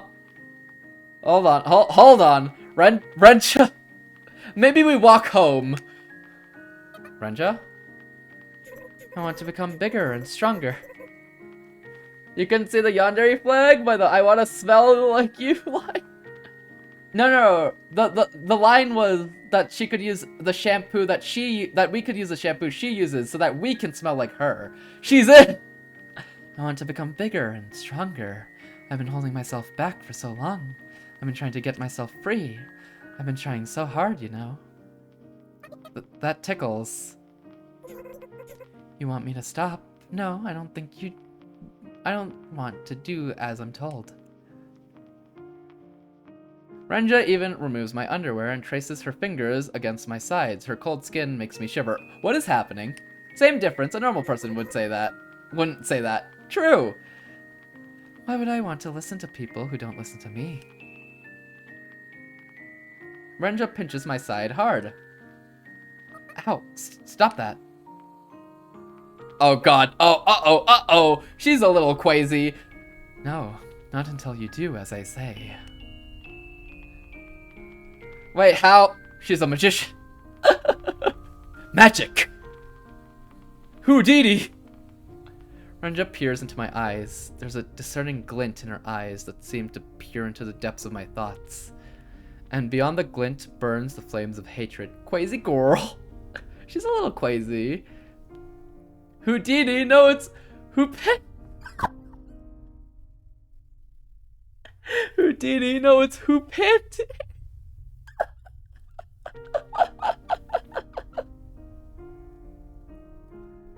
Oh my.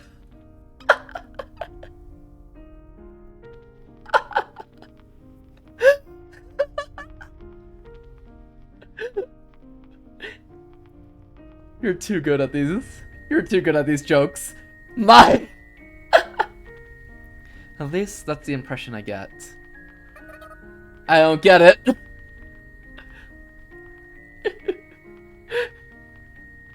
Cause Renja removed the underwear, right? So instead of Houdini, almost said Hoopanty. Because she removed the underwear. It's okay, Ellie. Oh! Yes. Keep all the... Magic! What do you want me to do? I want you to accept what I'm about to tell you. I don't know if I can until I hear it. I want to give you a place where you belong. And that place is by my side. How did she do it? MC was literally sitting.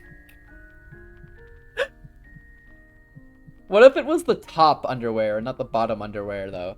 I see I missed a critical part of the story while I was switching to PC. Ah, yes you did. I need Hoopanty to teach me magic. What the? Top underwear. Hoopanty died. In a box. Floating down the river.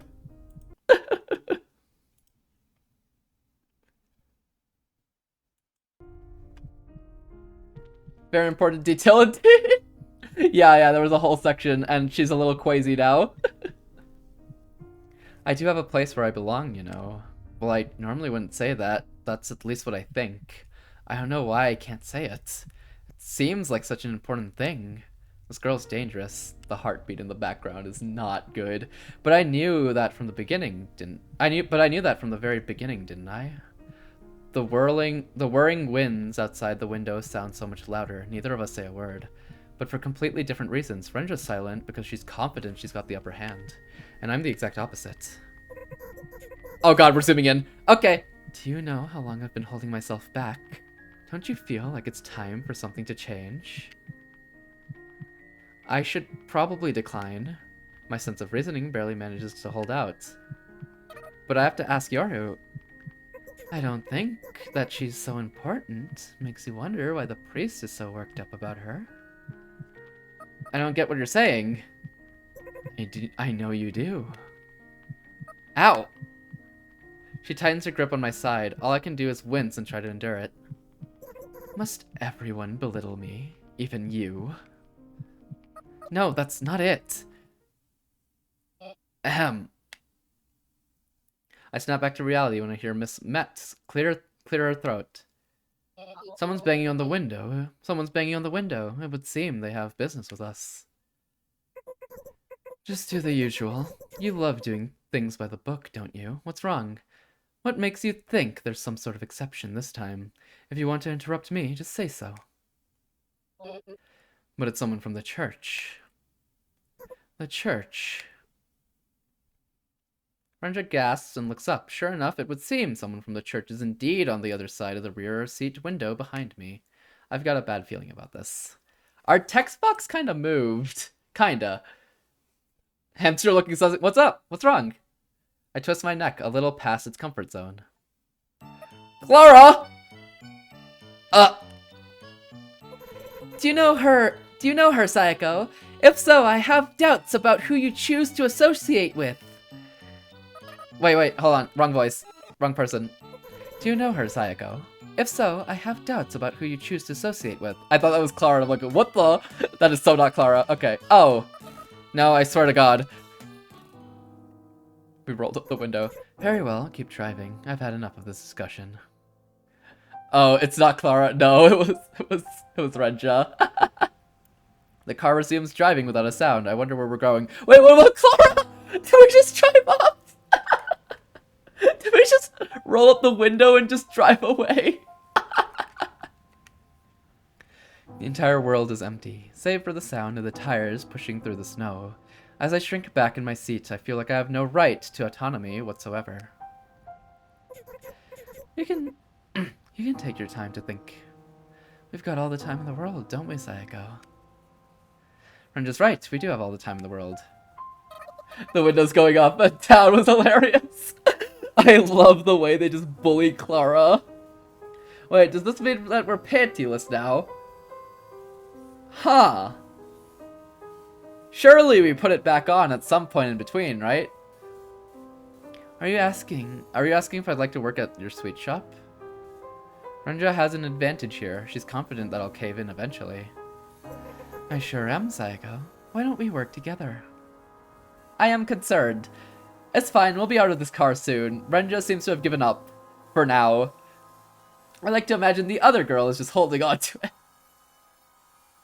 Why? I look long and hard at Renja's perfect smile. The car stops. Outside the window is a familiar sight. Apparently we were driving back to the apartments. Renja motions for me to go ahead and get out of the car. Like a trophy for her shrine back home. She's too rich for this. Is it okay if I give it some thought? Of course. If you ever feel up to it, just tell me, okay? I'll ask you again myself, though, obviously. Okay, see you later then. As soon as I take my first step outside, I hear her voice again. Wait. I know the answers to everything, or rather, maybe 80% of what you want to know. Perhaps you'll learn everything I know if you become mine. Oof. The sudden sound of the car taking off makes me stagger and do an odd little tap dance. Just in her hand, like... There's no way. She's a yandere, but she can't be that crazy, right? The ground might be a little muddy, but it's nowhere near that unstable. It must just be my own dizziness. I felt this sensation before. Why am I doomed to remember the discomfort and anxiety that I felt when the weird old man said those weird old things? Yeah, that's what I was thinking. It was similar to what the old man said earlier. The sensation is telling. It's telling me that the secrets Renja is referring to are the same ones that the old man did. I feel hesitant. It's so frustrating to be tempted with bait like this. But I don't think I can help it. After all, this whole time, I was able to convince myself that the old man was just spouting crazy nonsense. But Renja is one of the wisest, most rational people I know. If it's coming from her, I don't think I can write it off as a simple delusion. Another thing of concern is the majority of ghosts aren't interested in these secrets. But why not? It's hard to understand why you wouldn't be interested in knowing why you're here. Unless that is, they all already know. Does everyone know these things? Am I the only one left in the dark? My man... Both holding on to it like... Ain't no way. I go back to my room, hesitating if I should talk to Yoru about all this. It turns out there's no need for me to hesitate. I can't talk to her even if I wanted to. The room's a mess, and Yoru's gone. Uh-oh. Uh-oh, what's this? This is our mid-card? Wait, there's no animation for this? What the? Sleep? No sleep. Pop! Anyways. Hey, Lofi, how are you doing? Cry? My eyes start spinning. Tired. Drink some coffee. You don't even like coffee. Drink some chocolate. My rough breathing grows so hot and out of control, I strip off my sweater and pull out my hairs, but nothing I do can cool me down. E. I let out something between a grunt and a scream, praying that this is all just a bad dream as I turn the room inside out in the faint hope that Yoru's hiding somewhere. Stare? What's up? Now that I think about it, we never got that door replaced. Sure, I'm at least partially at fault for leaving this room by myself for so long despite the situation, but we haven't even done anything recently. I've lost both Pacifica and Anya, so I thought the situation was at a stalemate. I thought there was nothing more that they could take from me. Pacifica and Anya haven't come back. Will Yoru not come back either? Then what'll happen to me? There's a cabinet toppled on the floor. Yes, the one Yoru was given, damn it. One of the drawers has been yanked out, its contents scattered on the ground. There's a bag full of sweets I got from Renja. Unlike the simple sweets Mr. Patel sells at the cafe, these sweets are a very cute assortment that girls adore. I tear open the packaging and toss one of the sweets into my mouth at random. I guess it's a macaron. I remember what Renja once said, eat sweets when you're tired. I've never had a macaron. Has anyone had a macaron before? I feel like most people have, right? Renja's sweets are a little special. When you eat them, they really make you happy. Your body feels warm and relaxed. I had my first macaron like 3 to 4 weeks ago. Really? Recently. They're not that great, IMO? Oh. They look so pretty, though. Too sweet for me, though. Expensive and sweet? Wait. Are you all saying macarons are bad because they're sweets? Or are not that great because they're sweet? Cause that means I think I'd like them. I don't know the difference between macarons and macaroons. Are they the same? Are they different? Yes! Oh. So you're saying I'd like them a lot? You probably would like them. Oh. Uh-oh. Goodbye, money. Hello, macaron. Macarons are macaroons if you swing them. They're different, I'm pretty sure. Depends. Some taste really artificial. So if you get one from like a really good bakery, would they be good? Or would they still be like average? Maybe there's a little bit of alcohol in them. And they're exactly what I need right now. Next up is some sort of rolled cream cake. The one after that is undoubtedly chocolate. I just devour the sweets one after another as if to drown out the sadness and despair. Gah. A piece of caramelized almond gets caught in my throat. I try to get a drink of water, but I can't. If they're fresh, I think they can be good. Got you. Would never pay for one, though. Really? Did we just pass out? Not again. I see. I've never tried one. They sound interesting. They look interesting, at least. But dang, 3 to 4 weeks ago. Very recent. Very on topic. I collapse limply onto the floor. My body's so powerless, I can't even react to the coldness of the floor. Touching my face, I just aimlessly roll around. I like eclairs. Used to sneak them from my old workplace. Oh, they just had them? I see. Deserved, though, as you should, actually. I like eclairs. It's like my brain has turned into clay. Everything buried deep within my chest just disappears. Even my heart, in any case, I'm just blankly staring at my empty shelf. And it feels so comforting. How nice. It's good to relax. Very good. Don't think of it as not being able to think. Think of it as not needing to think. Wow, it's so much more pleasant to think about not thinking like that. I cackle. I can't open my mouth, but I cackle. Have we checked for any pill bugs recently? No, not really. Not in people. I enjoy myself so much I'm going to cry from pleasant sadness. That's kind of strange, but it's sadly pleasant. Honestly, the person who can check for pill bugs, Anya, is missing. Pills! No, Eggie! Don't take them! Sweets are amazing, huh? They make you feel so happy. If only everyone could be happy. Happy forever. Macarons are great. Love the variety of flavors and colors. Ah. Yeah, I love looking at them. I've never tried one, though. Interesting. He's back! He stopped taking them! If only we could just all give up on everything. Is there any point in ghosts fussing over anything?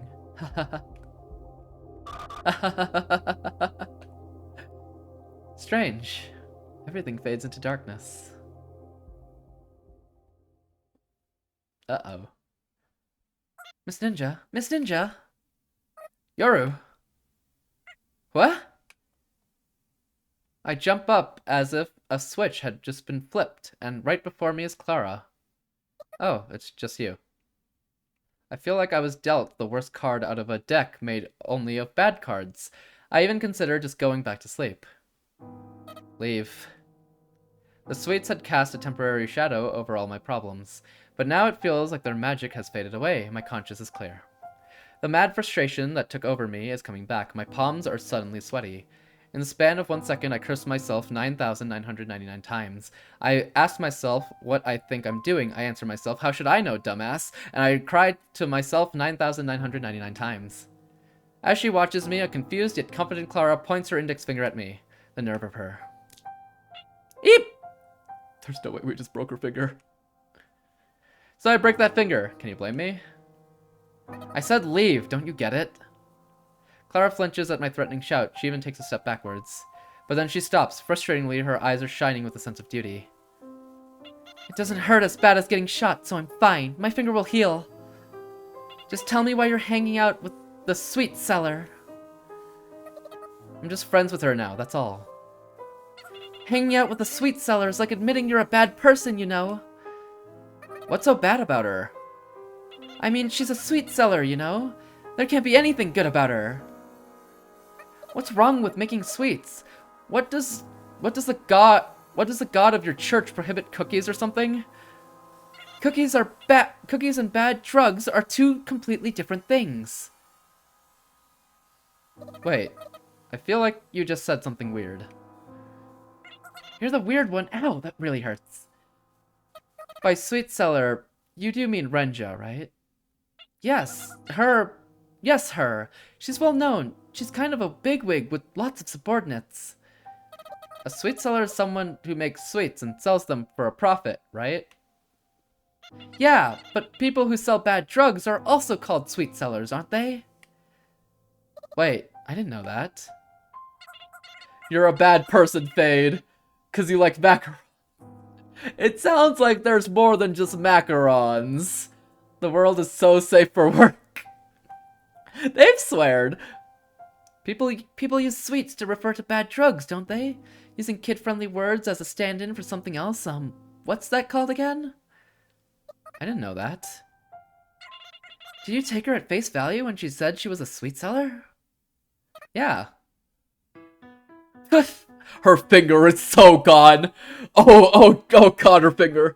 Euphemisms. That's the word. Puh.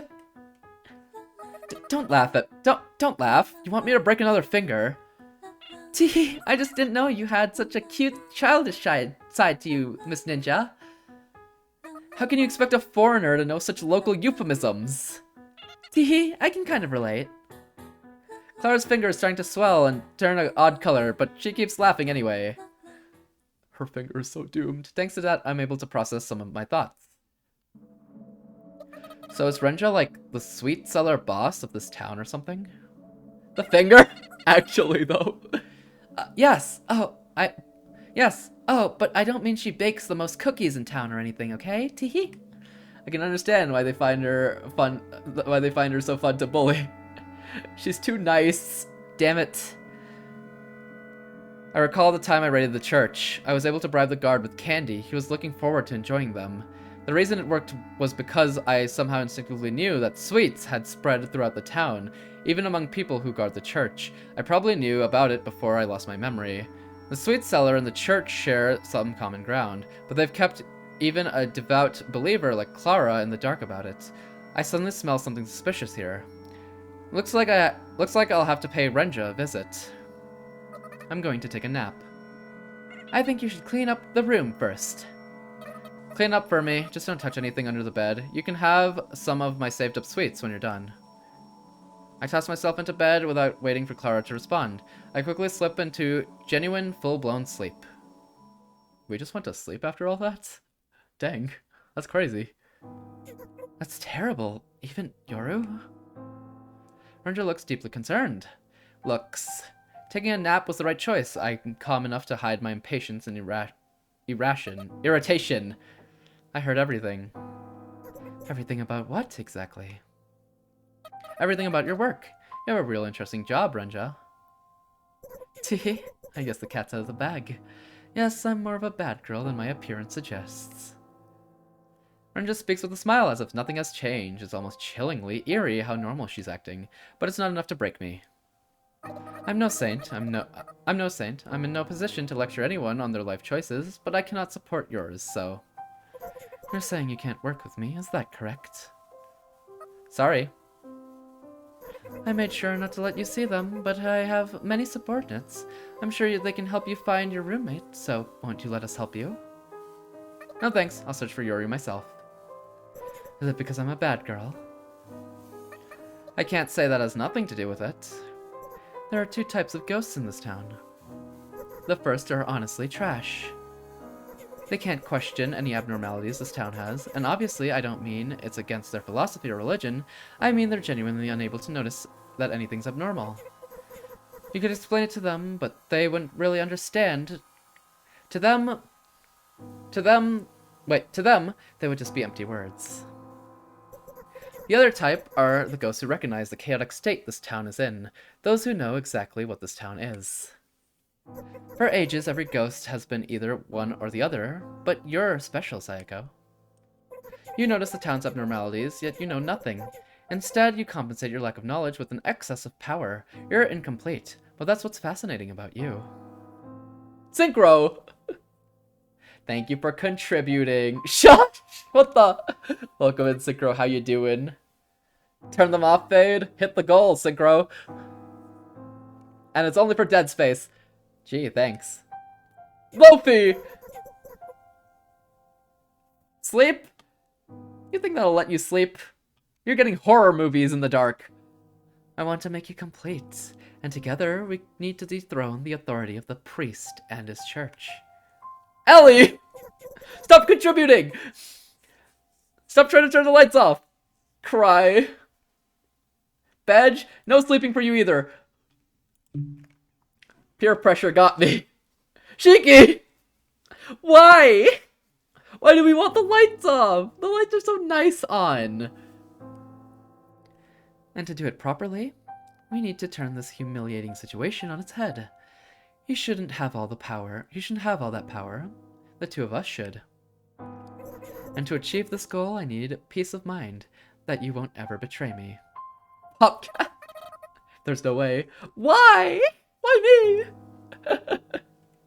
You're not going to try and persuade me now, are you? If you're not with me, then you might as well just say you don't want to know the truth. For all eternity, in either case, just promise me you won't get in the way of my work. Only darkness for you! It's only for Dead Space streams! Which I guess will make them scarier, but still! So, what'll it be? Astonishingly, I hesitate. I should be refusing her offer without a second thought, but I just can't bring myself to say I don't need to know. I've always been an outsider. I've been left in the dark as to why the priest detained Yoru in the church or why Pacifica and Anya are gone. My money for FemFade went for a good cause. Isn't FemFade a better cause, Shiki? Isn't FemFade just a way better cause, Shiki? Isn't FemFade just a way, way, way better cause, Shiki?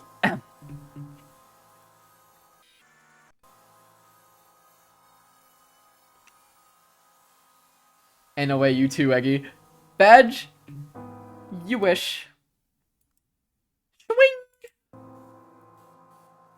And it's because of my complete ignorance, the biggest example of that ignorance is this whole sweet seller business. Ain't no way, Omu. What is the support? Yay! What is this? Don't give... What the?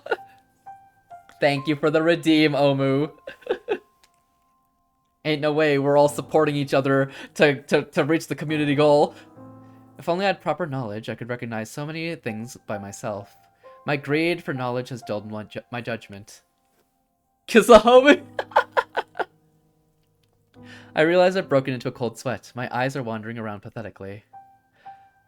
It's like I'm searching for something to help me out of this mess. My eyes stop on something, and that something is, in some sense, the answer I've been looking for.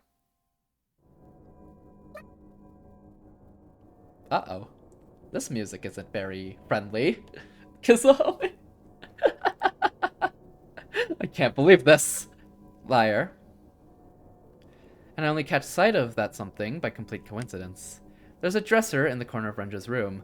It's the lipstick! It's the lipstick gun! On the counter! There's a dresser in the corner of Renja's room. And on that dresser is a familiar tube of lipstick.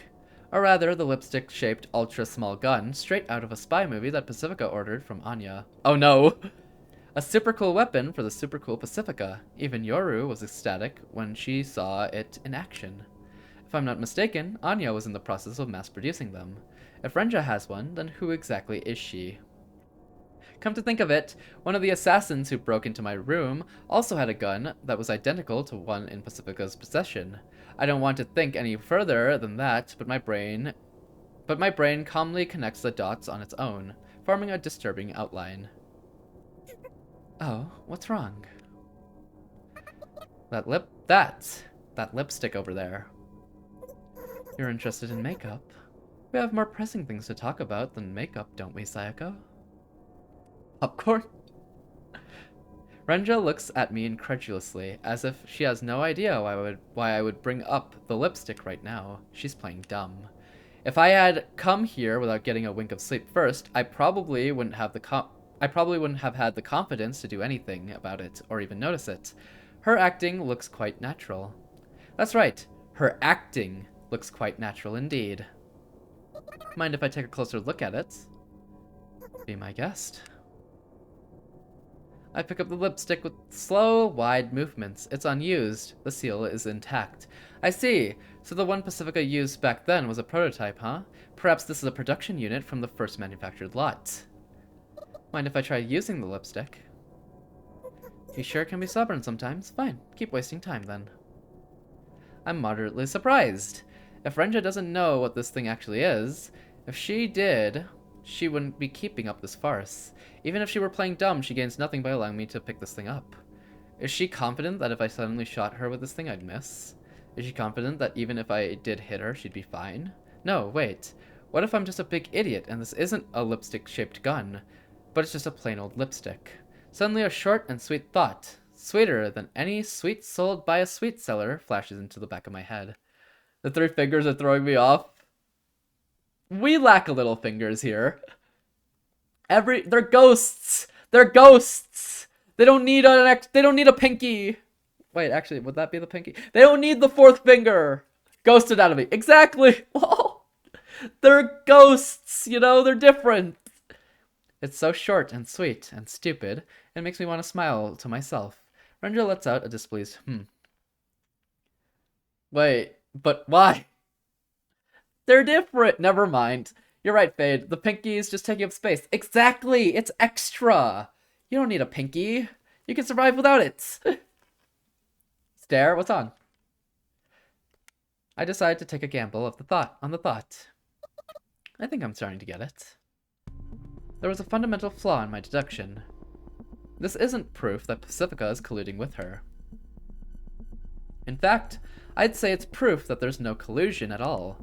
The lipstick was taken from Pacifica, maybe even stolen. If someone's holding her captive, it wouldn't be a surprise if they also stole a cosmetic bag from her too. Are you that interested in lipstick? I received it from one of my subordinates. A small present, I suppose. I'm a good boss, aren't I? It's a stylized thing, but also it's easier to draw 3 fingers instead of 4. That's why a lot of cartoon characters only have 3 fingers and a thumb. Ah, I got you. It's also, yeah, a stylistic thing for sure. Also, you get more, at least from like images like this, you get more like visual of like hands, like the importance of the things they're holding in the hands as opposed to like the hands themselves, right? I'd imagine. But interesting. I look into Renja's eyes. She seems to be confused. I can tell she's losing a little confidence in her discernment. Like, why is this girl so obsessed with that lipstick? Did I miss something? It's definitely the highlight, the lack of a pinky. Uh-huh. Are you that interested in some run-of-the-mill lipstick? Sitting before me is no longer the mysterious, delicate, beautiful girl I once knew. Just one measly ghost who can't even stand up. I open the seal on the lipstick. I see. So you move the bottom part like this, and... Renja, the way you try to make friends is incredibly flawed. The recoil is heavier than I expected. I was aiming for her right arm, but I hit her left leg. So much for accuracy. Though I guess you shouldn't expect much from a gun designed for form over function. If you want me to be your friend, just say so. You didn't have to erase all my existing friends. But in any case, it's exactly what I need right now. Give me back my friends. No. Suddenly my vision shakes. Something hit me in the back of the head. The concussion lasts only a few seconds, but it looks like that's all they needed. I feel an intense discomfort at the nape of my neck. The pain only comes a second later. I reflexively reach back, something stabbing me, something with a characteristic sharp and identifiable by touch alone, a syringe. Damn it. I walked right into that one. I curse my lack of precaution as I instinctively pull out the syringe. When it tumbles to the floor, I notice it's several times bigger than the ones used for vaccines or for drawing blood. It sends shivers down my spine. As far as I can tell, the cylinder is still about a third full, so it's not like all of it's been injected inside of me. Not that that's any consolation, mind you. Sounds painful! Omu? That's our flagship product. The sweet flavor makes it popular with girls. It's also popular with boys since it can be subtly mixed into food and drink. A shock runs through the back of my eyeballs, down to my hip bone, or rather than an impact, it's more of a sudden loss of strength. They say the closing years of the Great War were a tragic time, you see. No matter how hard I try to brace my legs, my vision sways and sinks. Whoa! As a result, the painkiller saw heavy usage during that period. It was already an old drug at that time, and there are several conflicting theories as to why it made such a resurgence. Perhaps it was because its use and side effects were well known, or perhaps it was due to the collusion between pharmaceutical companies. Who knows what the truth is? I thought my legs were supporting my body weight, but before I knew it, I'm on my knees. In any case, it's a potent drug. At low doses, it acts as a sedative, granting soldiers relaxation and sleep. At high doses, it acts as a tranquilizer to neutralize neurotic soldiers. I was once stabbed by one of those big needles, and the doctor proceeded to probe around it with it. It was the worst pain I ever felt. Really? That doesn't seem medically good. Like he was moving it around? That doesn't seem good. Before I knew it, my upper body had collapsed and I'm down to my hands and knees. I told this story once, but when I was getting my wisdom teeth removed, like a year and a lot ago, almost 2 years ago, when the nurse was putting in the IV, she missed, aimed somewhere else, and said, "Dang, you have juicy veins," and I'm like, okay. Yup. Oh no! Yeah! He was looking for, I don't know, the swelling or something. Huh. I don't know if they should do that with a needle. Are you guys good? No. No, not at all. Well, it wasn't the full amount, but it wasn't the full amount, but that should do it. Regardless, I'm able to maintain my vision, so I keep watching. Isn't that right, Met? Yes, ma'am. No painkillers, no numbing cream, just stabby. That's so weird. Why would they do that? Why would they do that? In her hands is a familiar silver object. Anya told me about it. It's the soldier control device used in the closing years of the Great War. At least I didn't wreck your arm by pincushioning it with until it bruised. That's true. Sometimes they just keep missing. So I'm glad it wasn't 2 misses. Or more than 1 miss, you know. Normally you should have been in a comatose state long ago, but you shrugged it off. Plain incompetent, true. You've consumed enough quantities over a long enough period of time to have grown a physical dependence, and yet you've shown absolutely no signs of addiction. Are ninjas resistant to poison? What are you gonna do to me? This. What is happening in this game? Miss Met runs a scalpel across my wrist, at the softest spot a little bit above the base. Question mark? She's gonna put the pill bug into us. No way, put away the knife, Wander! Instead of pain, I feel fear, and by then, the blood's already flowing. Miss Met seems skilled at this. Put away the knife! Guys!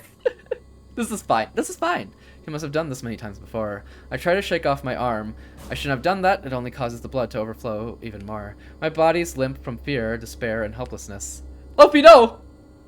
The lukewarm blood spilling down my wrist doesn't even feel like it's my own blood. Miss Met plops the silver pill bug into the incision. The pill bug makes a whirring startup noise as it tries to crawl inside. It stings. Is this a dream? I wish I'd wake up, and yet I can't peel my eyes away from this nightmare. It'll take some time for it to reach your spine, so let's have a nice chat while we wait. Scalpel! No scalpel for you! I see. So once that happens, I'm out, huh? You just want to enjoy watching me suffer until then, Renja. I can feel your sadistic gaze pouring down on me. Spine! If the drug didn't work, then maybe this thing won't work either. I'm not sure if I actually said that. I can't clearly feel my lips. It's as if the whole world is behind frosted glass. But at least I can think clearly on my side of the frosted glass. According to what Renja's saying, my body seems to eliminate drugs faster than normal. With a little bit of time, maybe I can regain free use of my body. But that little bit of time is the problem. The pill bug isn't moving very fast, but my arm isn't very long either. Perhaps. Sounds like an experiment worth... I don't hear what she says after that, or rather, I hear it, but only as disjointed sounds. I'm only able to catch the nuance. The way I make friends is flawed. That's none of your business. Why make friends with someone who's already has friends? That's like setting yourself up for number 2 at best and racing to the bottom. No thanks. I'm nobody's number 2, and I don't want to be below anybody else. My ears are ringing, like what happens after you've heard a loud sound. Like a bomb went off next door. Something squirming on the other side of the frosted glass. My consciousness sticks its face up against the glass, trying to see what's going on out there. But that's just a metaphor. My consciousness doesn't have a face or eyes. All it can do is feel. I push those feelings out of my mouth in the form of words. She has porcupines pushing her chair. You're right, there's so many needles in that guy. It's true that there were rumors about you, but in reality you were into boys. You were 13, it was winter. Bleep was speaking with your dad, acting friendly. Needed to get some more medicine for your mom. All you could do was watch. What are you trying to get at? I'm only tracing out the silhouettes behind the frosted glass. Honestly, I don't know what any of this means. I keep talking as if to feel things out with the tip of my finger. Your dad always was so apologetic to you because he thought it was his fault that your legs turned out that way, and that you didn't have a mother anymore. It was an uncomfortable way to comfort you. Everyone respected your personality. That's why you never bothered to learn about equal relationships. At least that's what you thought, didn't you, you coward? What's wrong with using the weapons you've been given? I'm not myself. I wouldn't say things like this. Your first prey was the kind, chubby, older bleep who wore thick glasses. You knew he had good looks, But you were afraid to use it to sway the opposite sex. Wait, you knew you had good looks, but you were afraid to use it to sway the opposite sex, since you didn't know much about them. So you disguised yourself with a made-up character. Stare. Synchro. Synchro critic. She needs a Snickers. No, actually, this other personality might just be for the best. This other personality might just be what we need, honestly. She needs therapy. How could I do something like this? How could I expose someone's weakness, criticize them for it, and make sure they can't return to the status quo? No, I'm not that weak. Yes, you are. You don't know me. I am you. We both are. No, rude co. I hear Renja's voice. I hear Renja raise her voice in anger. And yet, I think I'm smiling. Even though it's not funny at all. I want to stop already, but I can't take my eyes off the faint silhouettes. I can't stop tracing them with my mind's finger. The sights I see are so cruel, they make me shudder, which is why I can't peel my eyes away. A garage floor, a shard of glass piercing the hand, the helplessness of being stuck, of being unable to stand up. Met! The encroaching red flames, despair. Matt, shut this girl up! I snap back to my senses when I hear that voice, as well as a short, high-pitched electronic sound, like that of a cell phone ringtone. I try to remember what I saw, but like hand sanitizer, it just gives me a tingly feeling before slipping through my fingers and evaporating into thin air. It's me. What? Renja's in a chaotic disarray. The fact that I can tell that means I've recovered a little. I chuckle to myself. I've chuckled to myself. I'm starting to feel my lips again. Small signs that I'm recovering. It's just funny to think that I got directly injected with tranquilizers and shrugged it off this easily. It's like I'm superhuman. Super ghost, I mean. There's a bit of trouble at the factory. I'll go there directly. Take care of things here, Met. Make no mistakes. Yes, ma'am. Promise me. I swear my afterlife on it. If we had known things would turn out like this, you should have implanted that device closer to the spine. If you did, then I'd be going to work with my new friend Sayako by now. You will tomorrow, for sure. Renja smiles for a moment. I don't know if she's regained her composure or if she's just bluffing. Either way, I'm impressed. See, you can say something good every now and then. Once you're done here, you two can come see me together. This is fine. Everything's fine. Miss Met opens the door for Renja to leave, and as Miss Met does so, she exposes her back. I need to find a way to get away from her as soon as possible. I need to find a way to remove this bug. How much time do I have left? It can't be much. Somehow I manage to lift up my upper body. I can move better than I expected, but not as much as I need to. I pick the cosmetic bottle off the dresser and hurl it at Miss Met with all my might as she turns around at the sound. Miss Met doesn't flinch. She just calmly turns towards me as if it were a roll of toilet paper I threw at her instead of a glass bottle. I need to get up and get out of here. It's at that moment I realize how numb my feet are. It's like I've been sitting on them for hours upon hours. My legs can barely even support my body. If you really care about that girl, you shouldn't keep humoring her like this. You really believe I have an alternative? Miss Met tackles me when I can't even stand. There's nothing I can do to fight back. Especially considering the overwhelming difference in physique. After all that effort I took to get back up, my body ends up back on the floor. There's nothing wrong with dedicating my body and soul to serve her. I would gladly die for her if she simply gave me the word. Most people would never experience such devoted loyalty. Miss Met straddles me, takes out a gun, and points it at me. I'm confused for a second. Speaking as someone who's been shot to death before, the flow of time certainly seems to slow down. The moment you're shot, so in other words, that can't actually be taking that much time. In this eternal fleeting moment, I see Miss Met's eyes from behind her long bangs. She's crying. Miss Met drops the gun, only to strangle me with her now open hands. I try to shake her hands off of my neck, but I'm unable to even grab her thick arms. Straddling! I guess that's because of our weight difference. I've been trying my best to ignore it, but the foreign object in my arm is literally crawling under my skin. It feels like the bug has slammed into my shoulder bone and is trying to make a slow detour. Mommy, sorry? What the? Now that I feel it, it's driving me crazy. I need to do something to distract myself. After all this thinking, I realized something. If Miss Met were seriously trying to strangle me, it wouldn't be like this. I can feel some hesitation in her hands. That said, she's still strangling me. My vision's gradually fading. If I lose consciousness now, I'm sure I'll be a new me by the time I wake up. Almost in. Right, the gun. The gun Miss Met dropped. I stopped trying to grab her arms and instead feel around for the gun, which should have landed somewhere near my side. Obviously, Miss Met notices and takes one hand off my neck so she can keep the gun away from me. It's easier for me to breathe now, but that doesn't change the situation. If she tosses the gun out of my reach, it's the end of the line for me. There must be a bug implanted in Miss Met too. That much is certain from the way she speaks. Alright, what did Anya say that one time again? I take a deep breath while the pressure on my neck is loosened. Well, you tell someone to do something, and they must do it. Tell them to don't, and they must not do it. You lay down the rules. I'll be quiet. I won't speak anymore. Miss Met's grip suddenly weakens. Renja's last command was to shut this girl up. I announced my silence, thereby fulfilling that command. In other words, at this moment, she's lost her reason to manhandle me.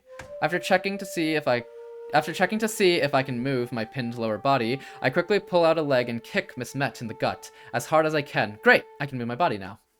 Dang.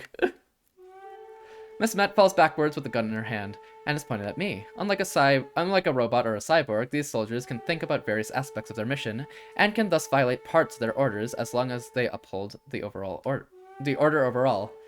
No more manhandle. Don't be pensive about that. What the? That's what Anya said. Living brains have leeway in their decision-making ability. If you think about it logically, what Renja really wants isn't for me to shut up, but to be incapacitated non-lethally. If I die, my body will return to the garbage dump, but what happens to Bug? I don't know. In any case, Miss Met's pointing the gun at me, which means it's of no concern to her if her attack kills me. I'm confident I moved faster than the wind. I grab the barrel of the automatic pistol. I can clearly see Miss Met's reflexive pull of the trigger. I'm out of time, but that's perfect. I push the barrel of the gun pointed at me into my shoulder. Sparks fly in the back of my eyes the back of my head, and of course my shoulder. Perhaps my whole body has turned into sparks. The taste of the tip of my tongue has got to be the taste of the bullet impact. Ugh, damn you! KO! I try to hide the pain with a yell as I drive my still perfectly good left fist into Miss Met's jaw. I feel my fist land perfectly. No matter how tough you are, I doubt you can keep fighting properly after a direct jolt to the brain. The cat punch. It's so accurate here, though. Fox it. But this is only the beginning. I'm not done yet. I yank up the neck of my sweater and bite down on it hard. She actually did, though. I thrust my fingers into the fresh gunshot wound into my shoulder. The indescribable pain is so intense it sends sparks flying in my eyes. I can't believe I have to gouge out this wound. I wouldn't want other people to hear the groans I'm making. Just a bit more. My fingers touch something hard. It's not bone, it's metal. Get! I can hear the sound of muscle fibers tearing as I pry the bug's legs off of my flesh. Wrecked! Okay, that's the end of that. I hold the silver lump on the palm of my hand and stops moving as if to say, now's not the time for work. Perhaps it's detected that it's been exposed to the air. I hate this bug inside the body trope. True, but it's been dealt with, and now we just kill people. Probably. Wonder. That's so accurate, though. I let out a laugh, and then I let out tears. But then I tell myself now isn't the time for either of those things as I refocus my attention. Miss Met sprawled out on the floor beneath me. I pick the gun up off the floor. I need to incapacitate her. I suppose I should shoot out both of her legs. No, wait. I need to free her from the bug. If I pump her head full of lead, she'll wake up in the garbage dump as her true self, won't she? I point the gun at Miss Met's head. It pains my conscience to do it, so I hesitate a little. Stop. So you're awake. Even if you shoot me, I'll still return to her from the garbage dump. On my own 2 feet, so there's no point. Miss Met speaks nonchalantly. There's no aggression whatsoever in her voice. In fact, she even sounds somehow relieved. It doesn't look like Renja actually cares about you to me. What matters is who you care about, not who cares about you. That's what matters to me, at least. Even if she continues to look down on you. I find it acceptable. She must be saying that because she's been brainwashed. That has to be the case. Please be the case. But if you had the choice, wouldn't you want to stop doing this? Unfortunately, reality seems to betray my expectations most of the time. I would, but my desire to be by her side is more important. Serving her is what makes me happy. And this time is no exception. What makes you think that way? I don't understand why you believe in her so much. I had an epiphany one day. I realized that this is what I wanted. If I had to put it into words, I thought, she's beautiful. No objection to that point, correct? What if I was the bug? What if Omu was the bug? You're right about that. Good, we have a near infinite amount of time on our hands. I want to spend that time watching over beauty, and I found a way to guarantee it. A way to be needed. And it will last for all eternity. I'm an atheist, personally, but there's no more than one way to get eternal bliss. Stop! Luffy? If you'd rather stop doing this, then can you really say it makes you happy? Squash! Wait, no, he's sick! Thanks, Luffy! Or he's not sick? It's a luxury to live in a situation that's ideal in all aspects, so it's complicated. Complicated. I'm not good with complicated topics, they tire me. I don't understand what you're saying. If only there was a stomp emote.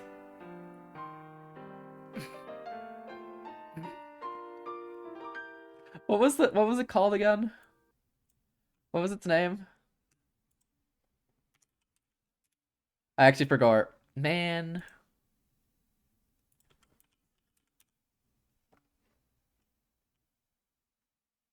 Oh, well, found it. People stomp.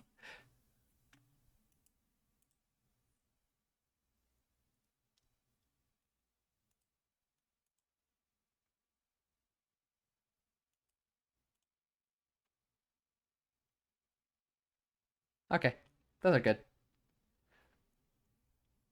Cringe! Actually, Kafka's stomp is... Ayo, I'm removing that. Never mind. You get no Kafka stomp. And...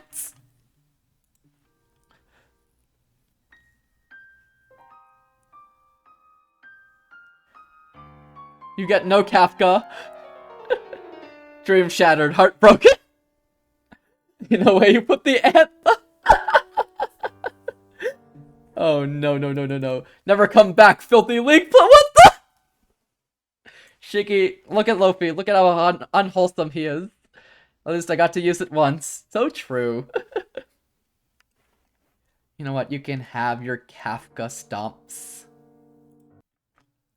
Here.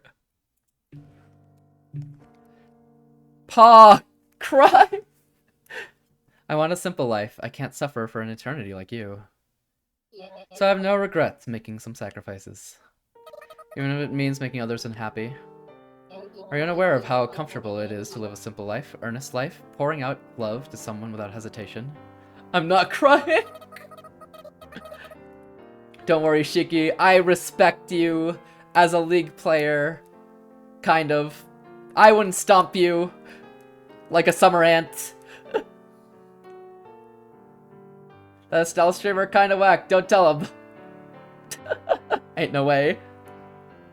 What the heck, Luffy? If all you want to do is pour out love for someone, what's up, Estelle? This is an insane screenshot.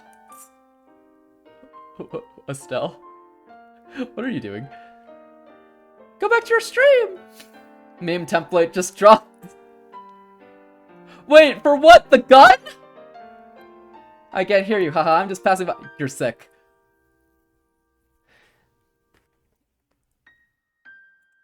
I got this.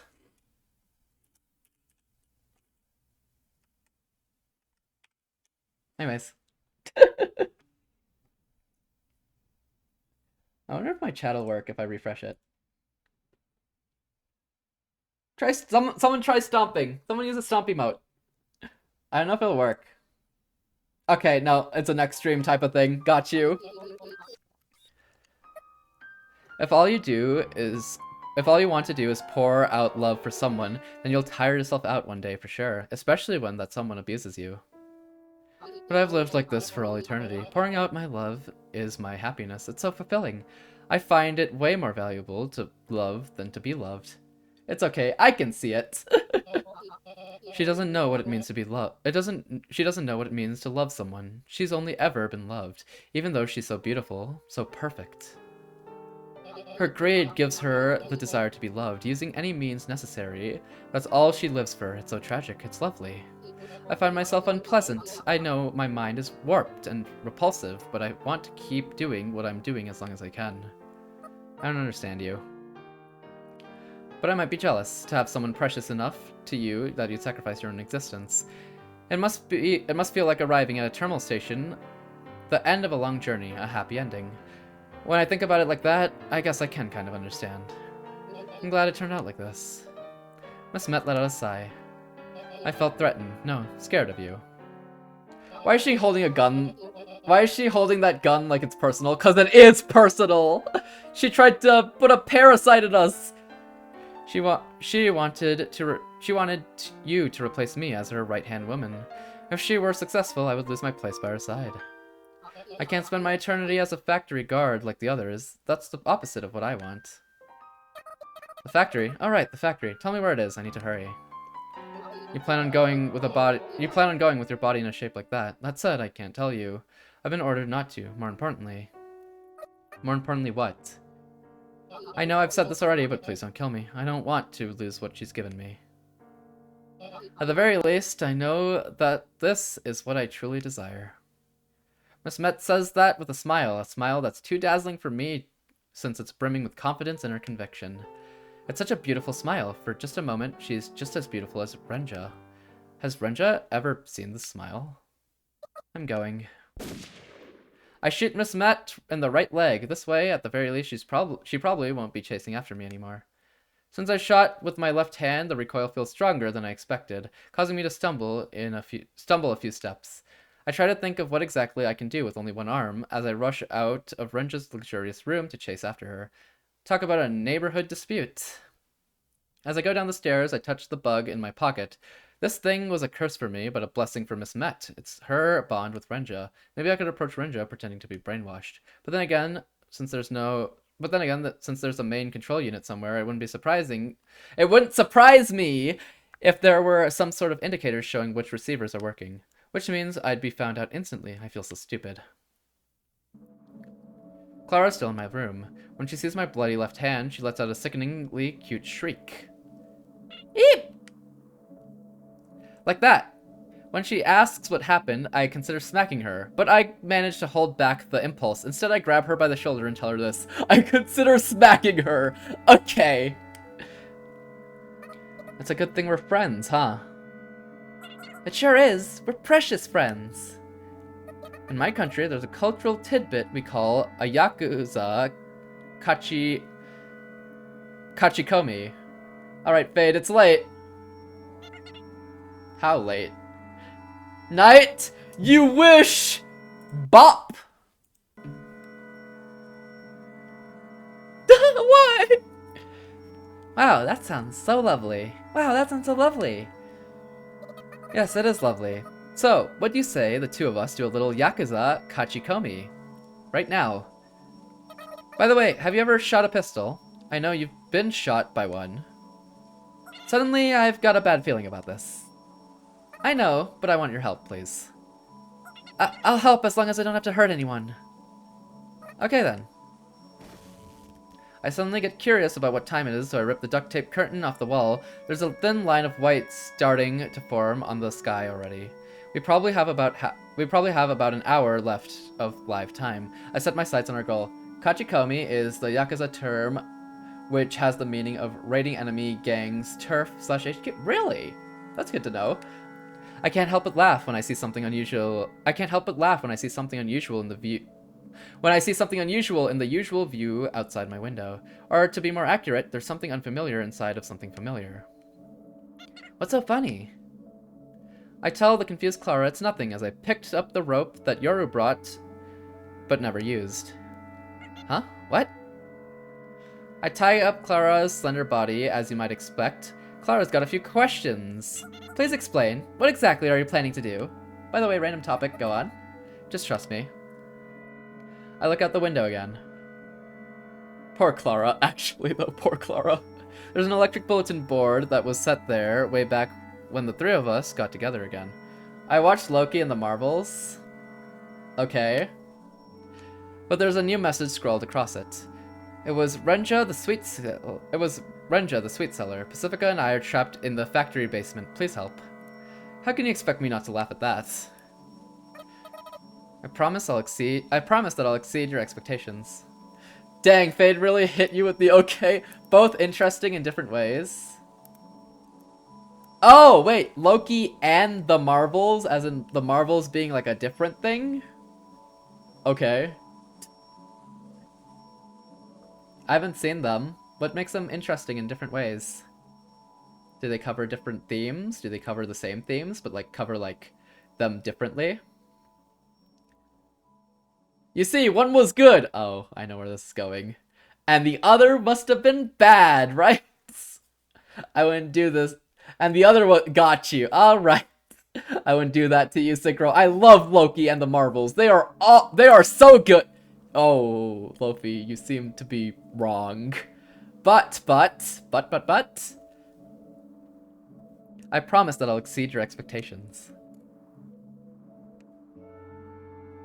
Throughout the whole ordeal, I've been unsure if I could trust the people I thought to be my friends. I thought trusting people meant having a peace of mind. I thought choosing to distrust people meant closing my heart to them. Okay? Luffy, I need you to explain in 5 words why Estelle okayed. Reminder that you'll be sitting in the dark suit. What does that mean?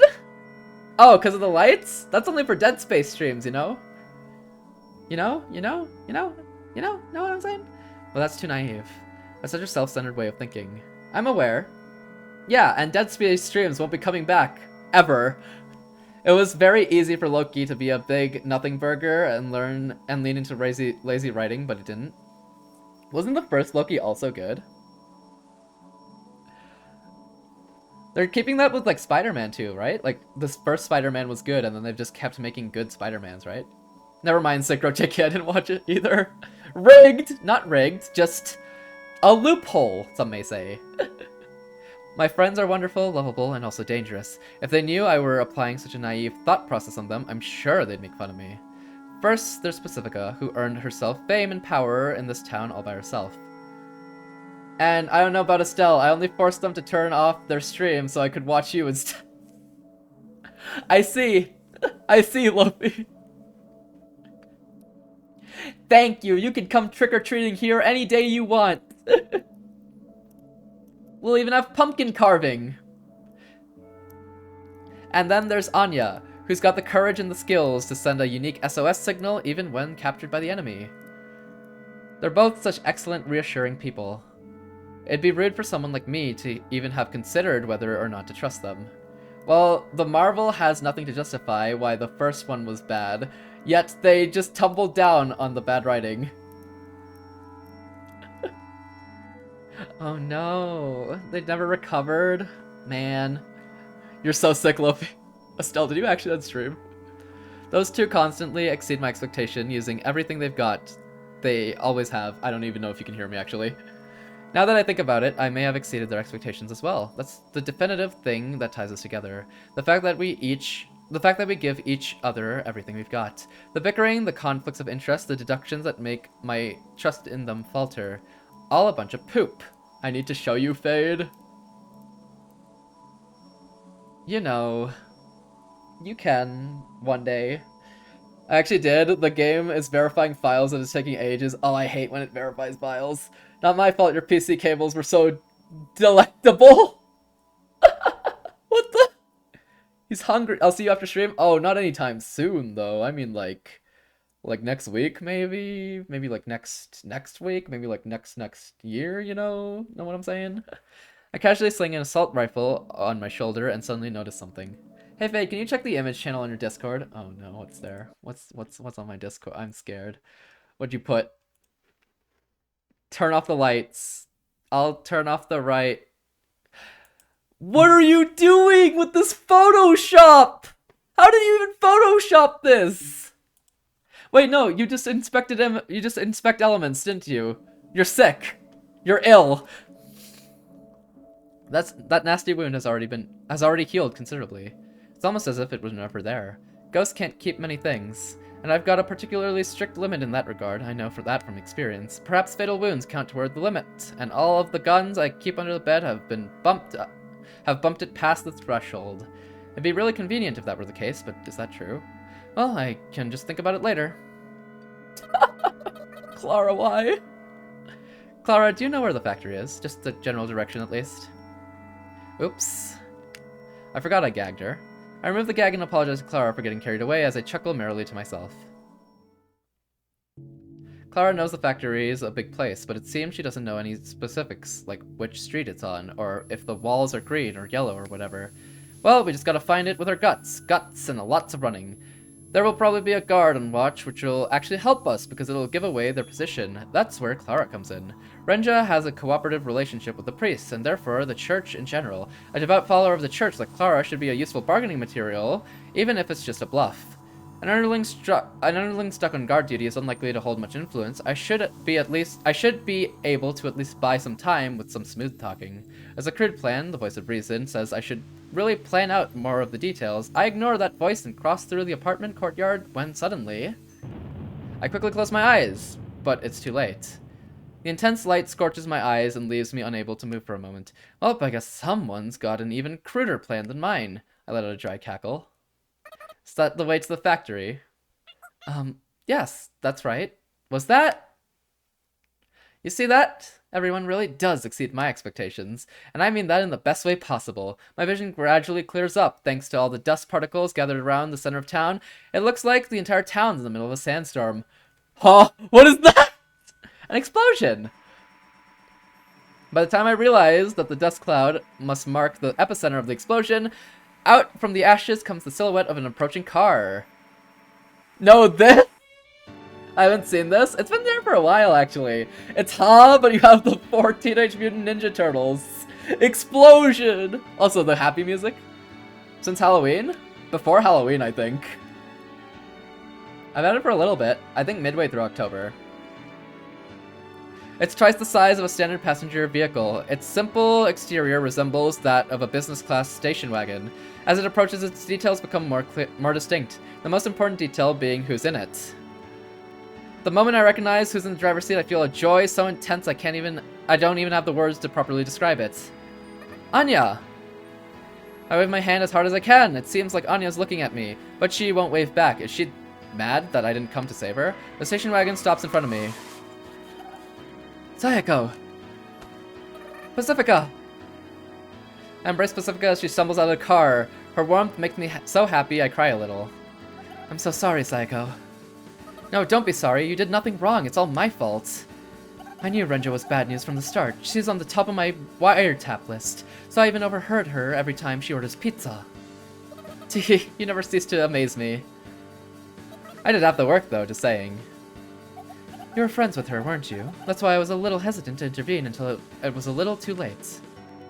It's okay, that doesn't matter anymore. Anyways, where's Yoru? Oh, Yoru, well... She's the one who came up with the brilliant idea to blow up the generator, but how did she know that all the security measures are shut off in case of an emergency? Yeah, she can be a real big mystery sometimes. Well, she's not so big now. She's probably small enough to fit in a shoebox. She didn't make it out in time, huh? I guess that's one way to put it. She sacrificed herself so we could escape. Like, at the end of an action movie? Well, we were certainly moved by her actions. I guess we have to go pick her up later on, then. I cackle. It's hard to breathe with all the dust in the air, but I feel like I finally found the place I belong. About that. This isn't over yet. We've only gotten into the main event. How observant of you. Now that some of the dust has settled, it's not too hard to make out the silhouette. Renja. It seems I've made several mistakes. Renja. The whole incident started because of her. So to end this incident, we have to face her again. I see how it is. I'd say your first mistake was messing with us. Kill those two and come to me. If you think you can command me, think again. I already took that thing out. If you want me to do something, then ask properly. So you refuse. I'm sorry we couldn't be friends. Oh, is that so? I agree. You will be sorry. Renja lets out a small sigh as she pushes her small fist against a button in a hidden compartment on the armrest of her futuristic wheelchair. Obviously, I can't help but wonder what the button does. It can't be anything good, at least. Her wheelchair starts rattling, then it steamingly deconstructs itself into individual cylinders spreading out like a metal tree sprouting out of nowhere. The beams then weave into each other and reconstruct themselves into a new sort of lattice structure, lifting Renja up high in her seat. Speaking of Marvel, hello Doc Ock! It doesn't take long for that thing to expand to the point that it towers over us. It grows to about 10 times its original size. I can now say with certainty that the button Renja pushed was a transformation button. Wow, it transforms. I dig it. She's faster than we thought. We can shake her off our tail, which is why we have to rely on you, Sayako. You have to do something about her. Clara. A silver spider. That's what this weapon looks like. It's silver, and it's got many legs surrounding Renja's vantage position seat. The only part of the thing that still resembles the original wheelchair. Oh, Clara! I will tower over— What the— Estelle? Thank you for the Bogger stream, Bog streamer. Oh, bye, Estelle. Guess your files are done. Or else, this is the end. I see. So, this could be the end, huh? That's not good. Guess I'd better put in some effort, then. I stoop down, pick up some snow by my feet, and make a fist-sized snowball. Then I hurl it at Renja's face. Come at me! Are you kidding me? The spider picks up one of its legs, that's maybe twice my height, and then... Have a good one, Estelle. Clara, no! Hey! It swings the pointed tip down hard immediately behind me, skewering Clara from the crown of her head straight down through her abdomen. She looks like an obscene objected art depicting the way butcher birds impale their prey on thorns. The vivid contrast of the vibrant red blood against the cold silvery steel has me frozen in my tracks for a second. Oh no, Clara. What the? Shish kebab? Sheesh kebabbed. What the? Don't worry, it's just Clara. Don't mind my typing. Anyways.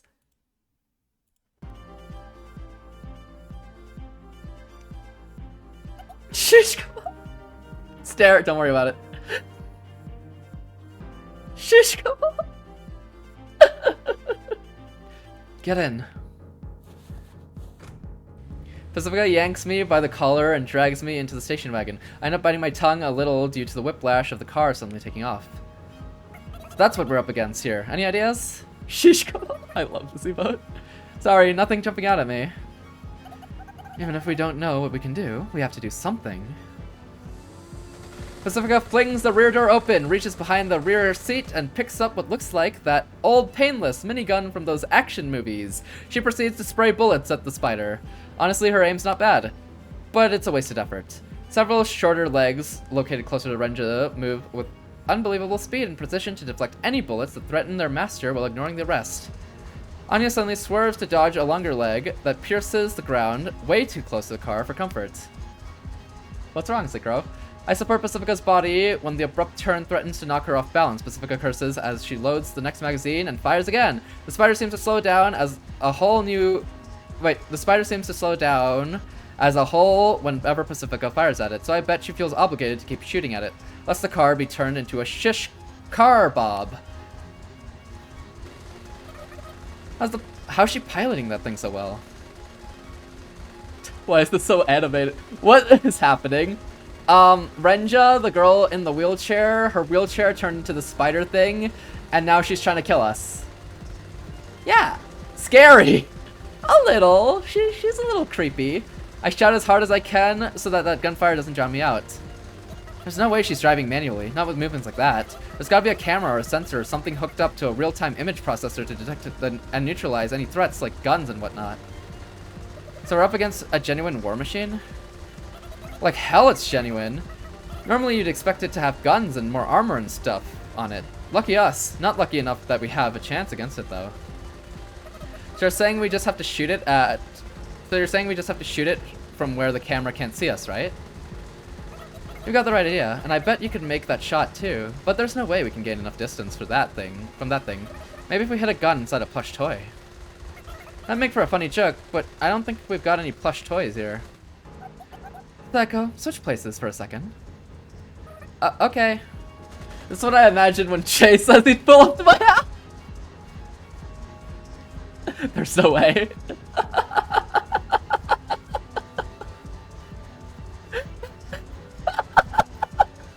You're so sick. Luffy. Please. That's so dumb. Actually sick. Actually sick. Nah, Jay said more sick things. Jay! Get off Nickelodeon! I switch places with Pacifica and continue to fire bullets with the machine gun. The rapid clinking of the metal legs as they deflect the bullets nearly drives me insane. We don't have that much ammo left either. Even if we conserve as much ammo as possible, it's only a matter of time before it runs out. Rocket launcher! Get down. Get down. The whole interior of the car explodes. At least that's what it seems like for a moment when Pacifica launches a rocket at the spider. These sorts of rockets are quite slow, which gives us plenty of time to pray. I think I hear Renja shouting something. The next thing I hear is the impact. Hey, that's a little thing called backblast, you know?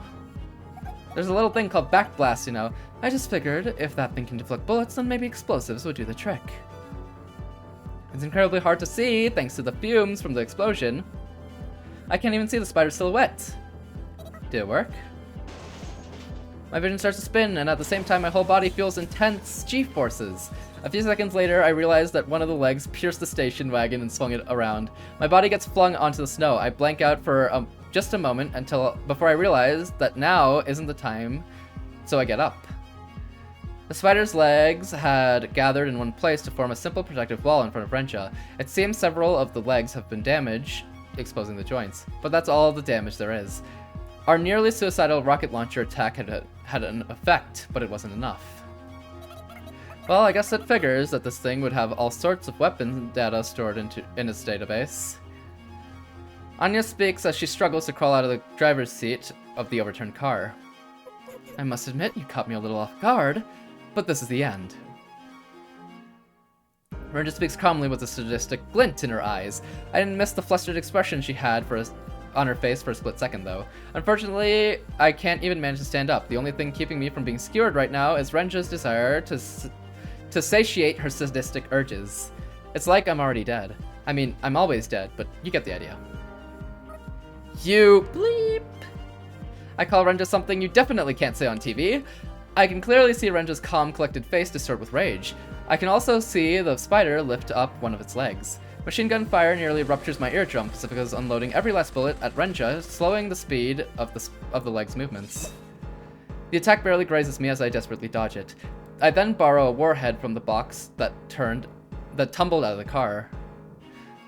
I was easily able to hit Renja's face with the snowball earlier, despite it being both slower and bigger than a bullet. Which can only mean one thing: objects thrown by hand don't trigger the spider's defense system. And if that's the case... Ruh! I didn't really want to say something like, that's the power of friendship, because that's so cheesy. So I say it ironically, as a joke. That's the power of friendship. Friendship's the best. Friendship's the worst. The power of friendship, we just threw a rocket at her. Renja looks like she's become part of the wreckage. Though I guess that's not too far from the truth, since this thing was quite literally like an extension of her body. Sayako, you're making a mistake. There's also the fact that an exposed shaft or something is stabbing into her back. Associating with the lazy will only make you lazy too. I still think it's our mission to rule. Rather than actually talking to me, it sounds like Renja's trying to convince herself more than anything. The plush toy she's always carrying has fallen onto the ground. Contrary to its soft appearances, there's cold, hard, mechanical parts jittering out of a tear in the fabric. There's no need to rush anymore, so I slowly pick it up. I see, so this must be the main control unit. Give that back. You seriously think anyone would give this back? You seriously think anyone would give it back when you ask like that? I just stare at Renja. We are superior, unlike you people. We are not fakers appealing to teenage brats who buy cheap knockoff brand name sneakers. That sounded so pathetic I had to close my eyes. Do I feel empathy for this girl? I do, don't I? That stuff is meant to be inhaled or injected by VIPs who possess soldiers who would gladly die for them when given the word. It's a glorious high purity genuine article. Only the genuine can understand the feelings of the genuine. One day you'll understand. I am the you from the future. Someone's here to pick you up. I don't even have to look to know who it is. The heavy footsteps and heavy breathing due to the heavy injuries makes it quite obvious. I had a feeling she'd be coming. Met? Let's go home. Everything will be okay if I do everything I can to treat your injuries. I'm not your master anymore. That doesn't matter to me. What are you talking about? It matters to me. If you're not my slave, you're worthless to me. Your wound certainly is deep, but... I lean in to Renja and examine her wounds. I take the bug out of my pocket. The poor thing had failed its mission to take control of me. Renja's eyes open wide. She mouths the word stop. On closer inspection, I find that her wound isn't actually bleeding that much, so I set the bug free inside of her. I figure it's closer to the spine than the arm. The sky is starting to turn white, but I figure we'd have enough time to get home if we started walking now, so we've got plenty of time. Renja, do raise your right hand. Before I even finish speaking, Renja raises her right hand, even though it's caught underneath a jagged metal part, which leaves a big scratch on the back of her hand. I can hear Miss Met gasp. Fine, go ahead and humiliate me. I don't want to humiliate you. Don't worry, I won't do this again. Let's see. First of all, I command you to don't die. Miss Met speaks up when she catches on to what I'm trying to do. Wait, no, you shouldn't. Next, do cease all sales of both drugs and sweets, and don't send hooligans to our room. Don't cause harm to me or the people close to me. And also, don't work with the church. This isn't what I want. Tell me how you really feel. My business! Get wrecked! It is what I want, but I don't think it's a wish worth granting. It's weird, I know. Maybe she's got a point. But I do think it's a wish worth granting. Renja, don't leave Miss Met's side. Miss Met, do protect Renja at all times. In particular, do prevent any situations that might cause the extraction of these bug things from your bodies. Moving on. And furthermore, do continue to live together in peace for good. I drop the plush onto the ground. I do the best that I can to make sure nobody can ever touch it again for the rest of eternity. This is probably the limit of what I can do. At the very least, I feel refreshed. Let's go home. I talk to my two friends who've been watching over the whole thing. I want to take a bath. I want to eat meat. Sounds good. Let's do both. Please wait. Miss Met drags Renja out of the scrap and carries her on her large back. It looks like Renja's asleep, that or she fainted from the humiliation, though her face does seem to be peacefully sleeping. Miss Met, you just said that this is weird. I think Miss Met is a good person. According to Renja, she's nothing more than a lazy ghost, but she's still virtuous and pure, which is why I wanted to reward her, though I'm probably just being self-centered and self-satisfying here. Yes, I did say that, and I still think it, after all. Everyone is a little weird. That's what my doctor told me. I didn't know what she was talking about at the time, but now I agree. Sayako. The doctor's always giving me medical exams in the plaza, and that's where I'll be too. I'll see you again someday. I'll be waiting. My two ghost friends and I feel happy as we walk off briskly, not because we don't have time, but because we want to get home as soon as possible. We leave the other two ghosts behind. I can't help but pray that one of them will be happy for as long as possible. Huh. Is that the end? Interesting story! Nice!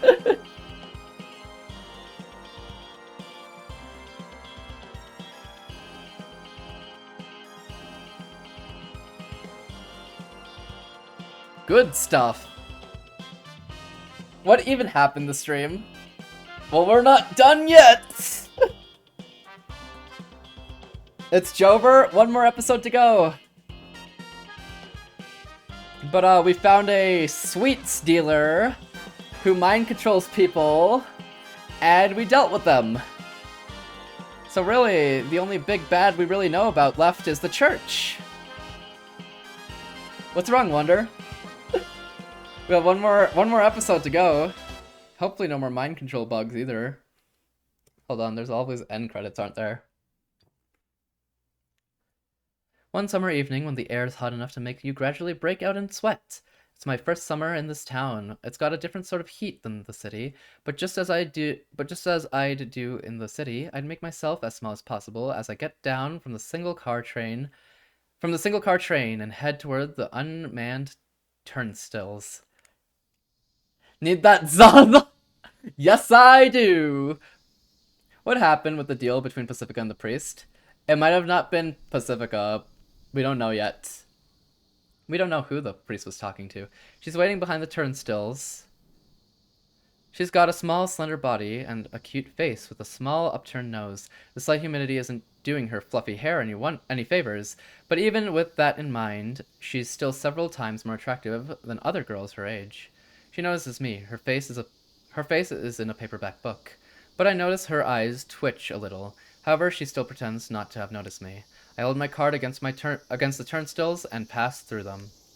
I do so even though I'm just going to go back inside after seeing her, because she'd get mad at me if I didn't. Actually, she wouldn't get mad, just pouty, with a look of displeasure on her face and tears in her eyes for some reason, and her mood wouldn't improve until I personally apologized for every little thing I've done wrong. You're late. Once I pass through the turnstile, she looks up from her book. I've been waiting for ages. You really expect me to show up immediately when you call me unannounced? That's what I want to say, but instead I just say what I usually do. I'm sorry. No, you're not. I'm sorry for being inconsiderate and making you wait out in the heat, even though you're tired from practice. I see. Apology accepted. Try harder next time. The two of us pass back through the turnstiles. That's another day's worth of lunch money wasted for a stupid formality. And money's not the only thing that I've lost today. To feed this girl's stupid desire for control. Listen, I've worked hard, very hard at practice today. It's been about half a year since I had to move to this remote rural town due to a parental job transfer. I don't know if it's because of the country climate or my own personality, but my classmate at my new school treat me like an outsider, and nobody tried to be my friend. She's the only one who's even approached me. She was just as alone, and for that simple reason, we began to spend time together. Her parents are also from the city, so she says she's picked up urban vocabulary and intonation from her parents. But I doubt it was an entirely natural process. She's yearned for the city life and believed that the city is where she belongs. She acts like she's been unjustly torn away from the city. From what I've heard, she's been to the city no more than 4 times in her life, so I seriously doubt she's really a city girl at heart.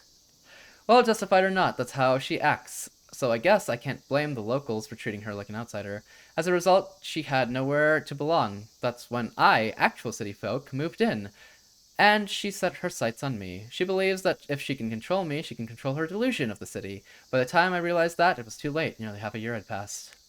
Hey, are you listening? We wait for the train at the empty platform as it gradually gets darker. Nearby is an unmanned police box, an old, worn-out beauty parlor, and some sort of office. There's also a field, that's pretty much it. It almost makes you think we're in the middle of a desert or something. Oh yeah, if you're not interested, then just say so. I am interested. Sorry. Must have been tough. What a mean teacher. If you want to pretend you were listening, you could brush up on your acting skills. I'm not in my home city anymore. If I don't do things my way, I'll just get swallowed up. I won't come see you tomorrow. I mustered up everything I got to wring out those words. I'm not doing this anymore. But you're my precious friend. I can't believe you'd say something like that. We aren't friends. Friends are equal.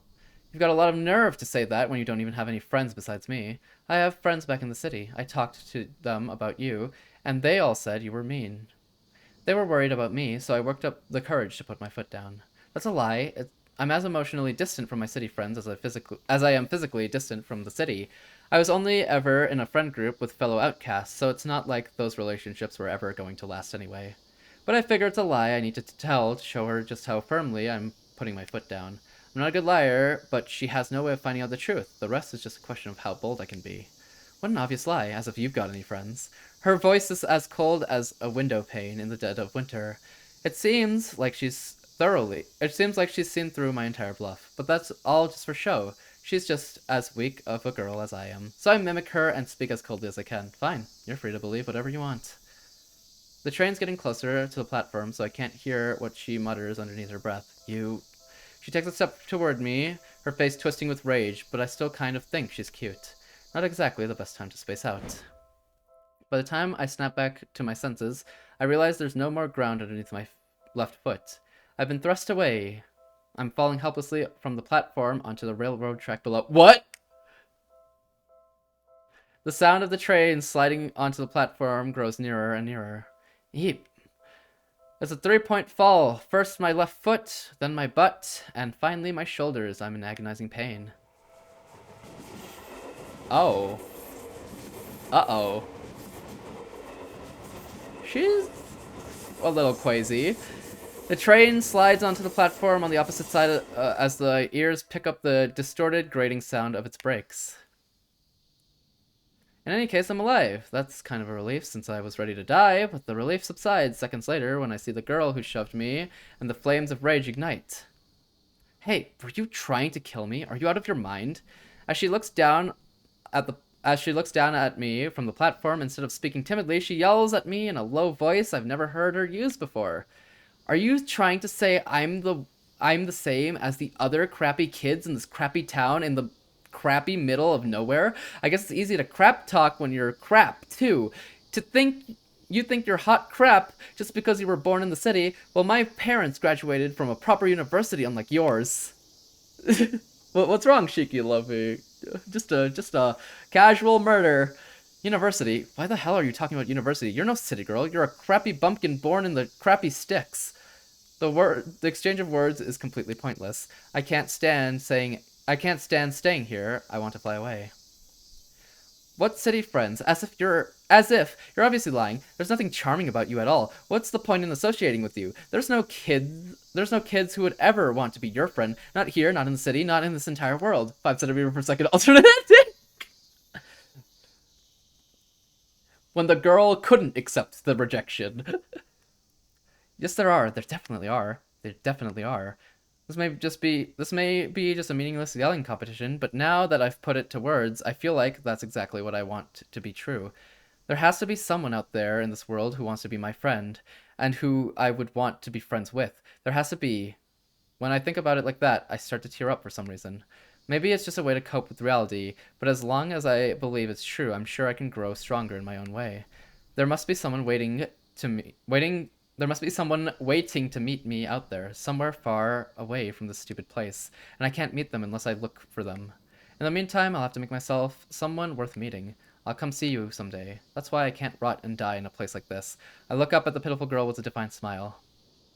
She runs away in fear, and by the time the police officer and the ambulance arrive, I've been laughing the entire time. As a result, the doctors have my head inspected too.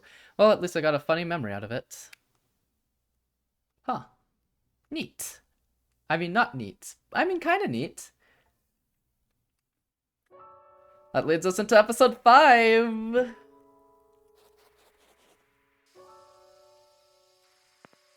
Uh-oh. The day I looked at her and saw her.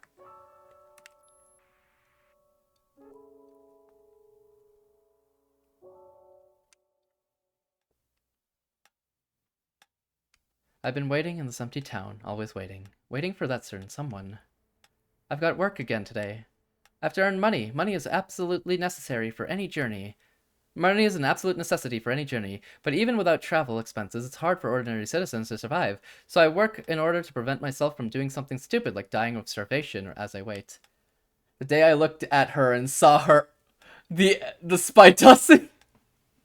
There's no way you said the spy Dussie. As the noon bell rings, I leave the town hall under the pretense of taking a lunch break. As soon as I'm outside, I find a garbage can, or maybe it's a plant pot? I'm not sure. I can't press anything. As soon as I'm not sure either. I'm not sure. Either way, there's an envelope attached to it, which I retrieve before heading back to town hall with a nonchalant look on my face. On the way back, I visit a seedy cafe that's definitely not to my taste. I simply chose this place because it's busy. This is where I meet him. He's an acquaintance of mine, and a regular at this cafe. We chat closer than strangers, but not quite friends. His hobby is sketching landscapes, so he often shows me his sketchbook. I pick it up. The paper in the sketchbook is quite high quality, considering how all of the nation's resources are currently being funneled into the war effort. I flip through the pages and glance through them. Sometimes I give feedback if any sketches interest me. I return the sketchbook after casually slipping in the envelope I retrieved at noon between its pages. Are we a spy or something? Nobody notices. The cafe is dim and it reeks of alcohol. He pretends not to notice either as he takes the sketchbook back. Apparently this is how revolutionaries, or whatever, operate in this country, where political power is overly concentrated. Though it's not like I've got any interest at all in revolution. Are you sure you don't want to leave this town? I'm sure you could go anywhere you want. There's no need for you to share your destiny with a town like this. You've got the freedom, don't you? The man speaks. In my opinion, he seems to have way more freedom than I do. I give him a vague smile as I get out of my seat. He's a few years younger than me. He's young and charming, and yet he doesn't try to use his power for himself. That said, I was younger than him when I started waiting for that certain someone, wasn't I? And thus another day comes to a close as I head back home. The salary is a pittance, so I'm earning slowly, but surely. The ordinary days continue. Work. Break envelope. Even after I've gotten used to retrieving the envelope, I'm still too nervous to eat my bread. Cafe. Talk with him. He's been looking pale lately. This continues forever. Before I know it, the seasons have changed, but is it a different season? But is it a different season in the same year, or a different season in a different year now? Reset. When I reach out to retrieve the envelope, someone grabs my hand. The secret police. I've never seen them before, but I recognize them immediately. A gunshot. The secret police officer falls. It's him holding the gun. Not the person I'm waiting for, but him. I take his hand. We jump onto a train and watch as the town fades into the distance. And then a bomb drops. Onto the town where a certain someone was supposed to come home to. I let out a vague laugh. What the heck is happening? Grab gun! Ain't no way you're reenacting. What was that? What was that? That's crazy. That's crazy. That's crazy.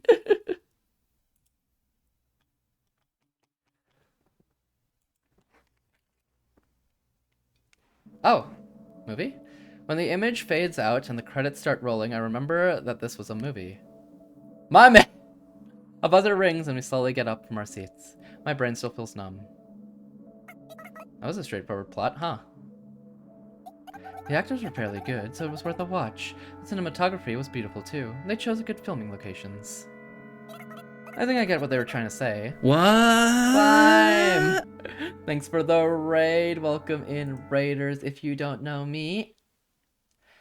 My channel name's Fadelessword. Most people use Fade or Fadeless. I stream variety games such as Dead Space, visual novel games on Fridays, and I also do art and I also play other games like After Image and such as well. But yeah, I just do a lot of variety. But welcome in, welcome in. Thank you for shouting out Slime, Lofi. If you haven't already, please check out Slime. Slime is a psychic slime VTuber who does a lot of cool things in Unity Engine with their model and other things on their stream. So if you haven't already, please go give Slime a follow. You can follow them by pressing the follow button right at the top of chat. It's very simple, easy, costs nothing at all, and you'll be notified exactly when they go live. They play a ton of retro games and a ton of variety retro games at that. Also do some Unity development streams as well. So hey, lots of cool stuff there. You can also get a lot of learning in if you're interested in any of those things as well. So please go give Slime a follow. Go show him some support. We've done a lot of collabs together as well, so please go give him a follow if you have not already. Again, follow button right at the top of chat. Very simple to press, very easy to press, and you'll be notified when he goes live. So if you haven't done so already, do it. Do it right now. Do it right now. Well, welcome in everyone from the raid. We're currently playing a game called Ghostpia, which is kind of like a fever dream, except we're in a town full of ghosts, us being a ghost ourselves, and we do a lot of crazy shenanigans with a lot of evil people here, and there's a lot of violence as well, so do be warned of that. Some flashing colors too, so also be warned of that as well. I did a modded quest that locked me out of the main game for 3 hours. No! That sucks. But at least, hopefully the modded quest was fun, at least, right? Please be fun, at least. Also, if you do need to take a break, get some water, get some food, go to bed. That is all good and understandable. Streaming can be difficult, so please do take care of yourself. We're just reading. We're having a good time reading.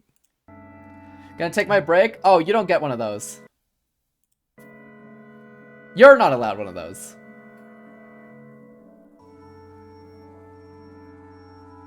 Cry.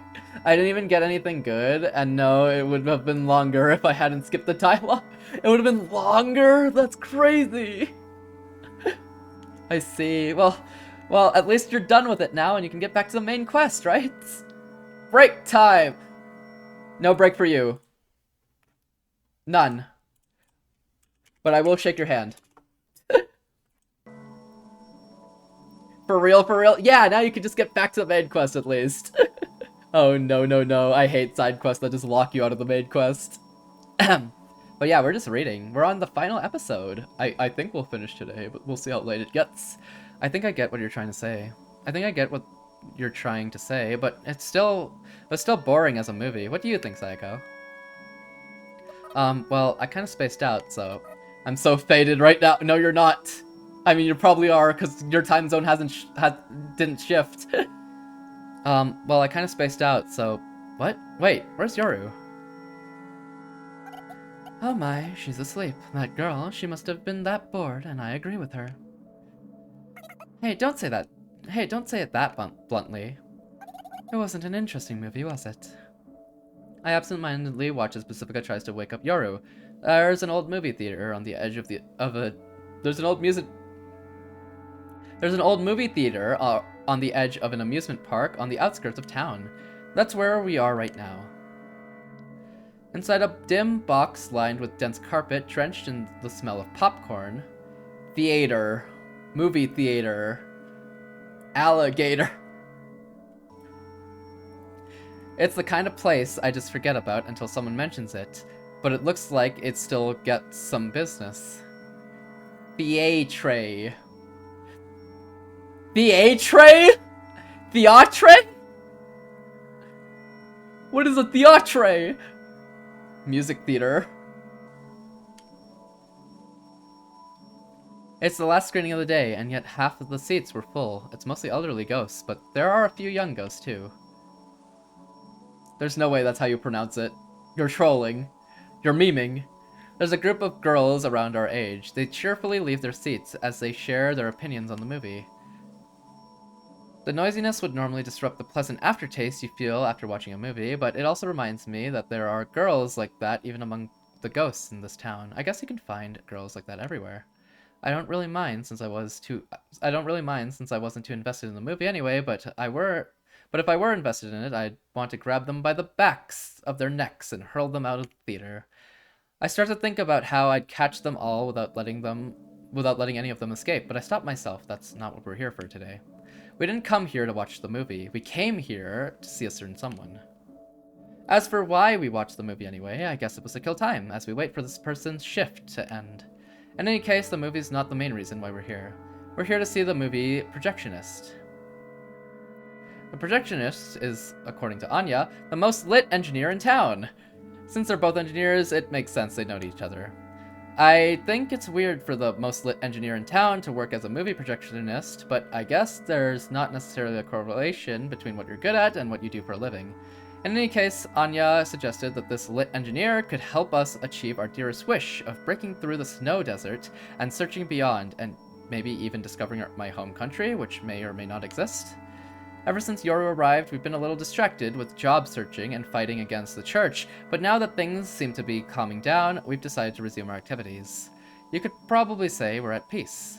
Astonishingly enough, whenever we walk around town lately, people greet not just Yoru, but me as well. I'm starting to remember the faces and names of more and more ghosts, and can even call a few of them my acquaintances now. Acquaintances! Though obviously I'm a little more cautious about people suddenly opening up to me, what with the whole Renja thing and all. Speaking of Renja, she was apparently both an influential manufacturer and a broker of one of this town's guilty pleasures. So Pacifica praised me for my accomplishments of cleaning up the town. They're so me for real, for real. Ain't no way they're so you for real, for real. The whole progression of events has brought me out of my comfort zone for sure, but I'm still glad about how things have turned out. I need to remember to thank Anya properly for setting things up today. That's what I would think to myself as we try to deal with Yoru as she cozily mumbles in her sleep.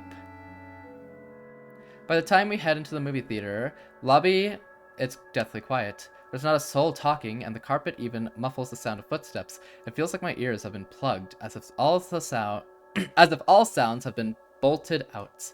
It looks like all the moviegoers are already movie gone. Movie gone. There's nobody in the box office, and the concession stands lights are off too.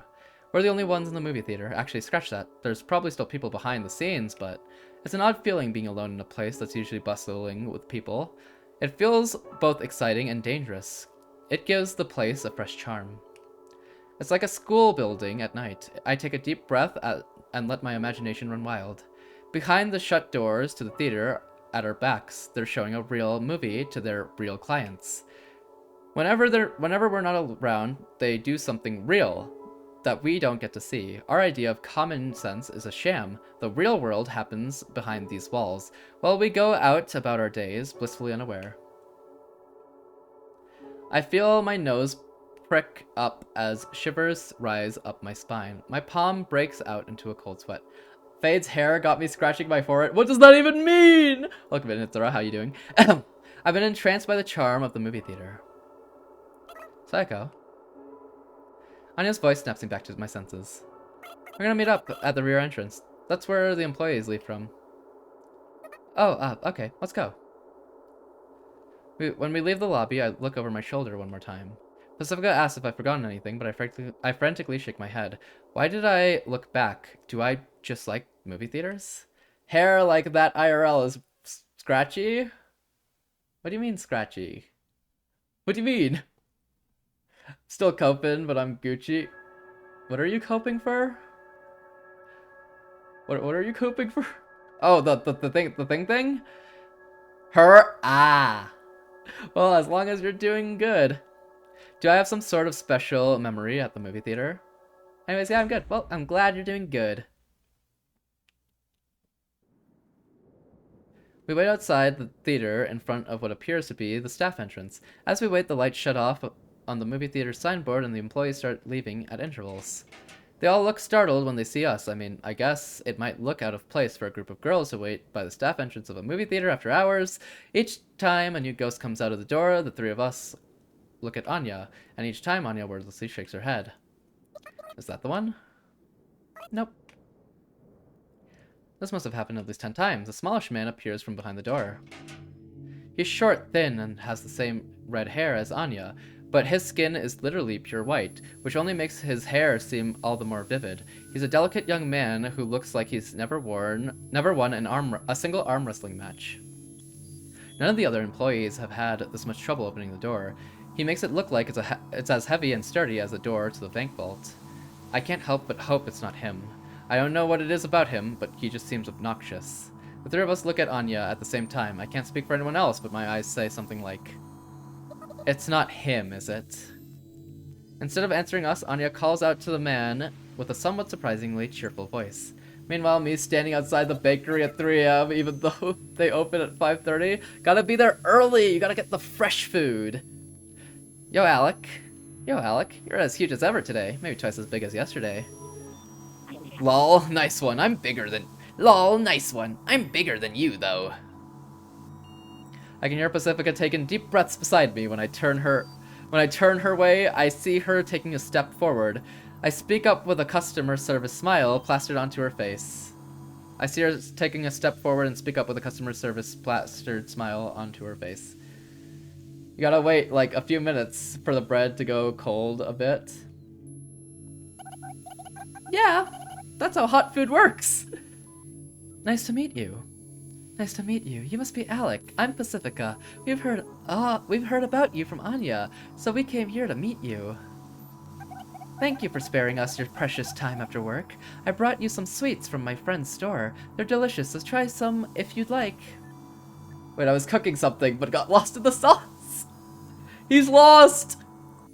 I can smell a sweet scent. Get him a GPS! I can smell a sweet scent coming from the paper bag in Pacifica's hand, from all the way over here. Not gonna lie, I tell the dude at the bakery, yo, get me the burnt ones. Why? And yet, it might as well be poop in the bag the way Alec goes, ugh, and as he reluctantly picks it up. They're crispier. But isn't the burnt flavor just worse? And adds more flavor? I hate the burnt flavor! Yeah, he's obnoxious. I hope you find them to your liking, Alec. Ha ha ha ha ha ha ha! Alec lets out a dry laugh, I can tell. His forehead's sweaty despite the frigid temperature. I tell them the ones that are a little darker. So not burnt, but just like slightly more crisper. More toasted. Alec trembles and mumbles as he talks. I've got a bad feeling about this. Milady Pacifica, I'm shocked you would call me by my nickname upon our first meeting. You truly are a lady with the accomplishments of 10 and the connections of 100. Prob likes it chopped and dirty. Because it's either soggy, soft, or crunchy charred. I like softer breads. I'm the kind of guy who's shocked when a stranger calls me a nickname, but it doesn't even faze you, huh? That's amazing. Pacifica lets out a groan. I like the crunchy ones, fair enough. Honestly, crunchy breads can be a vibe sometimes, but normally I just like softer breads. They're easier to work with. It's like a bun, that's fair. Milady, he really did say milady though. I thought so too. Alec is short for Alexei. That's his name. I guess I should have made that clear, huh? The crunchy outside and soft inside. Oh! That's nice too, actually. Crunchy outside, soft insides are nice, actually. Awkward silence. Everyone present is comfortable. Nice to meet you, Mr. Alexei. You can call me Yoru. And that's Sayaka over there. She's a ninja. Oh, and I'm the doctor at the psychiatry stand. My hobby is doing this and that with Sayako. What do you like to do, Mr. Alexei? Alexei? Lost my teeth to rustic bread and baguette. How about wet bread? You're sick. Is that real? Is that like an actual type of bread? I don't know enough about breads. Get me out! I've heard the rumors, Doc. It's probably obvious to you that my mental state is in shambles, but please don't get on my case. I can't be healed. I remember when I used to give bread to the guards outside our subdivision. You have guards? Huh. But y'all ever dipped baguettes into curry soup sauce? I can't remember the last time I've had a baguette. It's been a long time. But no, probably not, Lofi.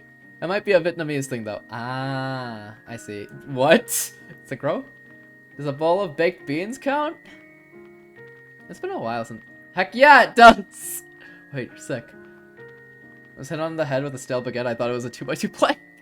Ooh, stale baguettes are very hard, though. No, can't say I have, but I haven't had a baguette in a long, long time.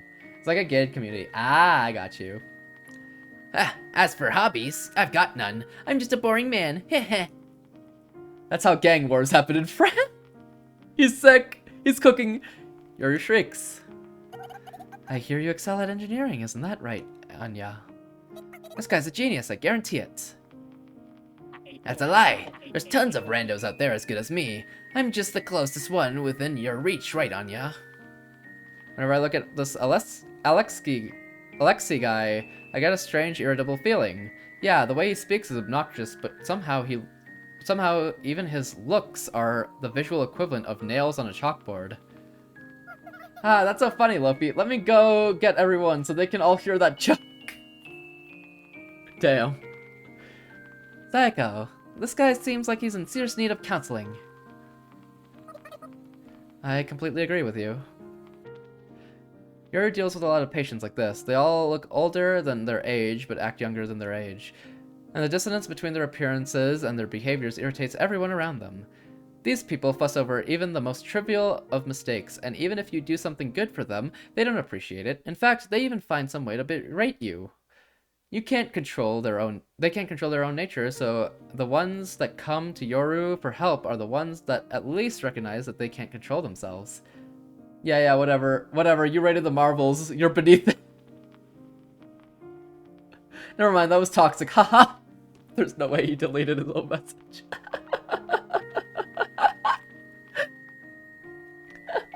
Whatever, you rated the marbles. You're beneath it.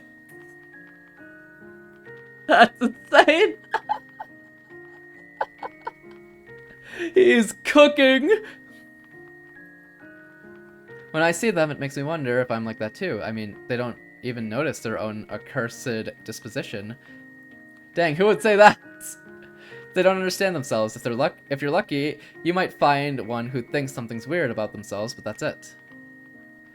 Good thing I got there. Good thing I got there. Ah, before anyone else saw it. True. Thank you, Lofi. Also, no running. Anyways, freedom? Yeah, you wish.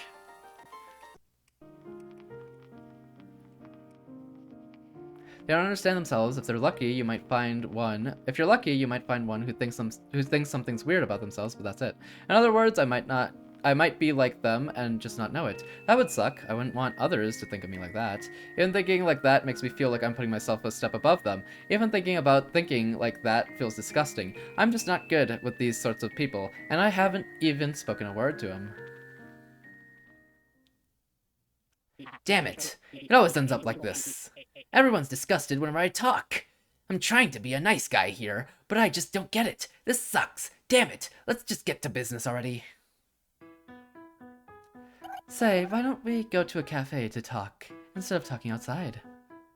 Nah, I'm good. An otaku like me would disintegrate in a cafe. Otaku, that's another archaic word he's used. It refers to someone who would rather be alone with machines, games, or comics than interact with other people. The term otaku originated from my home country, but it's not a race or a clan or anything, it's an ideology. I suppose you could say that otaku are people of culture. Thank you for the contribution, Miles? Oh no, that's 29k, we're almost there. Thank you for the contribution and welcome in. In that case, fine. Let's talk here. I heard you can help us. That's right, Alexei. That's right, Alexei. Alexei. That's right, Alexei. I'm sure we've talked about this before, but I want your expert advice to help us reach a breakthrough that I can't reach with my skill alone. You'd ask for help from some smelly otaku like me? I'm flattered. It might be hard to believe, but I do want to help you ladies out if I can, that is. So close to, well, not anymore. No sleeping. Oh, thanks, Alec. But you see, I'm a little preoccupied. Basically, I need to finish my current research project first. Yeah. Oh no. How long will this project take? I don't know. Do you have a rough estimate at least? It'll take a long time, I can tell you that, but I don't want to pretend I know something I don't. That's why I said I don't know. Okay. You can't hurry it up just a teensy bit? You could also multitask. As if. We otaku are traditionally single taskers. That's news to me. Why are you in such a hurry? We ghosts have an infinite amount of time. If waiting will solve a problem, why not just wait? If you can't wait, then you can just ask somebody else, IMHO. If you can't wait, oh wait, don't expect so much from me. Alexei mumbles something underneath his breath as he locks the staff entrance behind him. Ah. Suddenly, Alexei lets out a voice as if he just realized something. What's wrong? Oh, it's nothing. Whenever I ask someone a favor, it never turns out pretty. Just say it already. Whoa, be gone, evil spirit, be gone! There's no way. Alright, next week's Dead Space stream, I'll turn off the lights. And then all the Dead Space streams going forward then. Alright, maybe this will help with the Scream predictions. Thanks for reaching the goal, everybody! Whoa, be gone, evil spirits! Be gone, evil spirit, be gone! Eep. Alexei tinkers with his watch and suddenly a thin blue membrane expands around him, knocking Pacifica back. I'm using all my willpower to not eat Lays at 4 AM. Eat Lays, eat Lays, eat Lays. Y'all playing with lights on. I mean, it helps with the whole, like, tracking thing of the model. But I'll turn it off for Dead Space. Now, be gone! What do you mean? Come on, Luffy. Eat Lays, eat Lays, eat Lays, eat Lays, eat Lays now. Eat Lays right now. You gotta eat Lays. You just have to eat Lays. Eat Lays, eat Lays. You'll love Lays. You'll love eating Lays right now at 4 AM. You'll love Lays. What's the big idea? Don't spook me like that. You're the one who spooked me with this bubbly thing. It's my portable otaku guard. It's my portable otaku guard. Pog! Serves you right. You won't find this much strength at this small a size anywhere else. Ah, true. I guess my webcam has built-in ring light. Ah, I don't have any ring lights. I should maybe get one. But still. Also, I know why this is called Pog. Yuri whispers, this is starting to get kind of exciting. I nod back. I certainly see why Anya places so much confidence in Alexei's engineering skill. That's what I think to myself as Yoru secretly gets pumped up. She does have a taste for weird things after all. Shut it off this instant. No, you'll just get mad at me. How can you tell I'll get mad? Because I'm gross. Females have always thought that I'm gross, so I can tell you'll be mad even without you having to say anything. Damn, okay. You can't just judge total strangers because they're women. That's exactly why they hate you. Pacifica picks up a shovel off of the ground and charges at the, what was it called again? The portable otaku guard. I want one. Anyway, Pacifica starts hammering away at the barrier with a shovel. Each time she hits it, it lets out an unpleasant low-frequency sound wave, and eventually the barrier's outline starts to fade away. Stop! This thing's power output is still unstable. Hey, Alexei. What? Even if you made a crapload of bad first impressions with women, this is low, even for you. That's just how hopeless I am. You, of all people, should know that. Hey, no need for that attitude, you know. Are you stupid? Look, I'm an otaku, and whenever an otaku talks to a female, he just wants to die. That's how we're built. I don't know if you can even imagine this, but I feel so sick right now. Why is he a character? I'm a woman too, you know. Anyway, you just had an idea of how to speed things up, didn't you? Out with it. You shouldn't keep it to yourself, even if you think you should. So base. You're sick. Damn it. So, I was thinking, you could help me finish my research? My research has hit a deadlock, see? That's why I said it'd take some time, but if you'd help me, it'd speed things up. I'm almost certain of it, but who would want to help someone like me? Don't beat yourself up like that. Why wouldn't we help you? Silence, you not otaku, what the? Anya's usually talkative, and Mr. Alexei seems to be somewhat open with her. As a refreshing contrast, Anya's usually the passive one, so she almost seems like a different person. Mr. Alexei turns off his pog and falls silent. He just needs to tell us his thoughts, so why does he need so much time to concentrate? Though I guess it's unfair for me to think like that since I'm with friends and we outnumber him. If I were in Mr. Alexei's shoes, I'm sure I'd hesitate to speak my thoughts too. He's probably cursing himself for letting out that "ah" earlier. Even I'm starting to feel uncomfortable. I hate this. Pacifica. It's not until I say that I realize I had even opened my mouth. The words just start flowing out by themselves. We can just let Mr. Alexei think things through and get his answer on a later date, can't we? I see, says Pacifica as she folds her arms in consideration. I'm sorry, Anya, but can you ask him again tomorrow or some other day? Oh, I don't mind. If Anya's going, then I've got no objections. We chat a bit more for a while until we settle on Anya coming back at the same time tomorrow to hear his answer. Ew, I'm not used to this sort of stuff. It particularly pains me to make Anya ask for me. Okay, that'll be it for today. Thank you for giving us some of your time after work.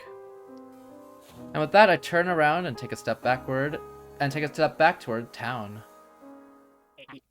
Hey, wait! Oh, what is it? If you have more to say.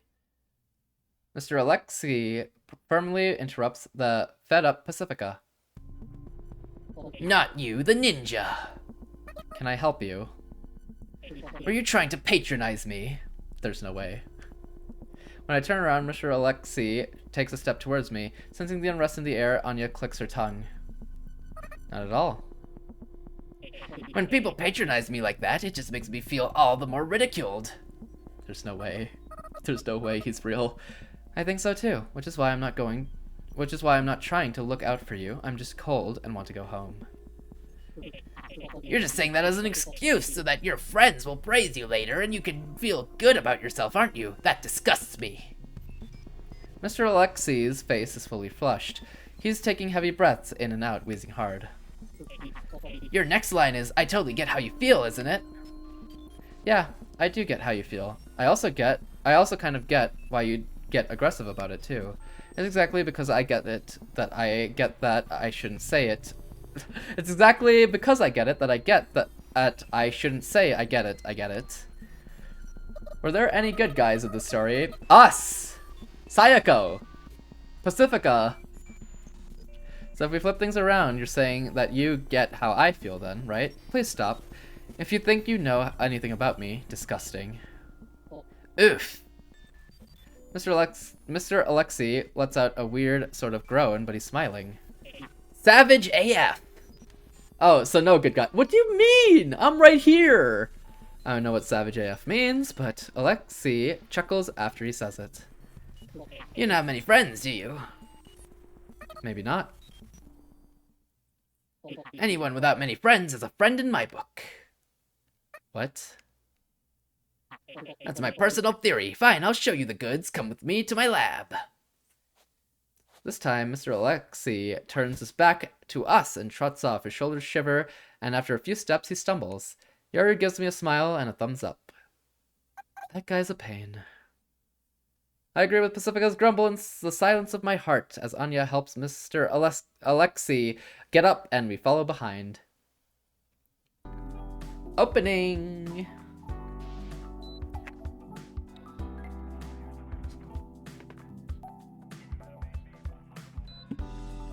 What chocolate do I eat?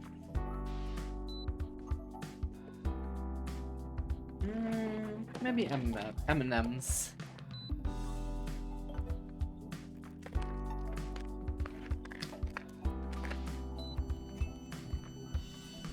Peanut butter M&M's, my beloved.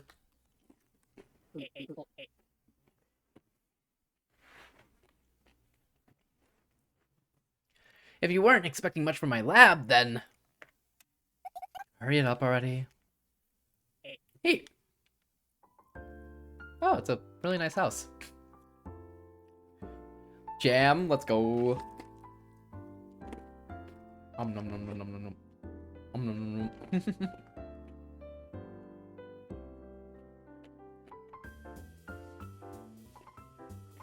I need chocolate. Nah! We're standing in front of Mr. Alexei's house. From the outside, it looks less like a lab and more like a bougie villa. Since it's located close to the amusement park, perhaps it was indeed originally meant to be an expensive vacation home. But, fine. Never mind. Mr. Oleksy almost looks tearfully as he holds his hand out to the needlessly huge keyhole. The moment I wonder if he left his door unlocked, I hear an electronic sound followed by the gathunk of a heavy lock turning. Whoa, was that a biometric lock? Nah, you can't trust something as easily fakeable as vein recognition. Simple is best, so I just implanted a chip in my hand. It's pretty convenient. I've never forgotten my hand at work, and you can't exactly steal a limb without lopping it off. You hear that? Alec is a genius, right? Alright, so we're gonna take his hand at some point in the story, right? We're gonna cut that clean off, right? Like 100%?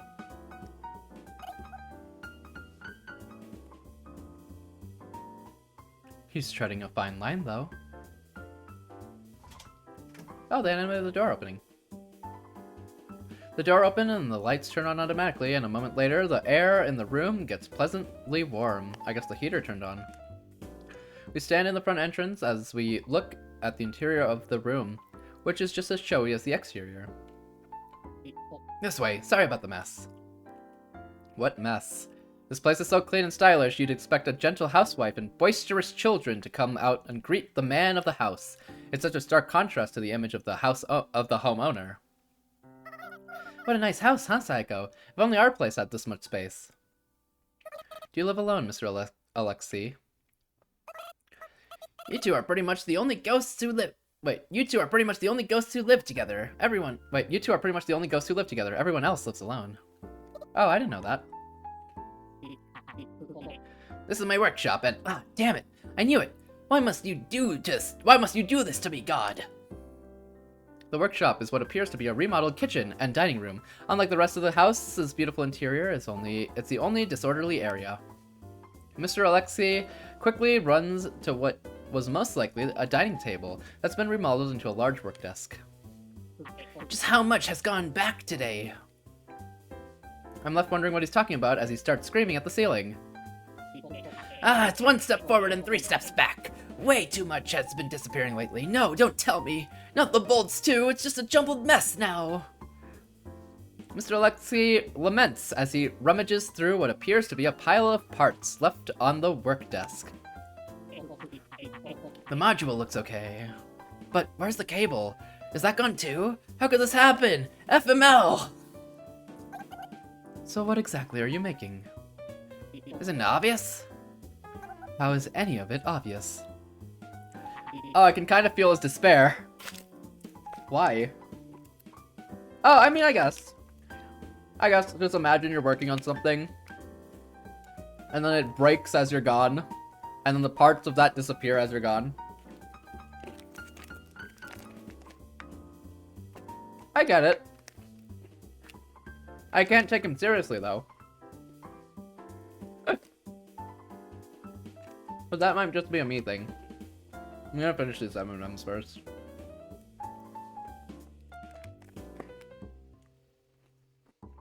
I don't know if you're supposed to take him seriously, honestly.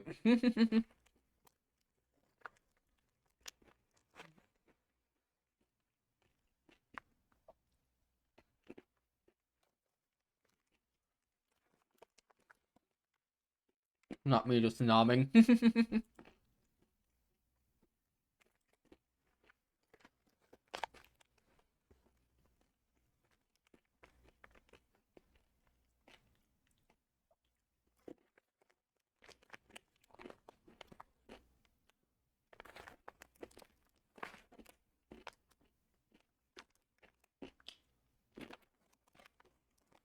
Almost there.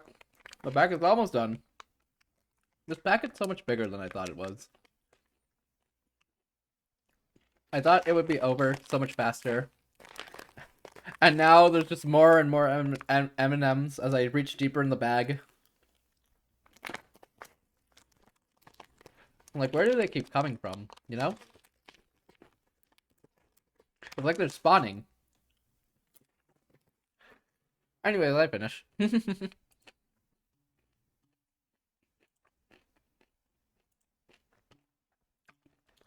I wonder what they're gonna do in this story.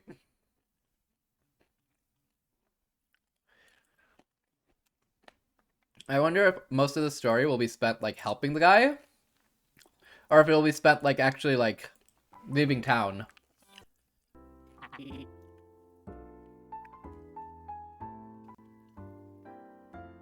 Okay. What if I did this? Mr. Alexei strikes a few keys on a nearby computer keyboard. Speaking of leaving town, no leaving! You can't run! You can't escape me! It is probably pretty late for you, huh? You too! Bop! Anyways. Whoa. Cry? Good.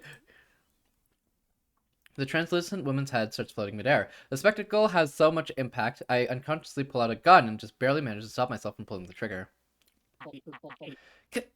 Calm your tits. It's just a hologram, a 3D projection.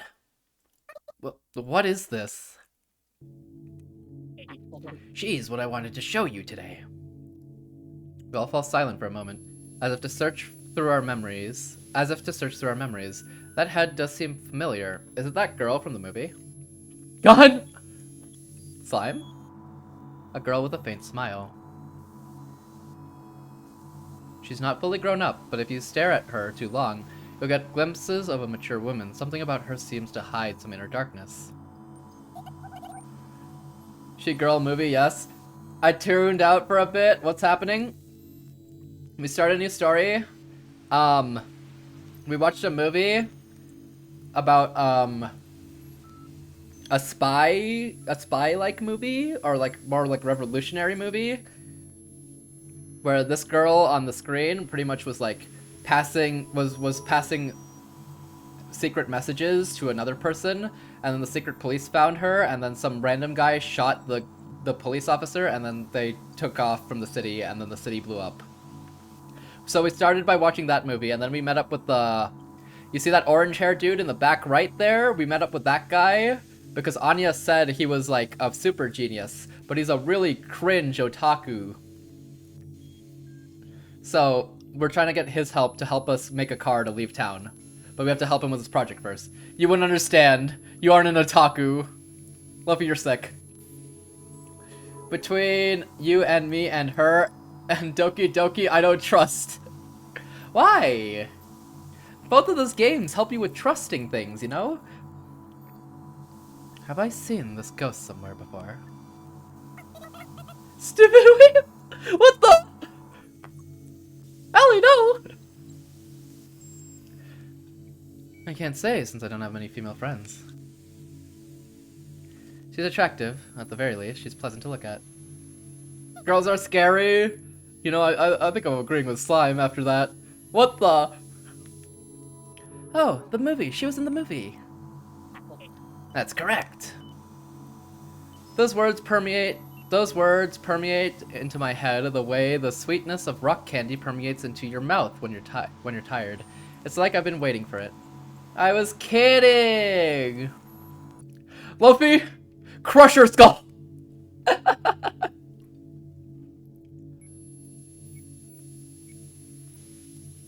I barely even consume anything Japanese anymore, and I'm now broken. I got permission. Goodbye.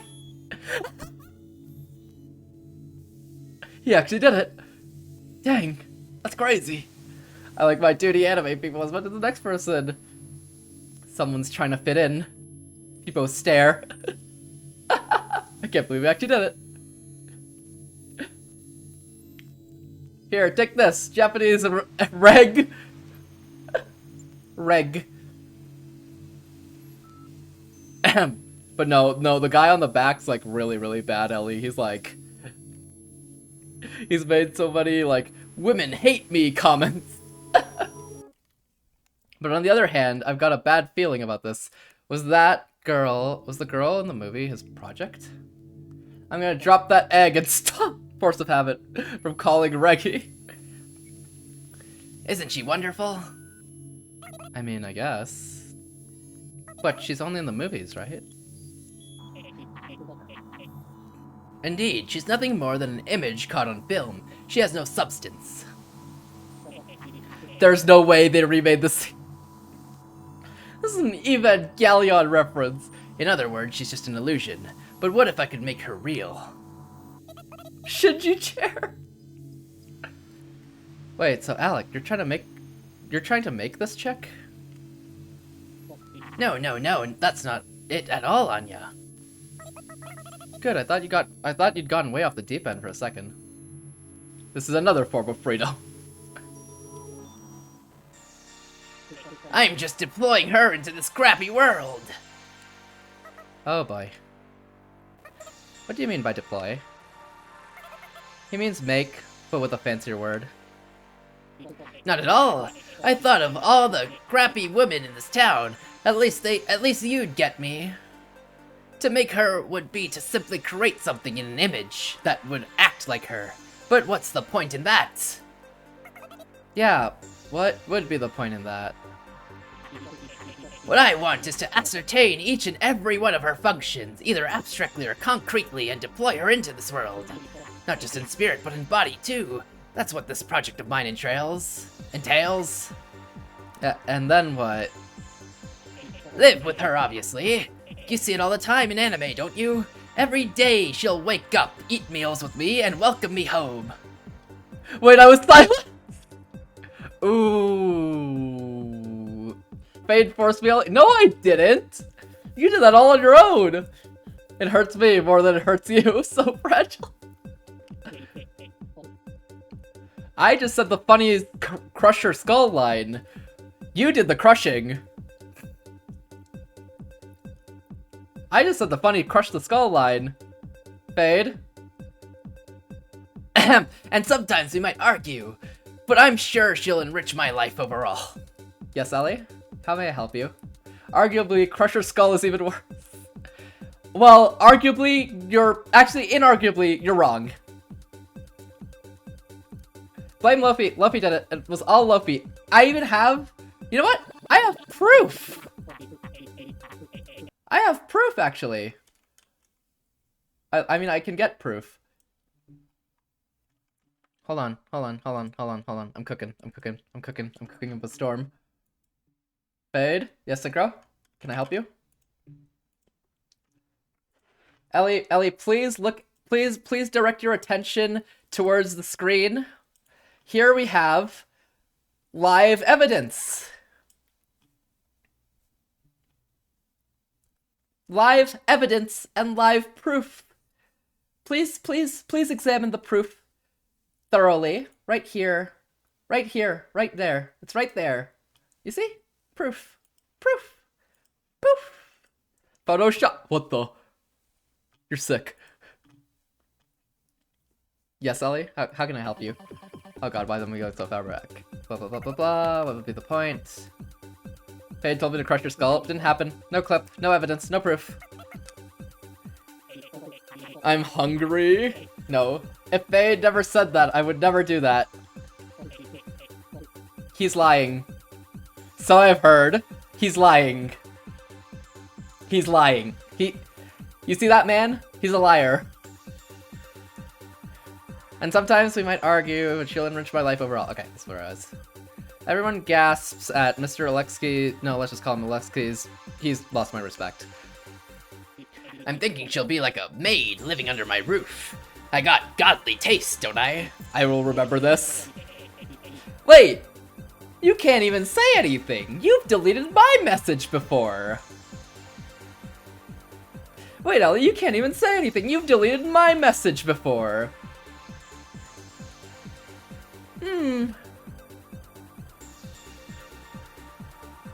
Oh, are you gonna crush my skull too, Fade? If that's how it's gonna be... No, your skull's fine. You know what? You can keep your skull.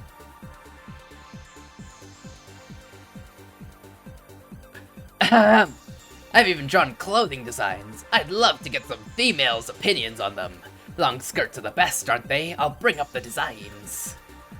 And with that, Alexsky starts typing away at the keyboard, but Anya frantically stops him. Because I'm allowed. Why are you allowed? You're just a bow. You know what? Sometimes you commit all the way. Go, Winged Dragon Raw, get her!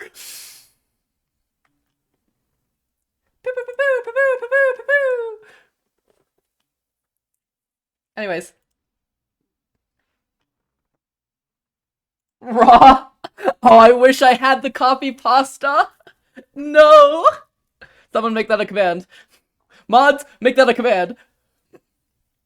Why would I delete Ellie's I message? warned him not to play with the big boys, and if you ask me, he got just what he deserved. A slap in the face by Ra. Thank you for the slap in the face by Raw Slime. Oh yeah, I organized my sound bits, my sound alerts by like actual, like, I organized them. You're welcome. No need to thank me. Why would I delete Ellie's message anyways? I knew they didn't mean me when they said fresh.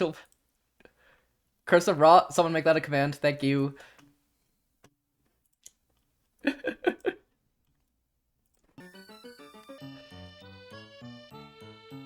Raised eyebrow. You got this, Synchro.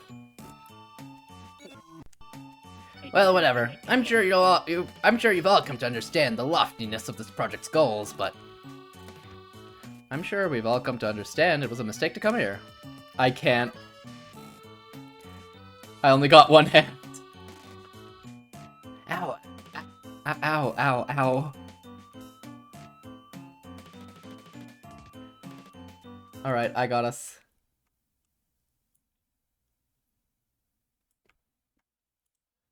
My other hand's still waiting to be tapped.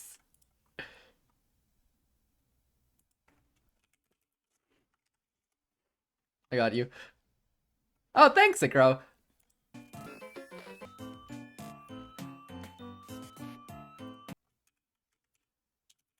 Thank you, Synchro. Anya suddenly groans in pain. Pacifica's pinching her butt. I look at Yoru, figuring she'd enjoy seeing something like that, but she's instead looking at Alexei with a sidelong glance. It seems she didn't hear Anya. Well, in any case, I totally understand how Pacifica's feeling right now, so I won't stop her. So, I'm not sure there's anything we can do to help you out with this project of yours. But that's right. Sorry, but I'm not good with technical things. You can take Anya off our hands. So go ahead and use her however you please for the rest of her life. Hey! You don't need any technical literacy. You don't even need any literal literacy. My request for you is simple. You just need to follow my directions. Alright, Lofi, sorry, girlie. With luck, we should be done in no time, and I can start tackling your request. I'll even do it free of charge if you help me out. That's just how valuable your cooperation is to me. This is starting to sound suspicious, but fine. So what exactly do we need to do? You ladies just need to look carefully and closely at both my work and at her. Strategy meeting? We would like to request some thinking time. Approved. Ah, the contours of his chin with his cheekbones look like toast. What?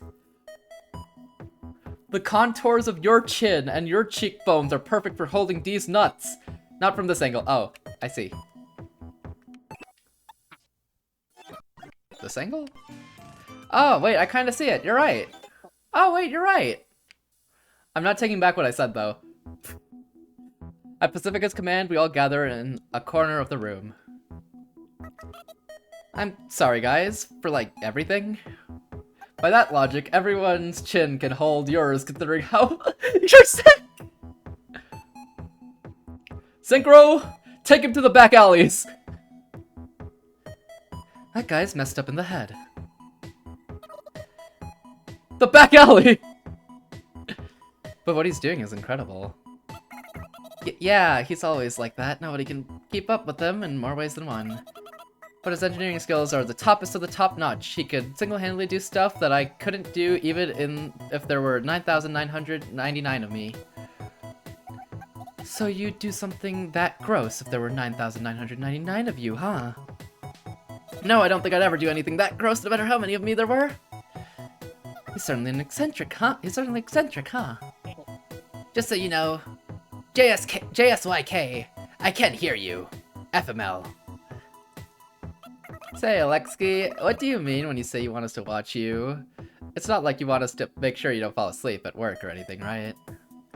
Well, Alexei's eyes sparkle, the sparkle of a prideful engineer, but it's probably for the same reason as when he went off earlier. We all can't help but put our guards up.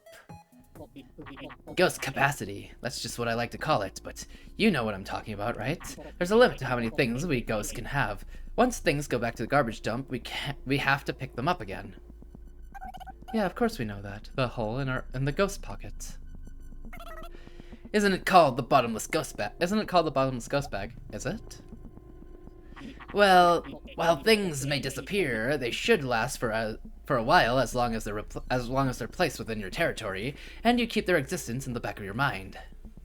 Both Pacifica and Anya nod. I nod too, due to peer pressure, before realizing, oh yeah, that's right. With the exception of the bare minimum, my belongings quickly disappear too. Alexei makes it sound like you're guaranteed a certain extent of possessions, but it feels a little different in my experience. I think the reason these things feel more natural to me lately is that now that Yoru's moved in, we share our belongings. And now that I've figured out gunshot wounds and other injuries count as belongings, I've actually been finding it pretty convenient sometimes. I've never paid any special attention to it before, either. Never, ever, not even once. However... Pacifica lets out an agonized groan when Alexei screeches mid-speech. She's too detailed. The sheer volume of information necessary to imitate God's creation of man is far too much for our ghostly bodies, it seems. Huh. Alexei casually picks up a part of the scattered heap on the work desk. His eyes seem filled with a deep sadness. No matter how I assemble her parts, no matter how I code her personality presentation program, parts of her disappear if I take my eyes off her for even a second. It's probably random what parts disappear. The bolts and the entire skeletal structure disappear this time, so she's incomplete, and I can't show her body to you ladies, FML. Alexei explains in an oddly dramatic tone, but I can feel his calm enthusiasm as he tries to convey the objective truth. We're not normal. We weren't humans that lived. We only call ourselves ghosts for convenience. We don't actually know what we are. If you ignore the fact that we've been excluded from the phenomenon known as death, then it certainly seems natural to call us ghosts. After all, we can't survive in the sunlight. Intuitively, it makes sense to think of us as ghosts, or at least ghostly. OMG, Fade's still alive. Technically, I'm always live at this time on Fridays, but my time zone changed, so technically it's way later for you. Welcome in, Koma. How are you doing? Oh, yeah! How you doing? How you doing? Oh, yeah, yeah! Water, no! Wake up! Don't die! Her volume exceeds my capacity as a container, so I just need to prepare a new container. Perhaps she can be contained if there are more ghosts to perceive her. In a way. How you doing? How you doing? But when you mix in the fact that there is a limit to what we can process, that intuitively starts to falter. So, once again, my request is that you ladies watch as I assemble her. I'd prefer if you slept in shifts. That's all you need to do. You wouldn't ask storage to do computations, right? For how long? It probably won't be done in a single day. You'll need to take a few days off from your jobs, that's for sure. Even if we're not ghosts, we're some sort of ghostly creatures. I'm sure the others aren't scared, though. I mean, why be scared of ourselves? We're not here to prosper. We're not here to expand. We're just here to exist. No sleeping! It genuinely is just an Osu circle. You two! I'm gonna turn you into a ghost! And you three! This won't have any negative effect on our bodies, will it? I'm a little scared. I'm going ghost! No, we were sleeping so well. No sleeping! None! That's why I asked an odd question. I wanted to distract myself with some talking. There may be some negative effects, I will admit. If you're scared, just sleep through the whole thing. Lexi might not know this, but I've had that sort of experience before. I do feel that it's somewhat difficult to acknowledge new things, but there's no point in telling him that right now. Danny Phantom reference, but I only know it because my friend kept saying that every time he got down in Apex. Wait, down in Apex? That's so dumb. I love it. That's not what Sayako's saying. She's not scared of working with you, she's scared of you.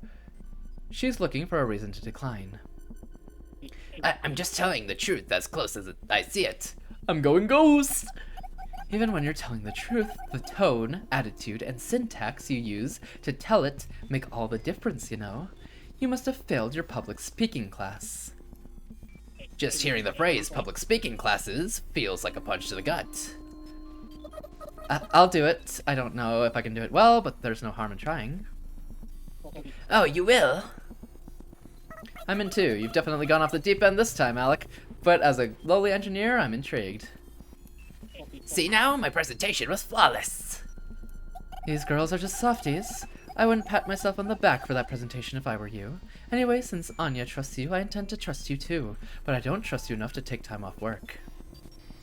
Pacifica is talking to Alexei, but it sounds like she's actually directing those words to us. Someone needs to watch for danger outside the while... Wait. Someone needs to watch for danger outside the while these girls are preoccupied. You also don't know if the church will try to pull something, either. It seems like Pacifica's acting nonchalant to melt away my looming anxiety of being separated from her. Or maybe she isn't, and the world doesn't revolve around me. That'd be embarrassing. Thank you. Don't worry about it. We're just dividing the roles. Well, Yoru, looks like it's the three of us. I'm not in. Okay, for now, we'll have to put out our notices, and then you'll be on break from...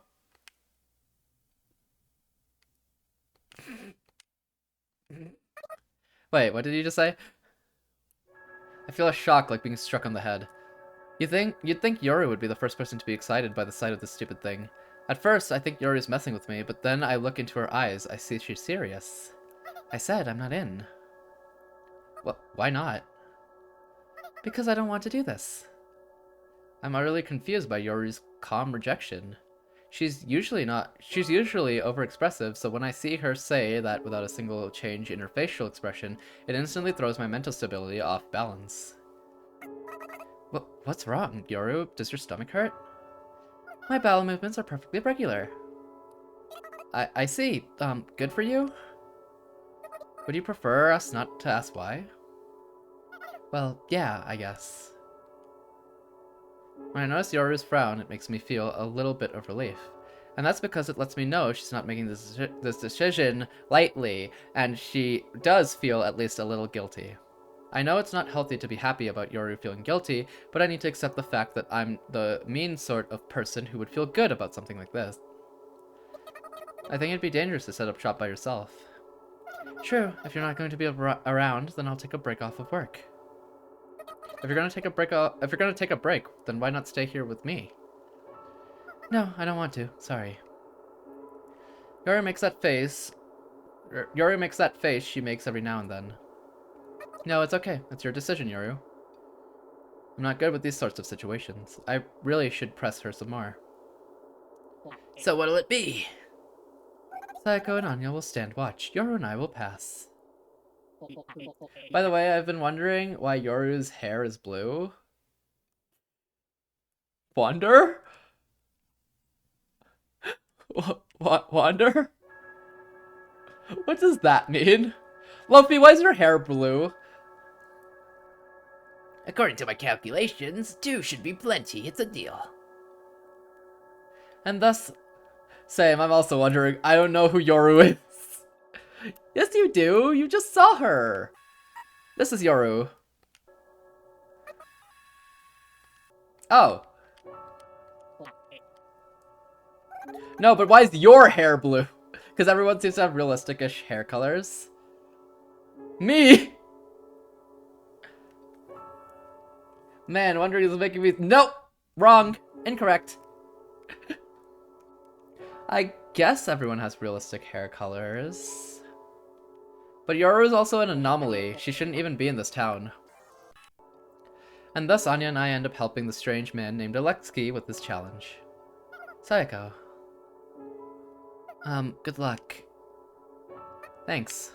She's technically an anomaly here, because she marks the 1025th ghost in this town, when there's only supposed to be 1024, so maybe that's why? There's a lump of anxiety lodged in my chest. I never pretended to know everything about her, but this still comes as a bit of an unpleasant surprise. Alexei truly is truly skilled at engineering, which is why I think he can help us further a goal once this is done. I'm also interested in Alexei's insight about ghosts. There's so much I'd like to ask him when we've got the time. So did all the ghosts arrive in this town at the same time? Don't know. Not clarified. No one knows where they came from either. At least that's what I keep telling myself as I try to find a way to justify my decision to take on this job. But the fact that I have to look for justification is proof in and of itself that I'm unsure about this after all. I met up with Anya in the same old plaza with the same old sights, minus our psychiatry stand. After all, we're closing up shop for a while. We're closing up shop, for the duration of my time at Alexei's. Because if not, it shouldn't be weird for one more ghost to arrive. I feel like they've just kept at 1024 for, like, a very, very long time. Like, forever, pretty much. And they've always been at 1024, is what they stated. So 1025 is just a number they shouldn't have. 1024 also being, like, a power of 2, by the way. Yo, Psycho. Yo, wait, Psycho, where's your luggage? Anya asks as she carries a big bag. In my coat pocket, I got a handkerchief and a gun. The bullets disappeared, so I'll have to make up for it by aiming real good. Oh, good luck with that? Wait, shouldn't you at least bring a change of clothes and a towel? I've been thinking. Huh? Is it really necessary to shower and change clothes? You're starting to sound like Yoru. Also, I feel awake again. Dang, he woke up.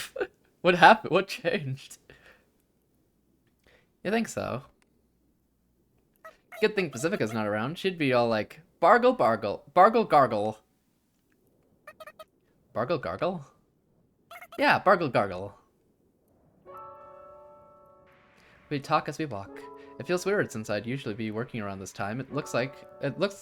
It's like going to a hospital instead of school when you're sick. It's especially weird since I only started working just recently. I guess I've adapted to worker life before I even knew it.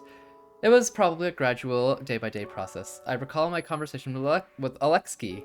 I can feel my face heat up as I do so. Why did I act so proactively? I couldn't bear watching him. I wanted to do something to help, but was that just because I thought I was in a position to help? Help? Me of all people? With my social standing? I think those thoughts to myself as we approached the amusement park.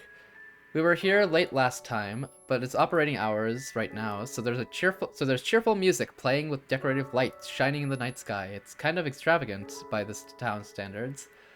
Allow me to help.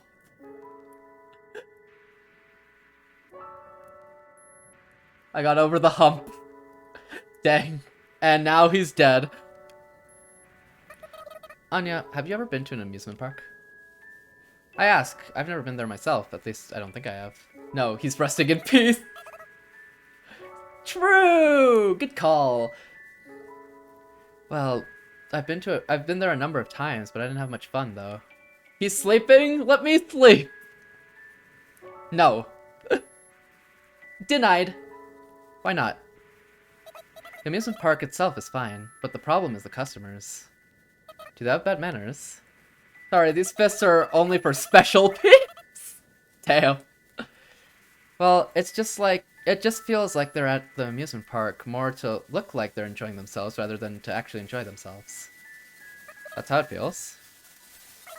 Sends shivers down my spine. Shivers. Shivers me timbers.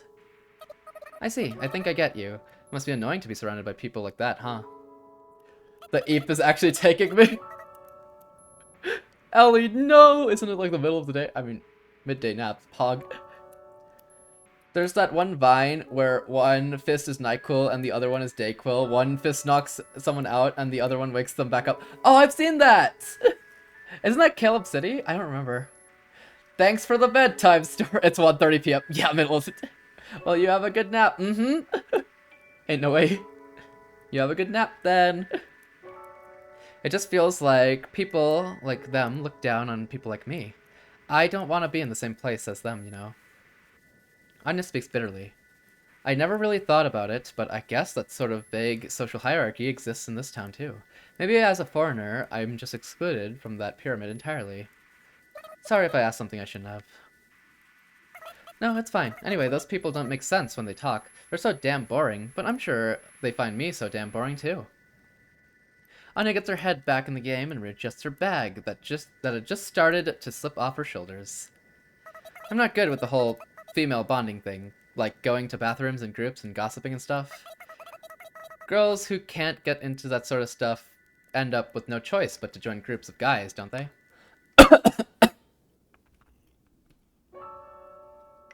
I needed water so bad during that sentence. I respond with a vague, It's been a long time, I think, since the last time we've talked about interhuman, or rather interghost, relations. It makes my heart start to clench. But I suppose we can only really talk about this sort of thing when it's just the two of us. Anya and I keep talking about somewhat complicated topics as we walk down the path. I'm so glad we can walk together like this. But when you join a group of guys, you have to deal with romance and all that poop, so it'd be even poopier. I'm so glad I've got you girls. Anya says that with a smile. It's a somewhat awkward forced smile, but it's kind of cute in its own way. It's an almost devilish smile. I could see why a group of guys wouldn't be able to leave her alone. I consider smiling back at her, but I'm so awestruck I decide not to. We pass the amusement park area and approach Alexei's house. It definitely feels like it's way too fancy a house for Alexei to live in, though I suppose the fact that he lives in it all by his lonesome does fit him. If Yoru were here, she might call this a sleepover. Oh yeah, Yoru. The more I think about her absence, the more depressed I get. I guess I just shouldn't think about it then. A sleepover, huh? I doubt it's going to be something that fun. So, do we just sit and watch? If I remember right, yeah. That guy doesn't lie, so I'm sure that's really all we need to do. It makes me feel kind of guilty if that's really all we're going to do. I fidget as we stand at Alexei's front porch. I just feel I have lots of free time, you know? Anya rings the bell. Something starts rumbling inside the house, then Alexei shrieks. I smile wryly. I'm sure he'll ask us to do something else sooner or later. I guess there's no point in worrying about it. Sleepover time. So basically at this point it's our third day at Alexei's house and I haven't been asked to do anything else even once. I've just been watching. I watch as Alexei and Anya work on the project. I watch over the assembled parts with Anya while Alexei's away at work. And when Alexei gets back, I watch the machines and sleep. I really have just been sitting and watching. I don't have to worry about anything since I don't have anything to do. This would probably be hell for the type of people who need to be constantly moving, but luckily I'm an expert at doing nothing, so it's not that agonizing for me. She's so me, for real, for real. I would need my phone. Or something. But for some reason I feel like I've gained weight. Can ghosts even gain weight? I don't know. I kinda miss Yoru and Pacifica. It's a little frustrating when your work and your pay doesn't seem to match. It's rough when you have to work hard to earn comparatively little, like Yoru did way back when, but conversely I'm finding it rough to do basically zero work and earn a lot. I figure I could clean the room, not that I ever clean my own room, but a big barrel-shaped cleaning robot goes around the room automatically a few times a day. Apparently this robot is to thank for the house is almost eerie cleanliness. Clean. The house is clean. It's not like Alexei secretly a neat freak who obsessively cleans his house for some reason. That's a relief. The cleaning robot is pretty well built, using some mysterious technology. It hovers a little bit off the ground as it sucks up dust with a whirring motor sound. For bigger messes, like when Anya spilled her sugary coffee on the kitchen floor, some even got on her clothes, so she had to change out, the robot extends a mysterious arm to mop everything up. I think that was just before bedtime, the day before yesterday. As I watch the machine smoothly pick up the trash, I murmur, I want one for our place. Anya comes out of the shower, drying her hair with a towel. It seems like she heard me, so she starts talking about the origins of that machine.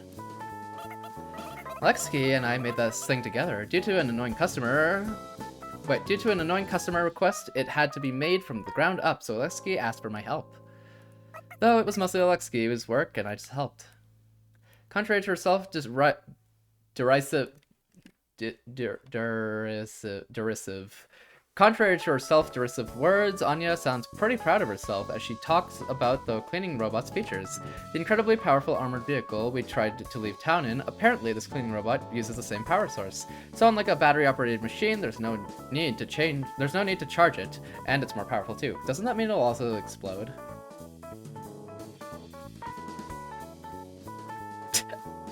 I'm glad we've had the same thought here. So, could this thing explode? Oh, and thought number 3. Maybe if I had made it, but while Alexsky is amazing at hardware, he's actually a software guy. Software meshes perfectly with the hardware specifications and has complete control over the generator's current state. Software refers to programming, and hardware refers to the mechanics, right? Yeah. Yeah, I'm kinda gross, aren't I? I just blab on and on about technical jargon like an otaku. You're normal, Anya. No, even better than normal. Anya smiles gently at my words. It almost feels like it's not even Anya I'm looking at. If only. Thanks. Is it because of her flat, wet hair? Her dressing gown? Wait, what was I just saying? Recalling memories is a good way to kill time. You could try to see how many details you remember. Any ambiguous parts can be supplemented by extrapolating what you remember from adjacent memories. Alright, I'm pretty sure. Hell yeah, hell yeah. Yahoo! My memory recollection is suddenly drowned out by some strange voices. What happened? Oh, take a look at this. Look at it. Oh, it has. They made a body. Before I know it, the pillar. Before I know it, the pile of parts on the desk has become what appears to be an anatomical model of a skeleton. This is probably her skeleton, I guess. The right arm is the only portion that has parts with some flesh on it. Probably not actual flesh. The exposed metal bones of her fingers slowly clench into a fist and open again. Repeats the cycle a few times. It's moving, huh? What a beautiful rock and paper. That sure is, something? It's not just that it's moving, it's that it hasn't ever been this complete before. The skeleton usually falls apart before I can assemble it, and the nerve connections get severed before I notice it. My hypothesis was correct. Thank you so much. What about the internal software? That's going by favorably too. No, there's no missing data so far. I don't know what will happen once I increase the volume of the data. But that shouldn't be much of a problem now that we've established a solution to the problem that's been plaguing me this entire time. That was the most crucial thing. That was the most crucial thing aspect of the whole project. I'm happy I could be useful. You aren't just useful, you were a lifesaver. Ha ha ha. Alexsky starts rolling on the floor, laughing. I almost tell him not to do that since the floor's dirty, but I stop myself. The floor in this place is freakishly clean, after all. Mr. Alexsky? What? You want to give it a try too? No, not that. I was just wondering about this thing. She's not a thing. Sorry, why are you trying to make her? Because I can. No, wait, let me put my thoughts in order. Oh, no, you don't have to think so seriously about it. I'm thinking, don't talk to me. Oh, come on. Why do I have to feel this wretched? I look to Anya for help. Anya sticks her thumbs up and makes a cutting gesture across her throat with it. I smile wryly. Thank goodness, it looks like I've got the right idea, and thus... So why are you trying to make her? His face. Ooh, goodbye, face. Because I'm curious to know if God will allow my desires. God? You're talking like a member of the church. He's a believer. Punch! Huh? He is? He's got some differing opinions compared to the priest, though, so I guess he's more of a heretic? You could say that. Every scientist is like a sort of clergyman who wants to get closer to God's wisdom. That's what I think, at least. Hey, yeah, Kovo, you get a new face? Change your hair or something? What's up? I thought it was common sense that people like Alexsky would be realists who don't believe in God, so I'm a little confused. But now that I think about it, when we first asked for Alexsky's help, he did easily agree, despite saying it would take some time. He was probably thinking proactively of how much it would benefit others. You know, I kind of want to see that on Ain't no way. It's a little late now, but I can't say I didn't sense there'd be an ulterior motive to his seemingly good intentions. Punched in the face. Since God made us in his image, I'm curious if you'll allow us to create something in our image. Honestly, I had my doubts, but That's changed now that we're here. I thought I'd reached a dead end, but I was wrong. This was a trial to see if I could climb the barrier. Lexi stands in front of his computer and presses a button. She stops clenching and opening her fist. What I'm trying to implement is a perfect artificial intelligence that copies the mechanisms of the brain. A self-conscious reproduction of us that won't control the population or hijack missile interception systems, and is neither dumber nor smarter than us. Skate park. Ain't no way. If every part of the copy works properly, this being will have true consciousness, and while I don't even want to think about it, if she suddenly gets struck by a car, she'll be torn apart, and that consciousness of her will be lost for all eternity. Does this idea remind you of anything? A hit and run? That's not what I meant. And what do you mean? Death. A chill breeze blows underfoot. No, wait, we're indoors, so it's probably just my imagination. As soon as I process the word, my spine shudders and I start finding it hard to stand. An eternal, wakeless sleep. Ignoring the final destination of the soul, the body decays, and those left behind can do nothing but remember the departed. Now what does that sound like? You mean... Yes, just like a human being. Our blueprint, our origin. The ones that lived, died, and became memories. Those who YOLO'd. Can we who have been removed from death create death? Alexi's voice trembles. Just how much does this guy believe in God? And just how aware is he that what he's doing is highly blasphemous? If my creation has a self-awareness, does being aware of itself count as being perceived? And thus, can it exist indefinitely without a third-person observer? Yeah, I was a little curious if we had to keep watching even after she was complete. True, a consciousness that only exists if it's constantly observed sounds like a hassle. I'd feel sorry for the owner of that consciousness. If she has a consciousness, she can possess her own objects.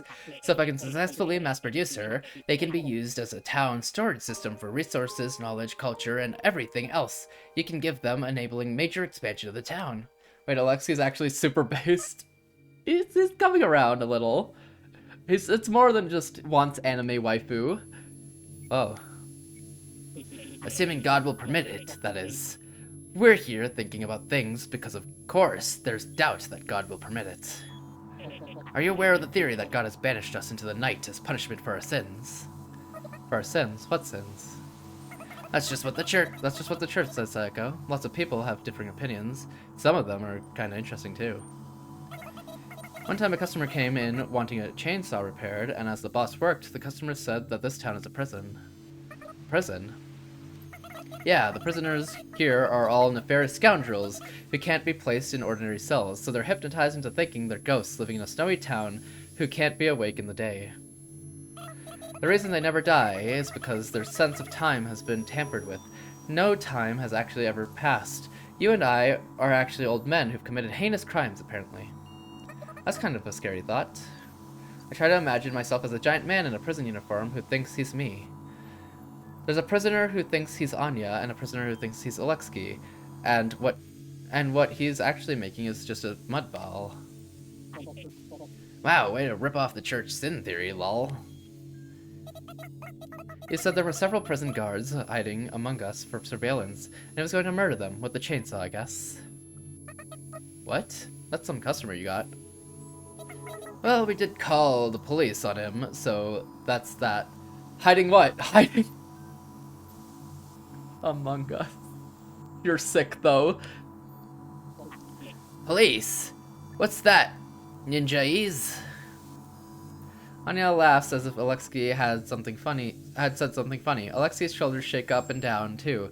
I guess everyone in this town agrees that the police don't doesn't really do much. Wandered up. Floppy? What? He's just admiring.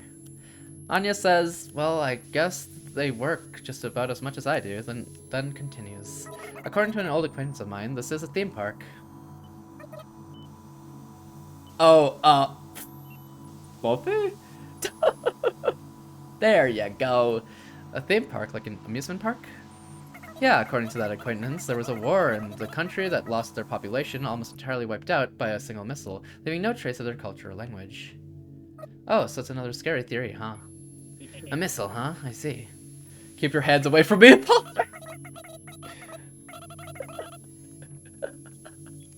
Why is this combo? Why does this exist? The country that won came to regret their actions later and created something of a memorial park at the missile impact site and created animatronic robots that imitate the personalities and language of the dead. Leaving the devices to their own devices as a reminder for generations to come of the people that had wiped out with their own hands. When the light turns off and you're alone with the imposter. Wait, that's doo-doo? And where are those robots? That's right. We're set not to recognize when a visitor arrives, and we're forced to sleep for hours maintenance. What we think of as morning isn't actually morning.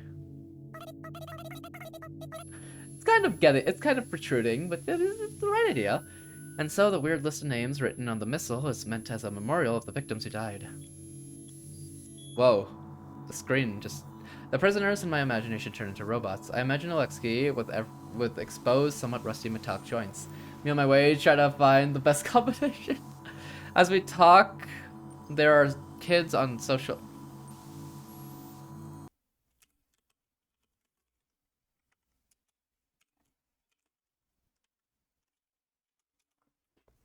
There you go. As we talk, there are kids on social studies field trips watching us, anti-war pamphlets in hand. There must be some sort of real-time automatic translator translating our words. I was gonna do that? Like, sure you were. But ain't no way. Shaz, welcome in! How are you doing? How are you today? Tonight? Tonight! There must be some kind of real-time automatic translator translating your words. And the kids just go, huh, as they listen, not quite understanding what we're talking about. How is Red Dead? I saw you were playing it yesterday. How is that? We keep talking, we keep talking under the mistaken impression of having been granted our own consciousness. Doing good tonight for me. How's you and stream going? I'm starting to get sleepy. But going good. This game's really interesting, and its guts really crazy, but the story's really, really interesting. And the art style is really cool. So's the music, too. Very interesting. Other than that, I'm doing good. I'm just chilling. That's the kind of thought that keeps you up at night. Like, maybe people can hear my thoughts. The kind of thought, a paranoid fear that you can't prove, either right or wrong. Did I click off the game? Oh, when did that happen? We got a little gameplay done. Too much chatting as usual, and halfway through the game, I think halfway? Dang, nice. What's the story of this game? And get some rest when you can. We'll do. So, we're ghosts in a ghost town, and we can't be out in the sunlight or else we'll melt, but we also respawn, so we don't know death either. And pretty much our character is a really shy, introverted character, but she has a really traumatic past, which we aren't really privy to at the moment. And there's a church in this area, in this ghost town as well, that has a lot of power and control. And they were holding a blue hair girl who we named Yoru hostage. So we raided the church and then took her back, killing a lot of the people in the church, even though they respawn. And then we ran away, and then we went through other like story arcs as well, where we weren't like vibing with Yoru, and then we kicked her out of her home, but then we realized, oh, we actually really like Yoru, so we took her back with violence.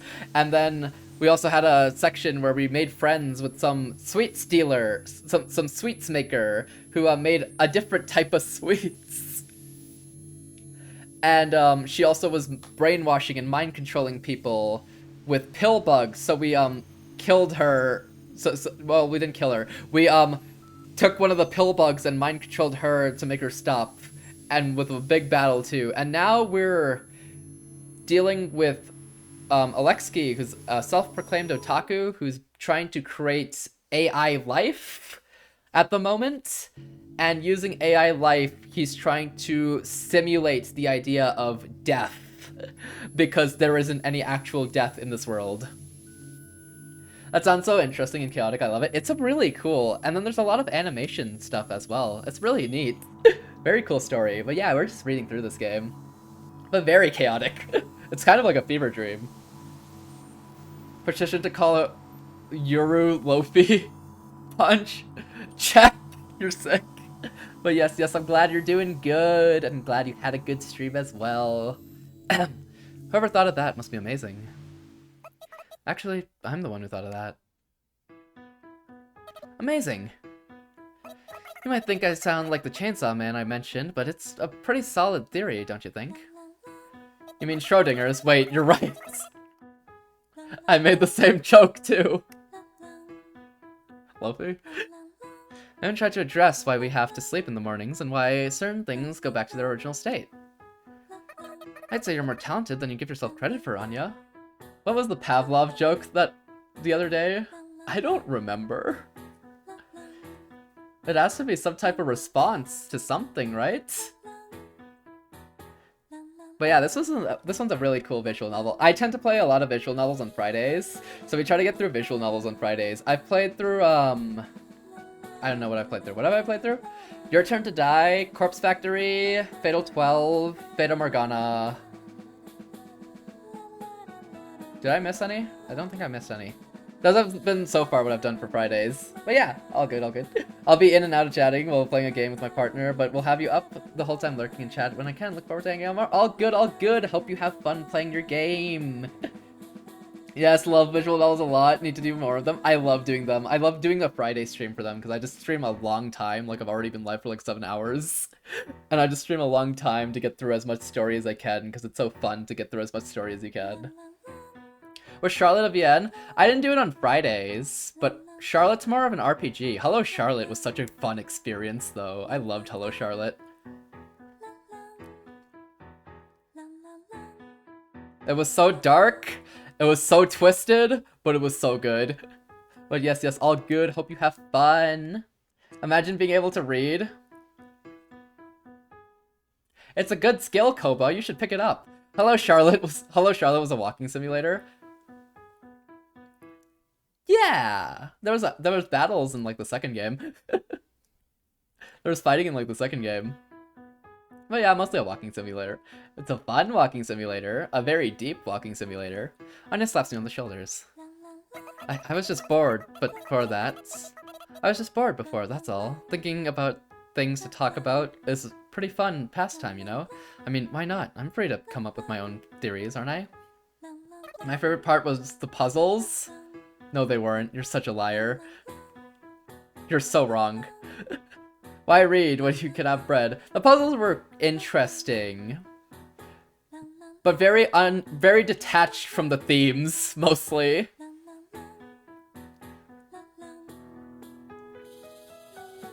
Yeah, I guess so. Why read when you can have bread? What? So, lots of people like a good conspiracy theory, and I'm sure a lot of them find Yoru awfully suspicious too. No, the game's chaotic and surreal. The puzzles was fitting for me.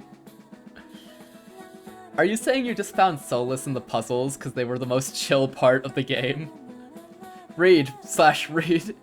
Read/read. The church locked Doc away, didn't they? I hypothesized that they were afraid of mass hysteria instigated by conspiracy theorists. Nah, as in the puzzles were also pretty whack. Just like the same game! The puzzles were kind of crazy. Is Yoru that important? But not like the surreal type of, like, crazy. More like the how do you figure this out type of crazy. True, Yoru was being held captive under what seemed to be the pretext of protective custody. In fact, she was provided with a warm room and a huge ham. I very much recommend Hello Charlotte to anyone. as long as you're in a mentally good place. Now that's just you, but you're sick. In fact, she was provided with a warm room and a huge ham. She was treated so well, she didn't even seem aware of the fact she was being held captive. And then there's the priest's tone of voice. He was afraid of Yoru, but it seems like there was more to it than that. The first game, the bear one, was a bunch of people. There were a lot of there was a lot of crazy puzzles in the first one. I thought we were talking about the puzzle of the first. Well, puzzle of the second were also kind of... The first puzzle of the second was kind of whack. The numbers one? Those ones were kind of whack. That's right, I talked to the priest, didn't I? It must have been real nervous, since the more time passes, the more details seem to sink into the back of my mind. I can only just barely make out a rough outline. Was I alone at that moment? I don't know. I feel like someone else was there. Wait, we haven't mentioned Clara at all. Huh. Someone else is probably the other personality, right? Where did she come from? And why did she come here? Where did she come from and why did she come here? There are certain things about her that definitely separate her from us, aren't there? Sag. Who's Clara? Ain't no way. Are you talking about Yoru? Yeah, doesn't it bother you? Not really. Yoru's never brought up her origins, and I've never asked about them. Why not, I wonder? Where did she come from? Where did she go? Where did she come from? Cut Night Joe. I think I get it. Well, I guess I never really wanted to ask Yoru since she's the same as me. The same? Yoru and I are both foreigners who came from the outside world. I vaguely recognize that this town isn't where we were originally meant to be, but I never really thought about it beyond that. If somebody asked me where I'm really from, that'd probably throw me for a loop. So I don't want to make Yoru feel the same way by asking her the same question. Yeah, I don't remember my past, and it sucks to be asked about something you don't remember, you know? Okay, so what's the difference between me and Yoru? I'm an outsider in this town, but it doesn't look like I suddenly appeared here like Yoru did. The church didn't lock me up either. For as long as I can remember, I've been waking up and sleeping in that room. I don't remember having to look for housing like Yoru did. We're the same, but different? Where are you from? Australia, no, but where are you really from when you are? What the? Wait, did I freeze? Oh, I froze for a second. Is that an actual question that people have? I see. That definitely sounds like you, Psycho. You think so? Yes? Really? Huh. If it were me, I'd be so curious. I'd start hurling a barrage of questions at her. Despair? That sounds like pain. And then you use that as a material for your next epic tale, huh? Hey, cut that out. It's a common thing people might say unintentionally, but is often seen as inconsiderate. Yeah. You know, I've never really thought about it, but maybe it's okay for roommates to know at least that much about each other. I don't really know that much about Yoru. I'm sure the world is full of things that people just won't talk about unless they're asked properly about them. Maybe Yoru's just waiting for me to ask her questions. Maybe not asking her anything makes me untrustworthy in her eyes. And to be an even more useless roommate, here I am spending night after night at some strange man's home. No, it's not like that at all. I'm sure Yoru's interested in talking. As soon as I decide to ask her, as soon as I get back, I start to look forward to seeing her again, and thus I grow impatient, and the wait becomes excruciating. Mid-card! Oh my god, it's huh. I don't know if I'll beat this in an hour. I'm feeling like an hour, 30 minutes. Should we call it? And then do it next week, and then we can also start a new game next week, too. Jolik! It's so accurate, though. The other one is how some peeps just give you a nickname instead, because it's easier or cooler to say, disregarding how you want to be called in your actual name. That's true. That is true. You are right. That is a very annoying thing. I never really thought about it. I feel like because it's not happened to me, luckily. That's why I've not thought about it. Those are things we need to be careful as for teachers. Oh, I must have heard this from you before, because I feel like I heard the whole nickname thing before. I must have heard it from you.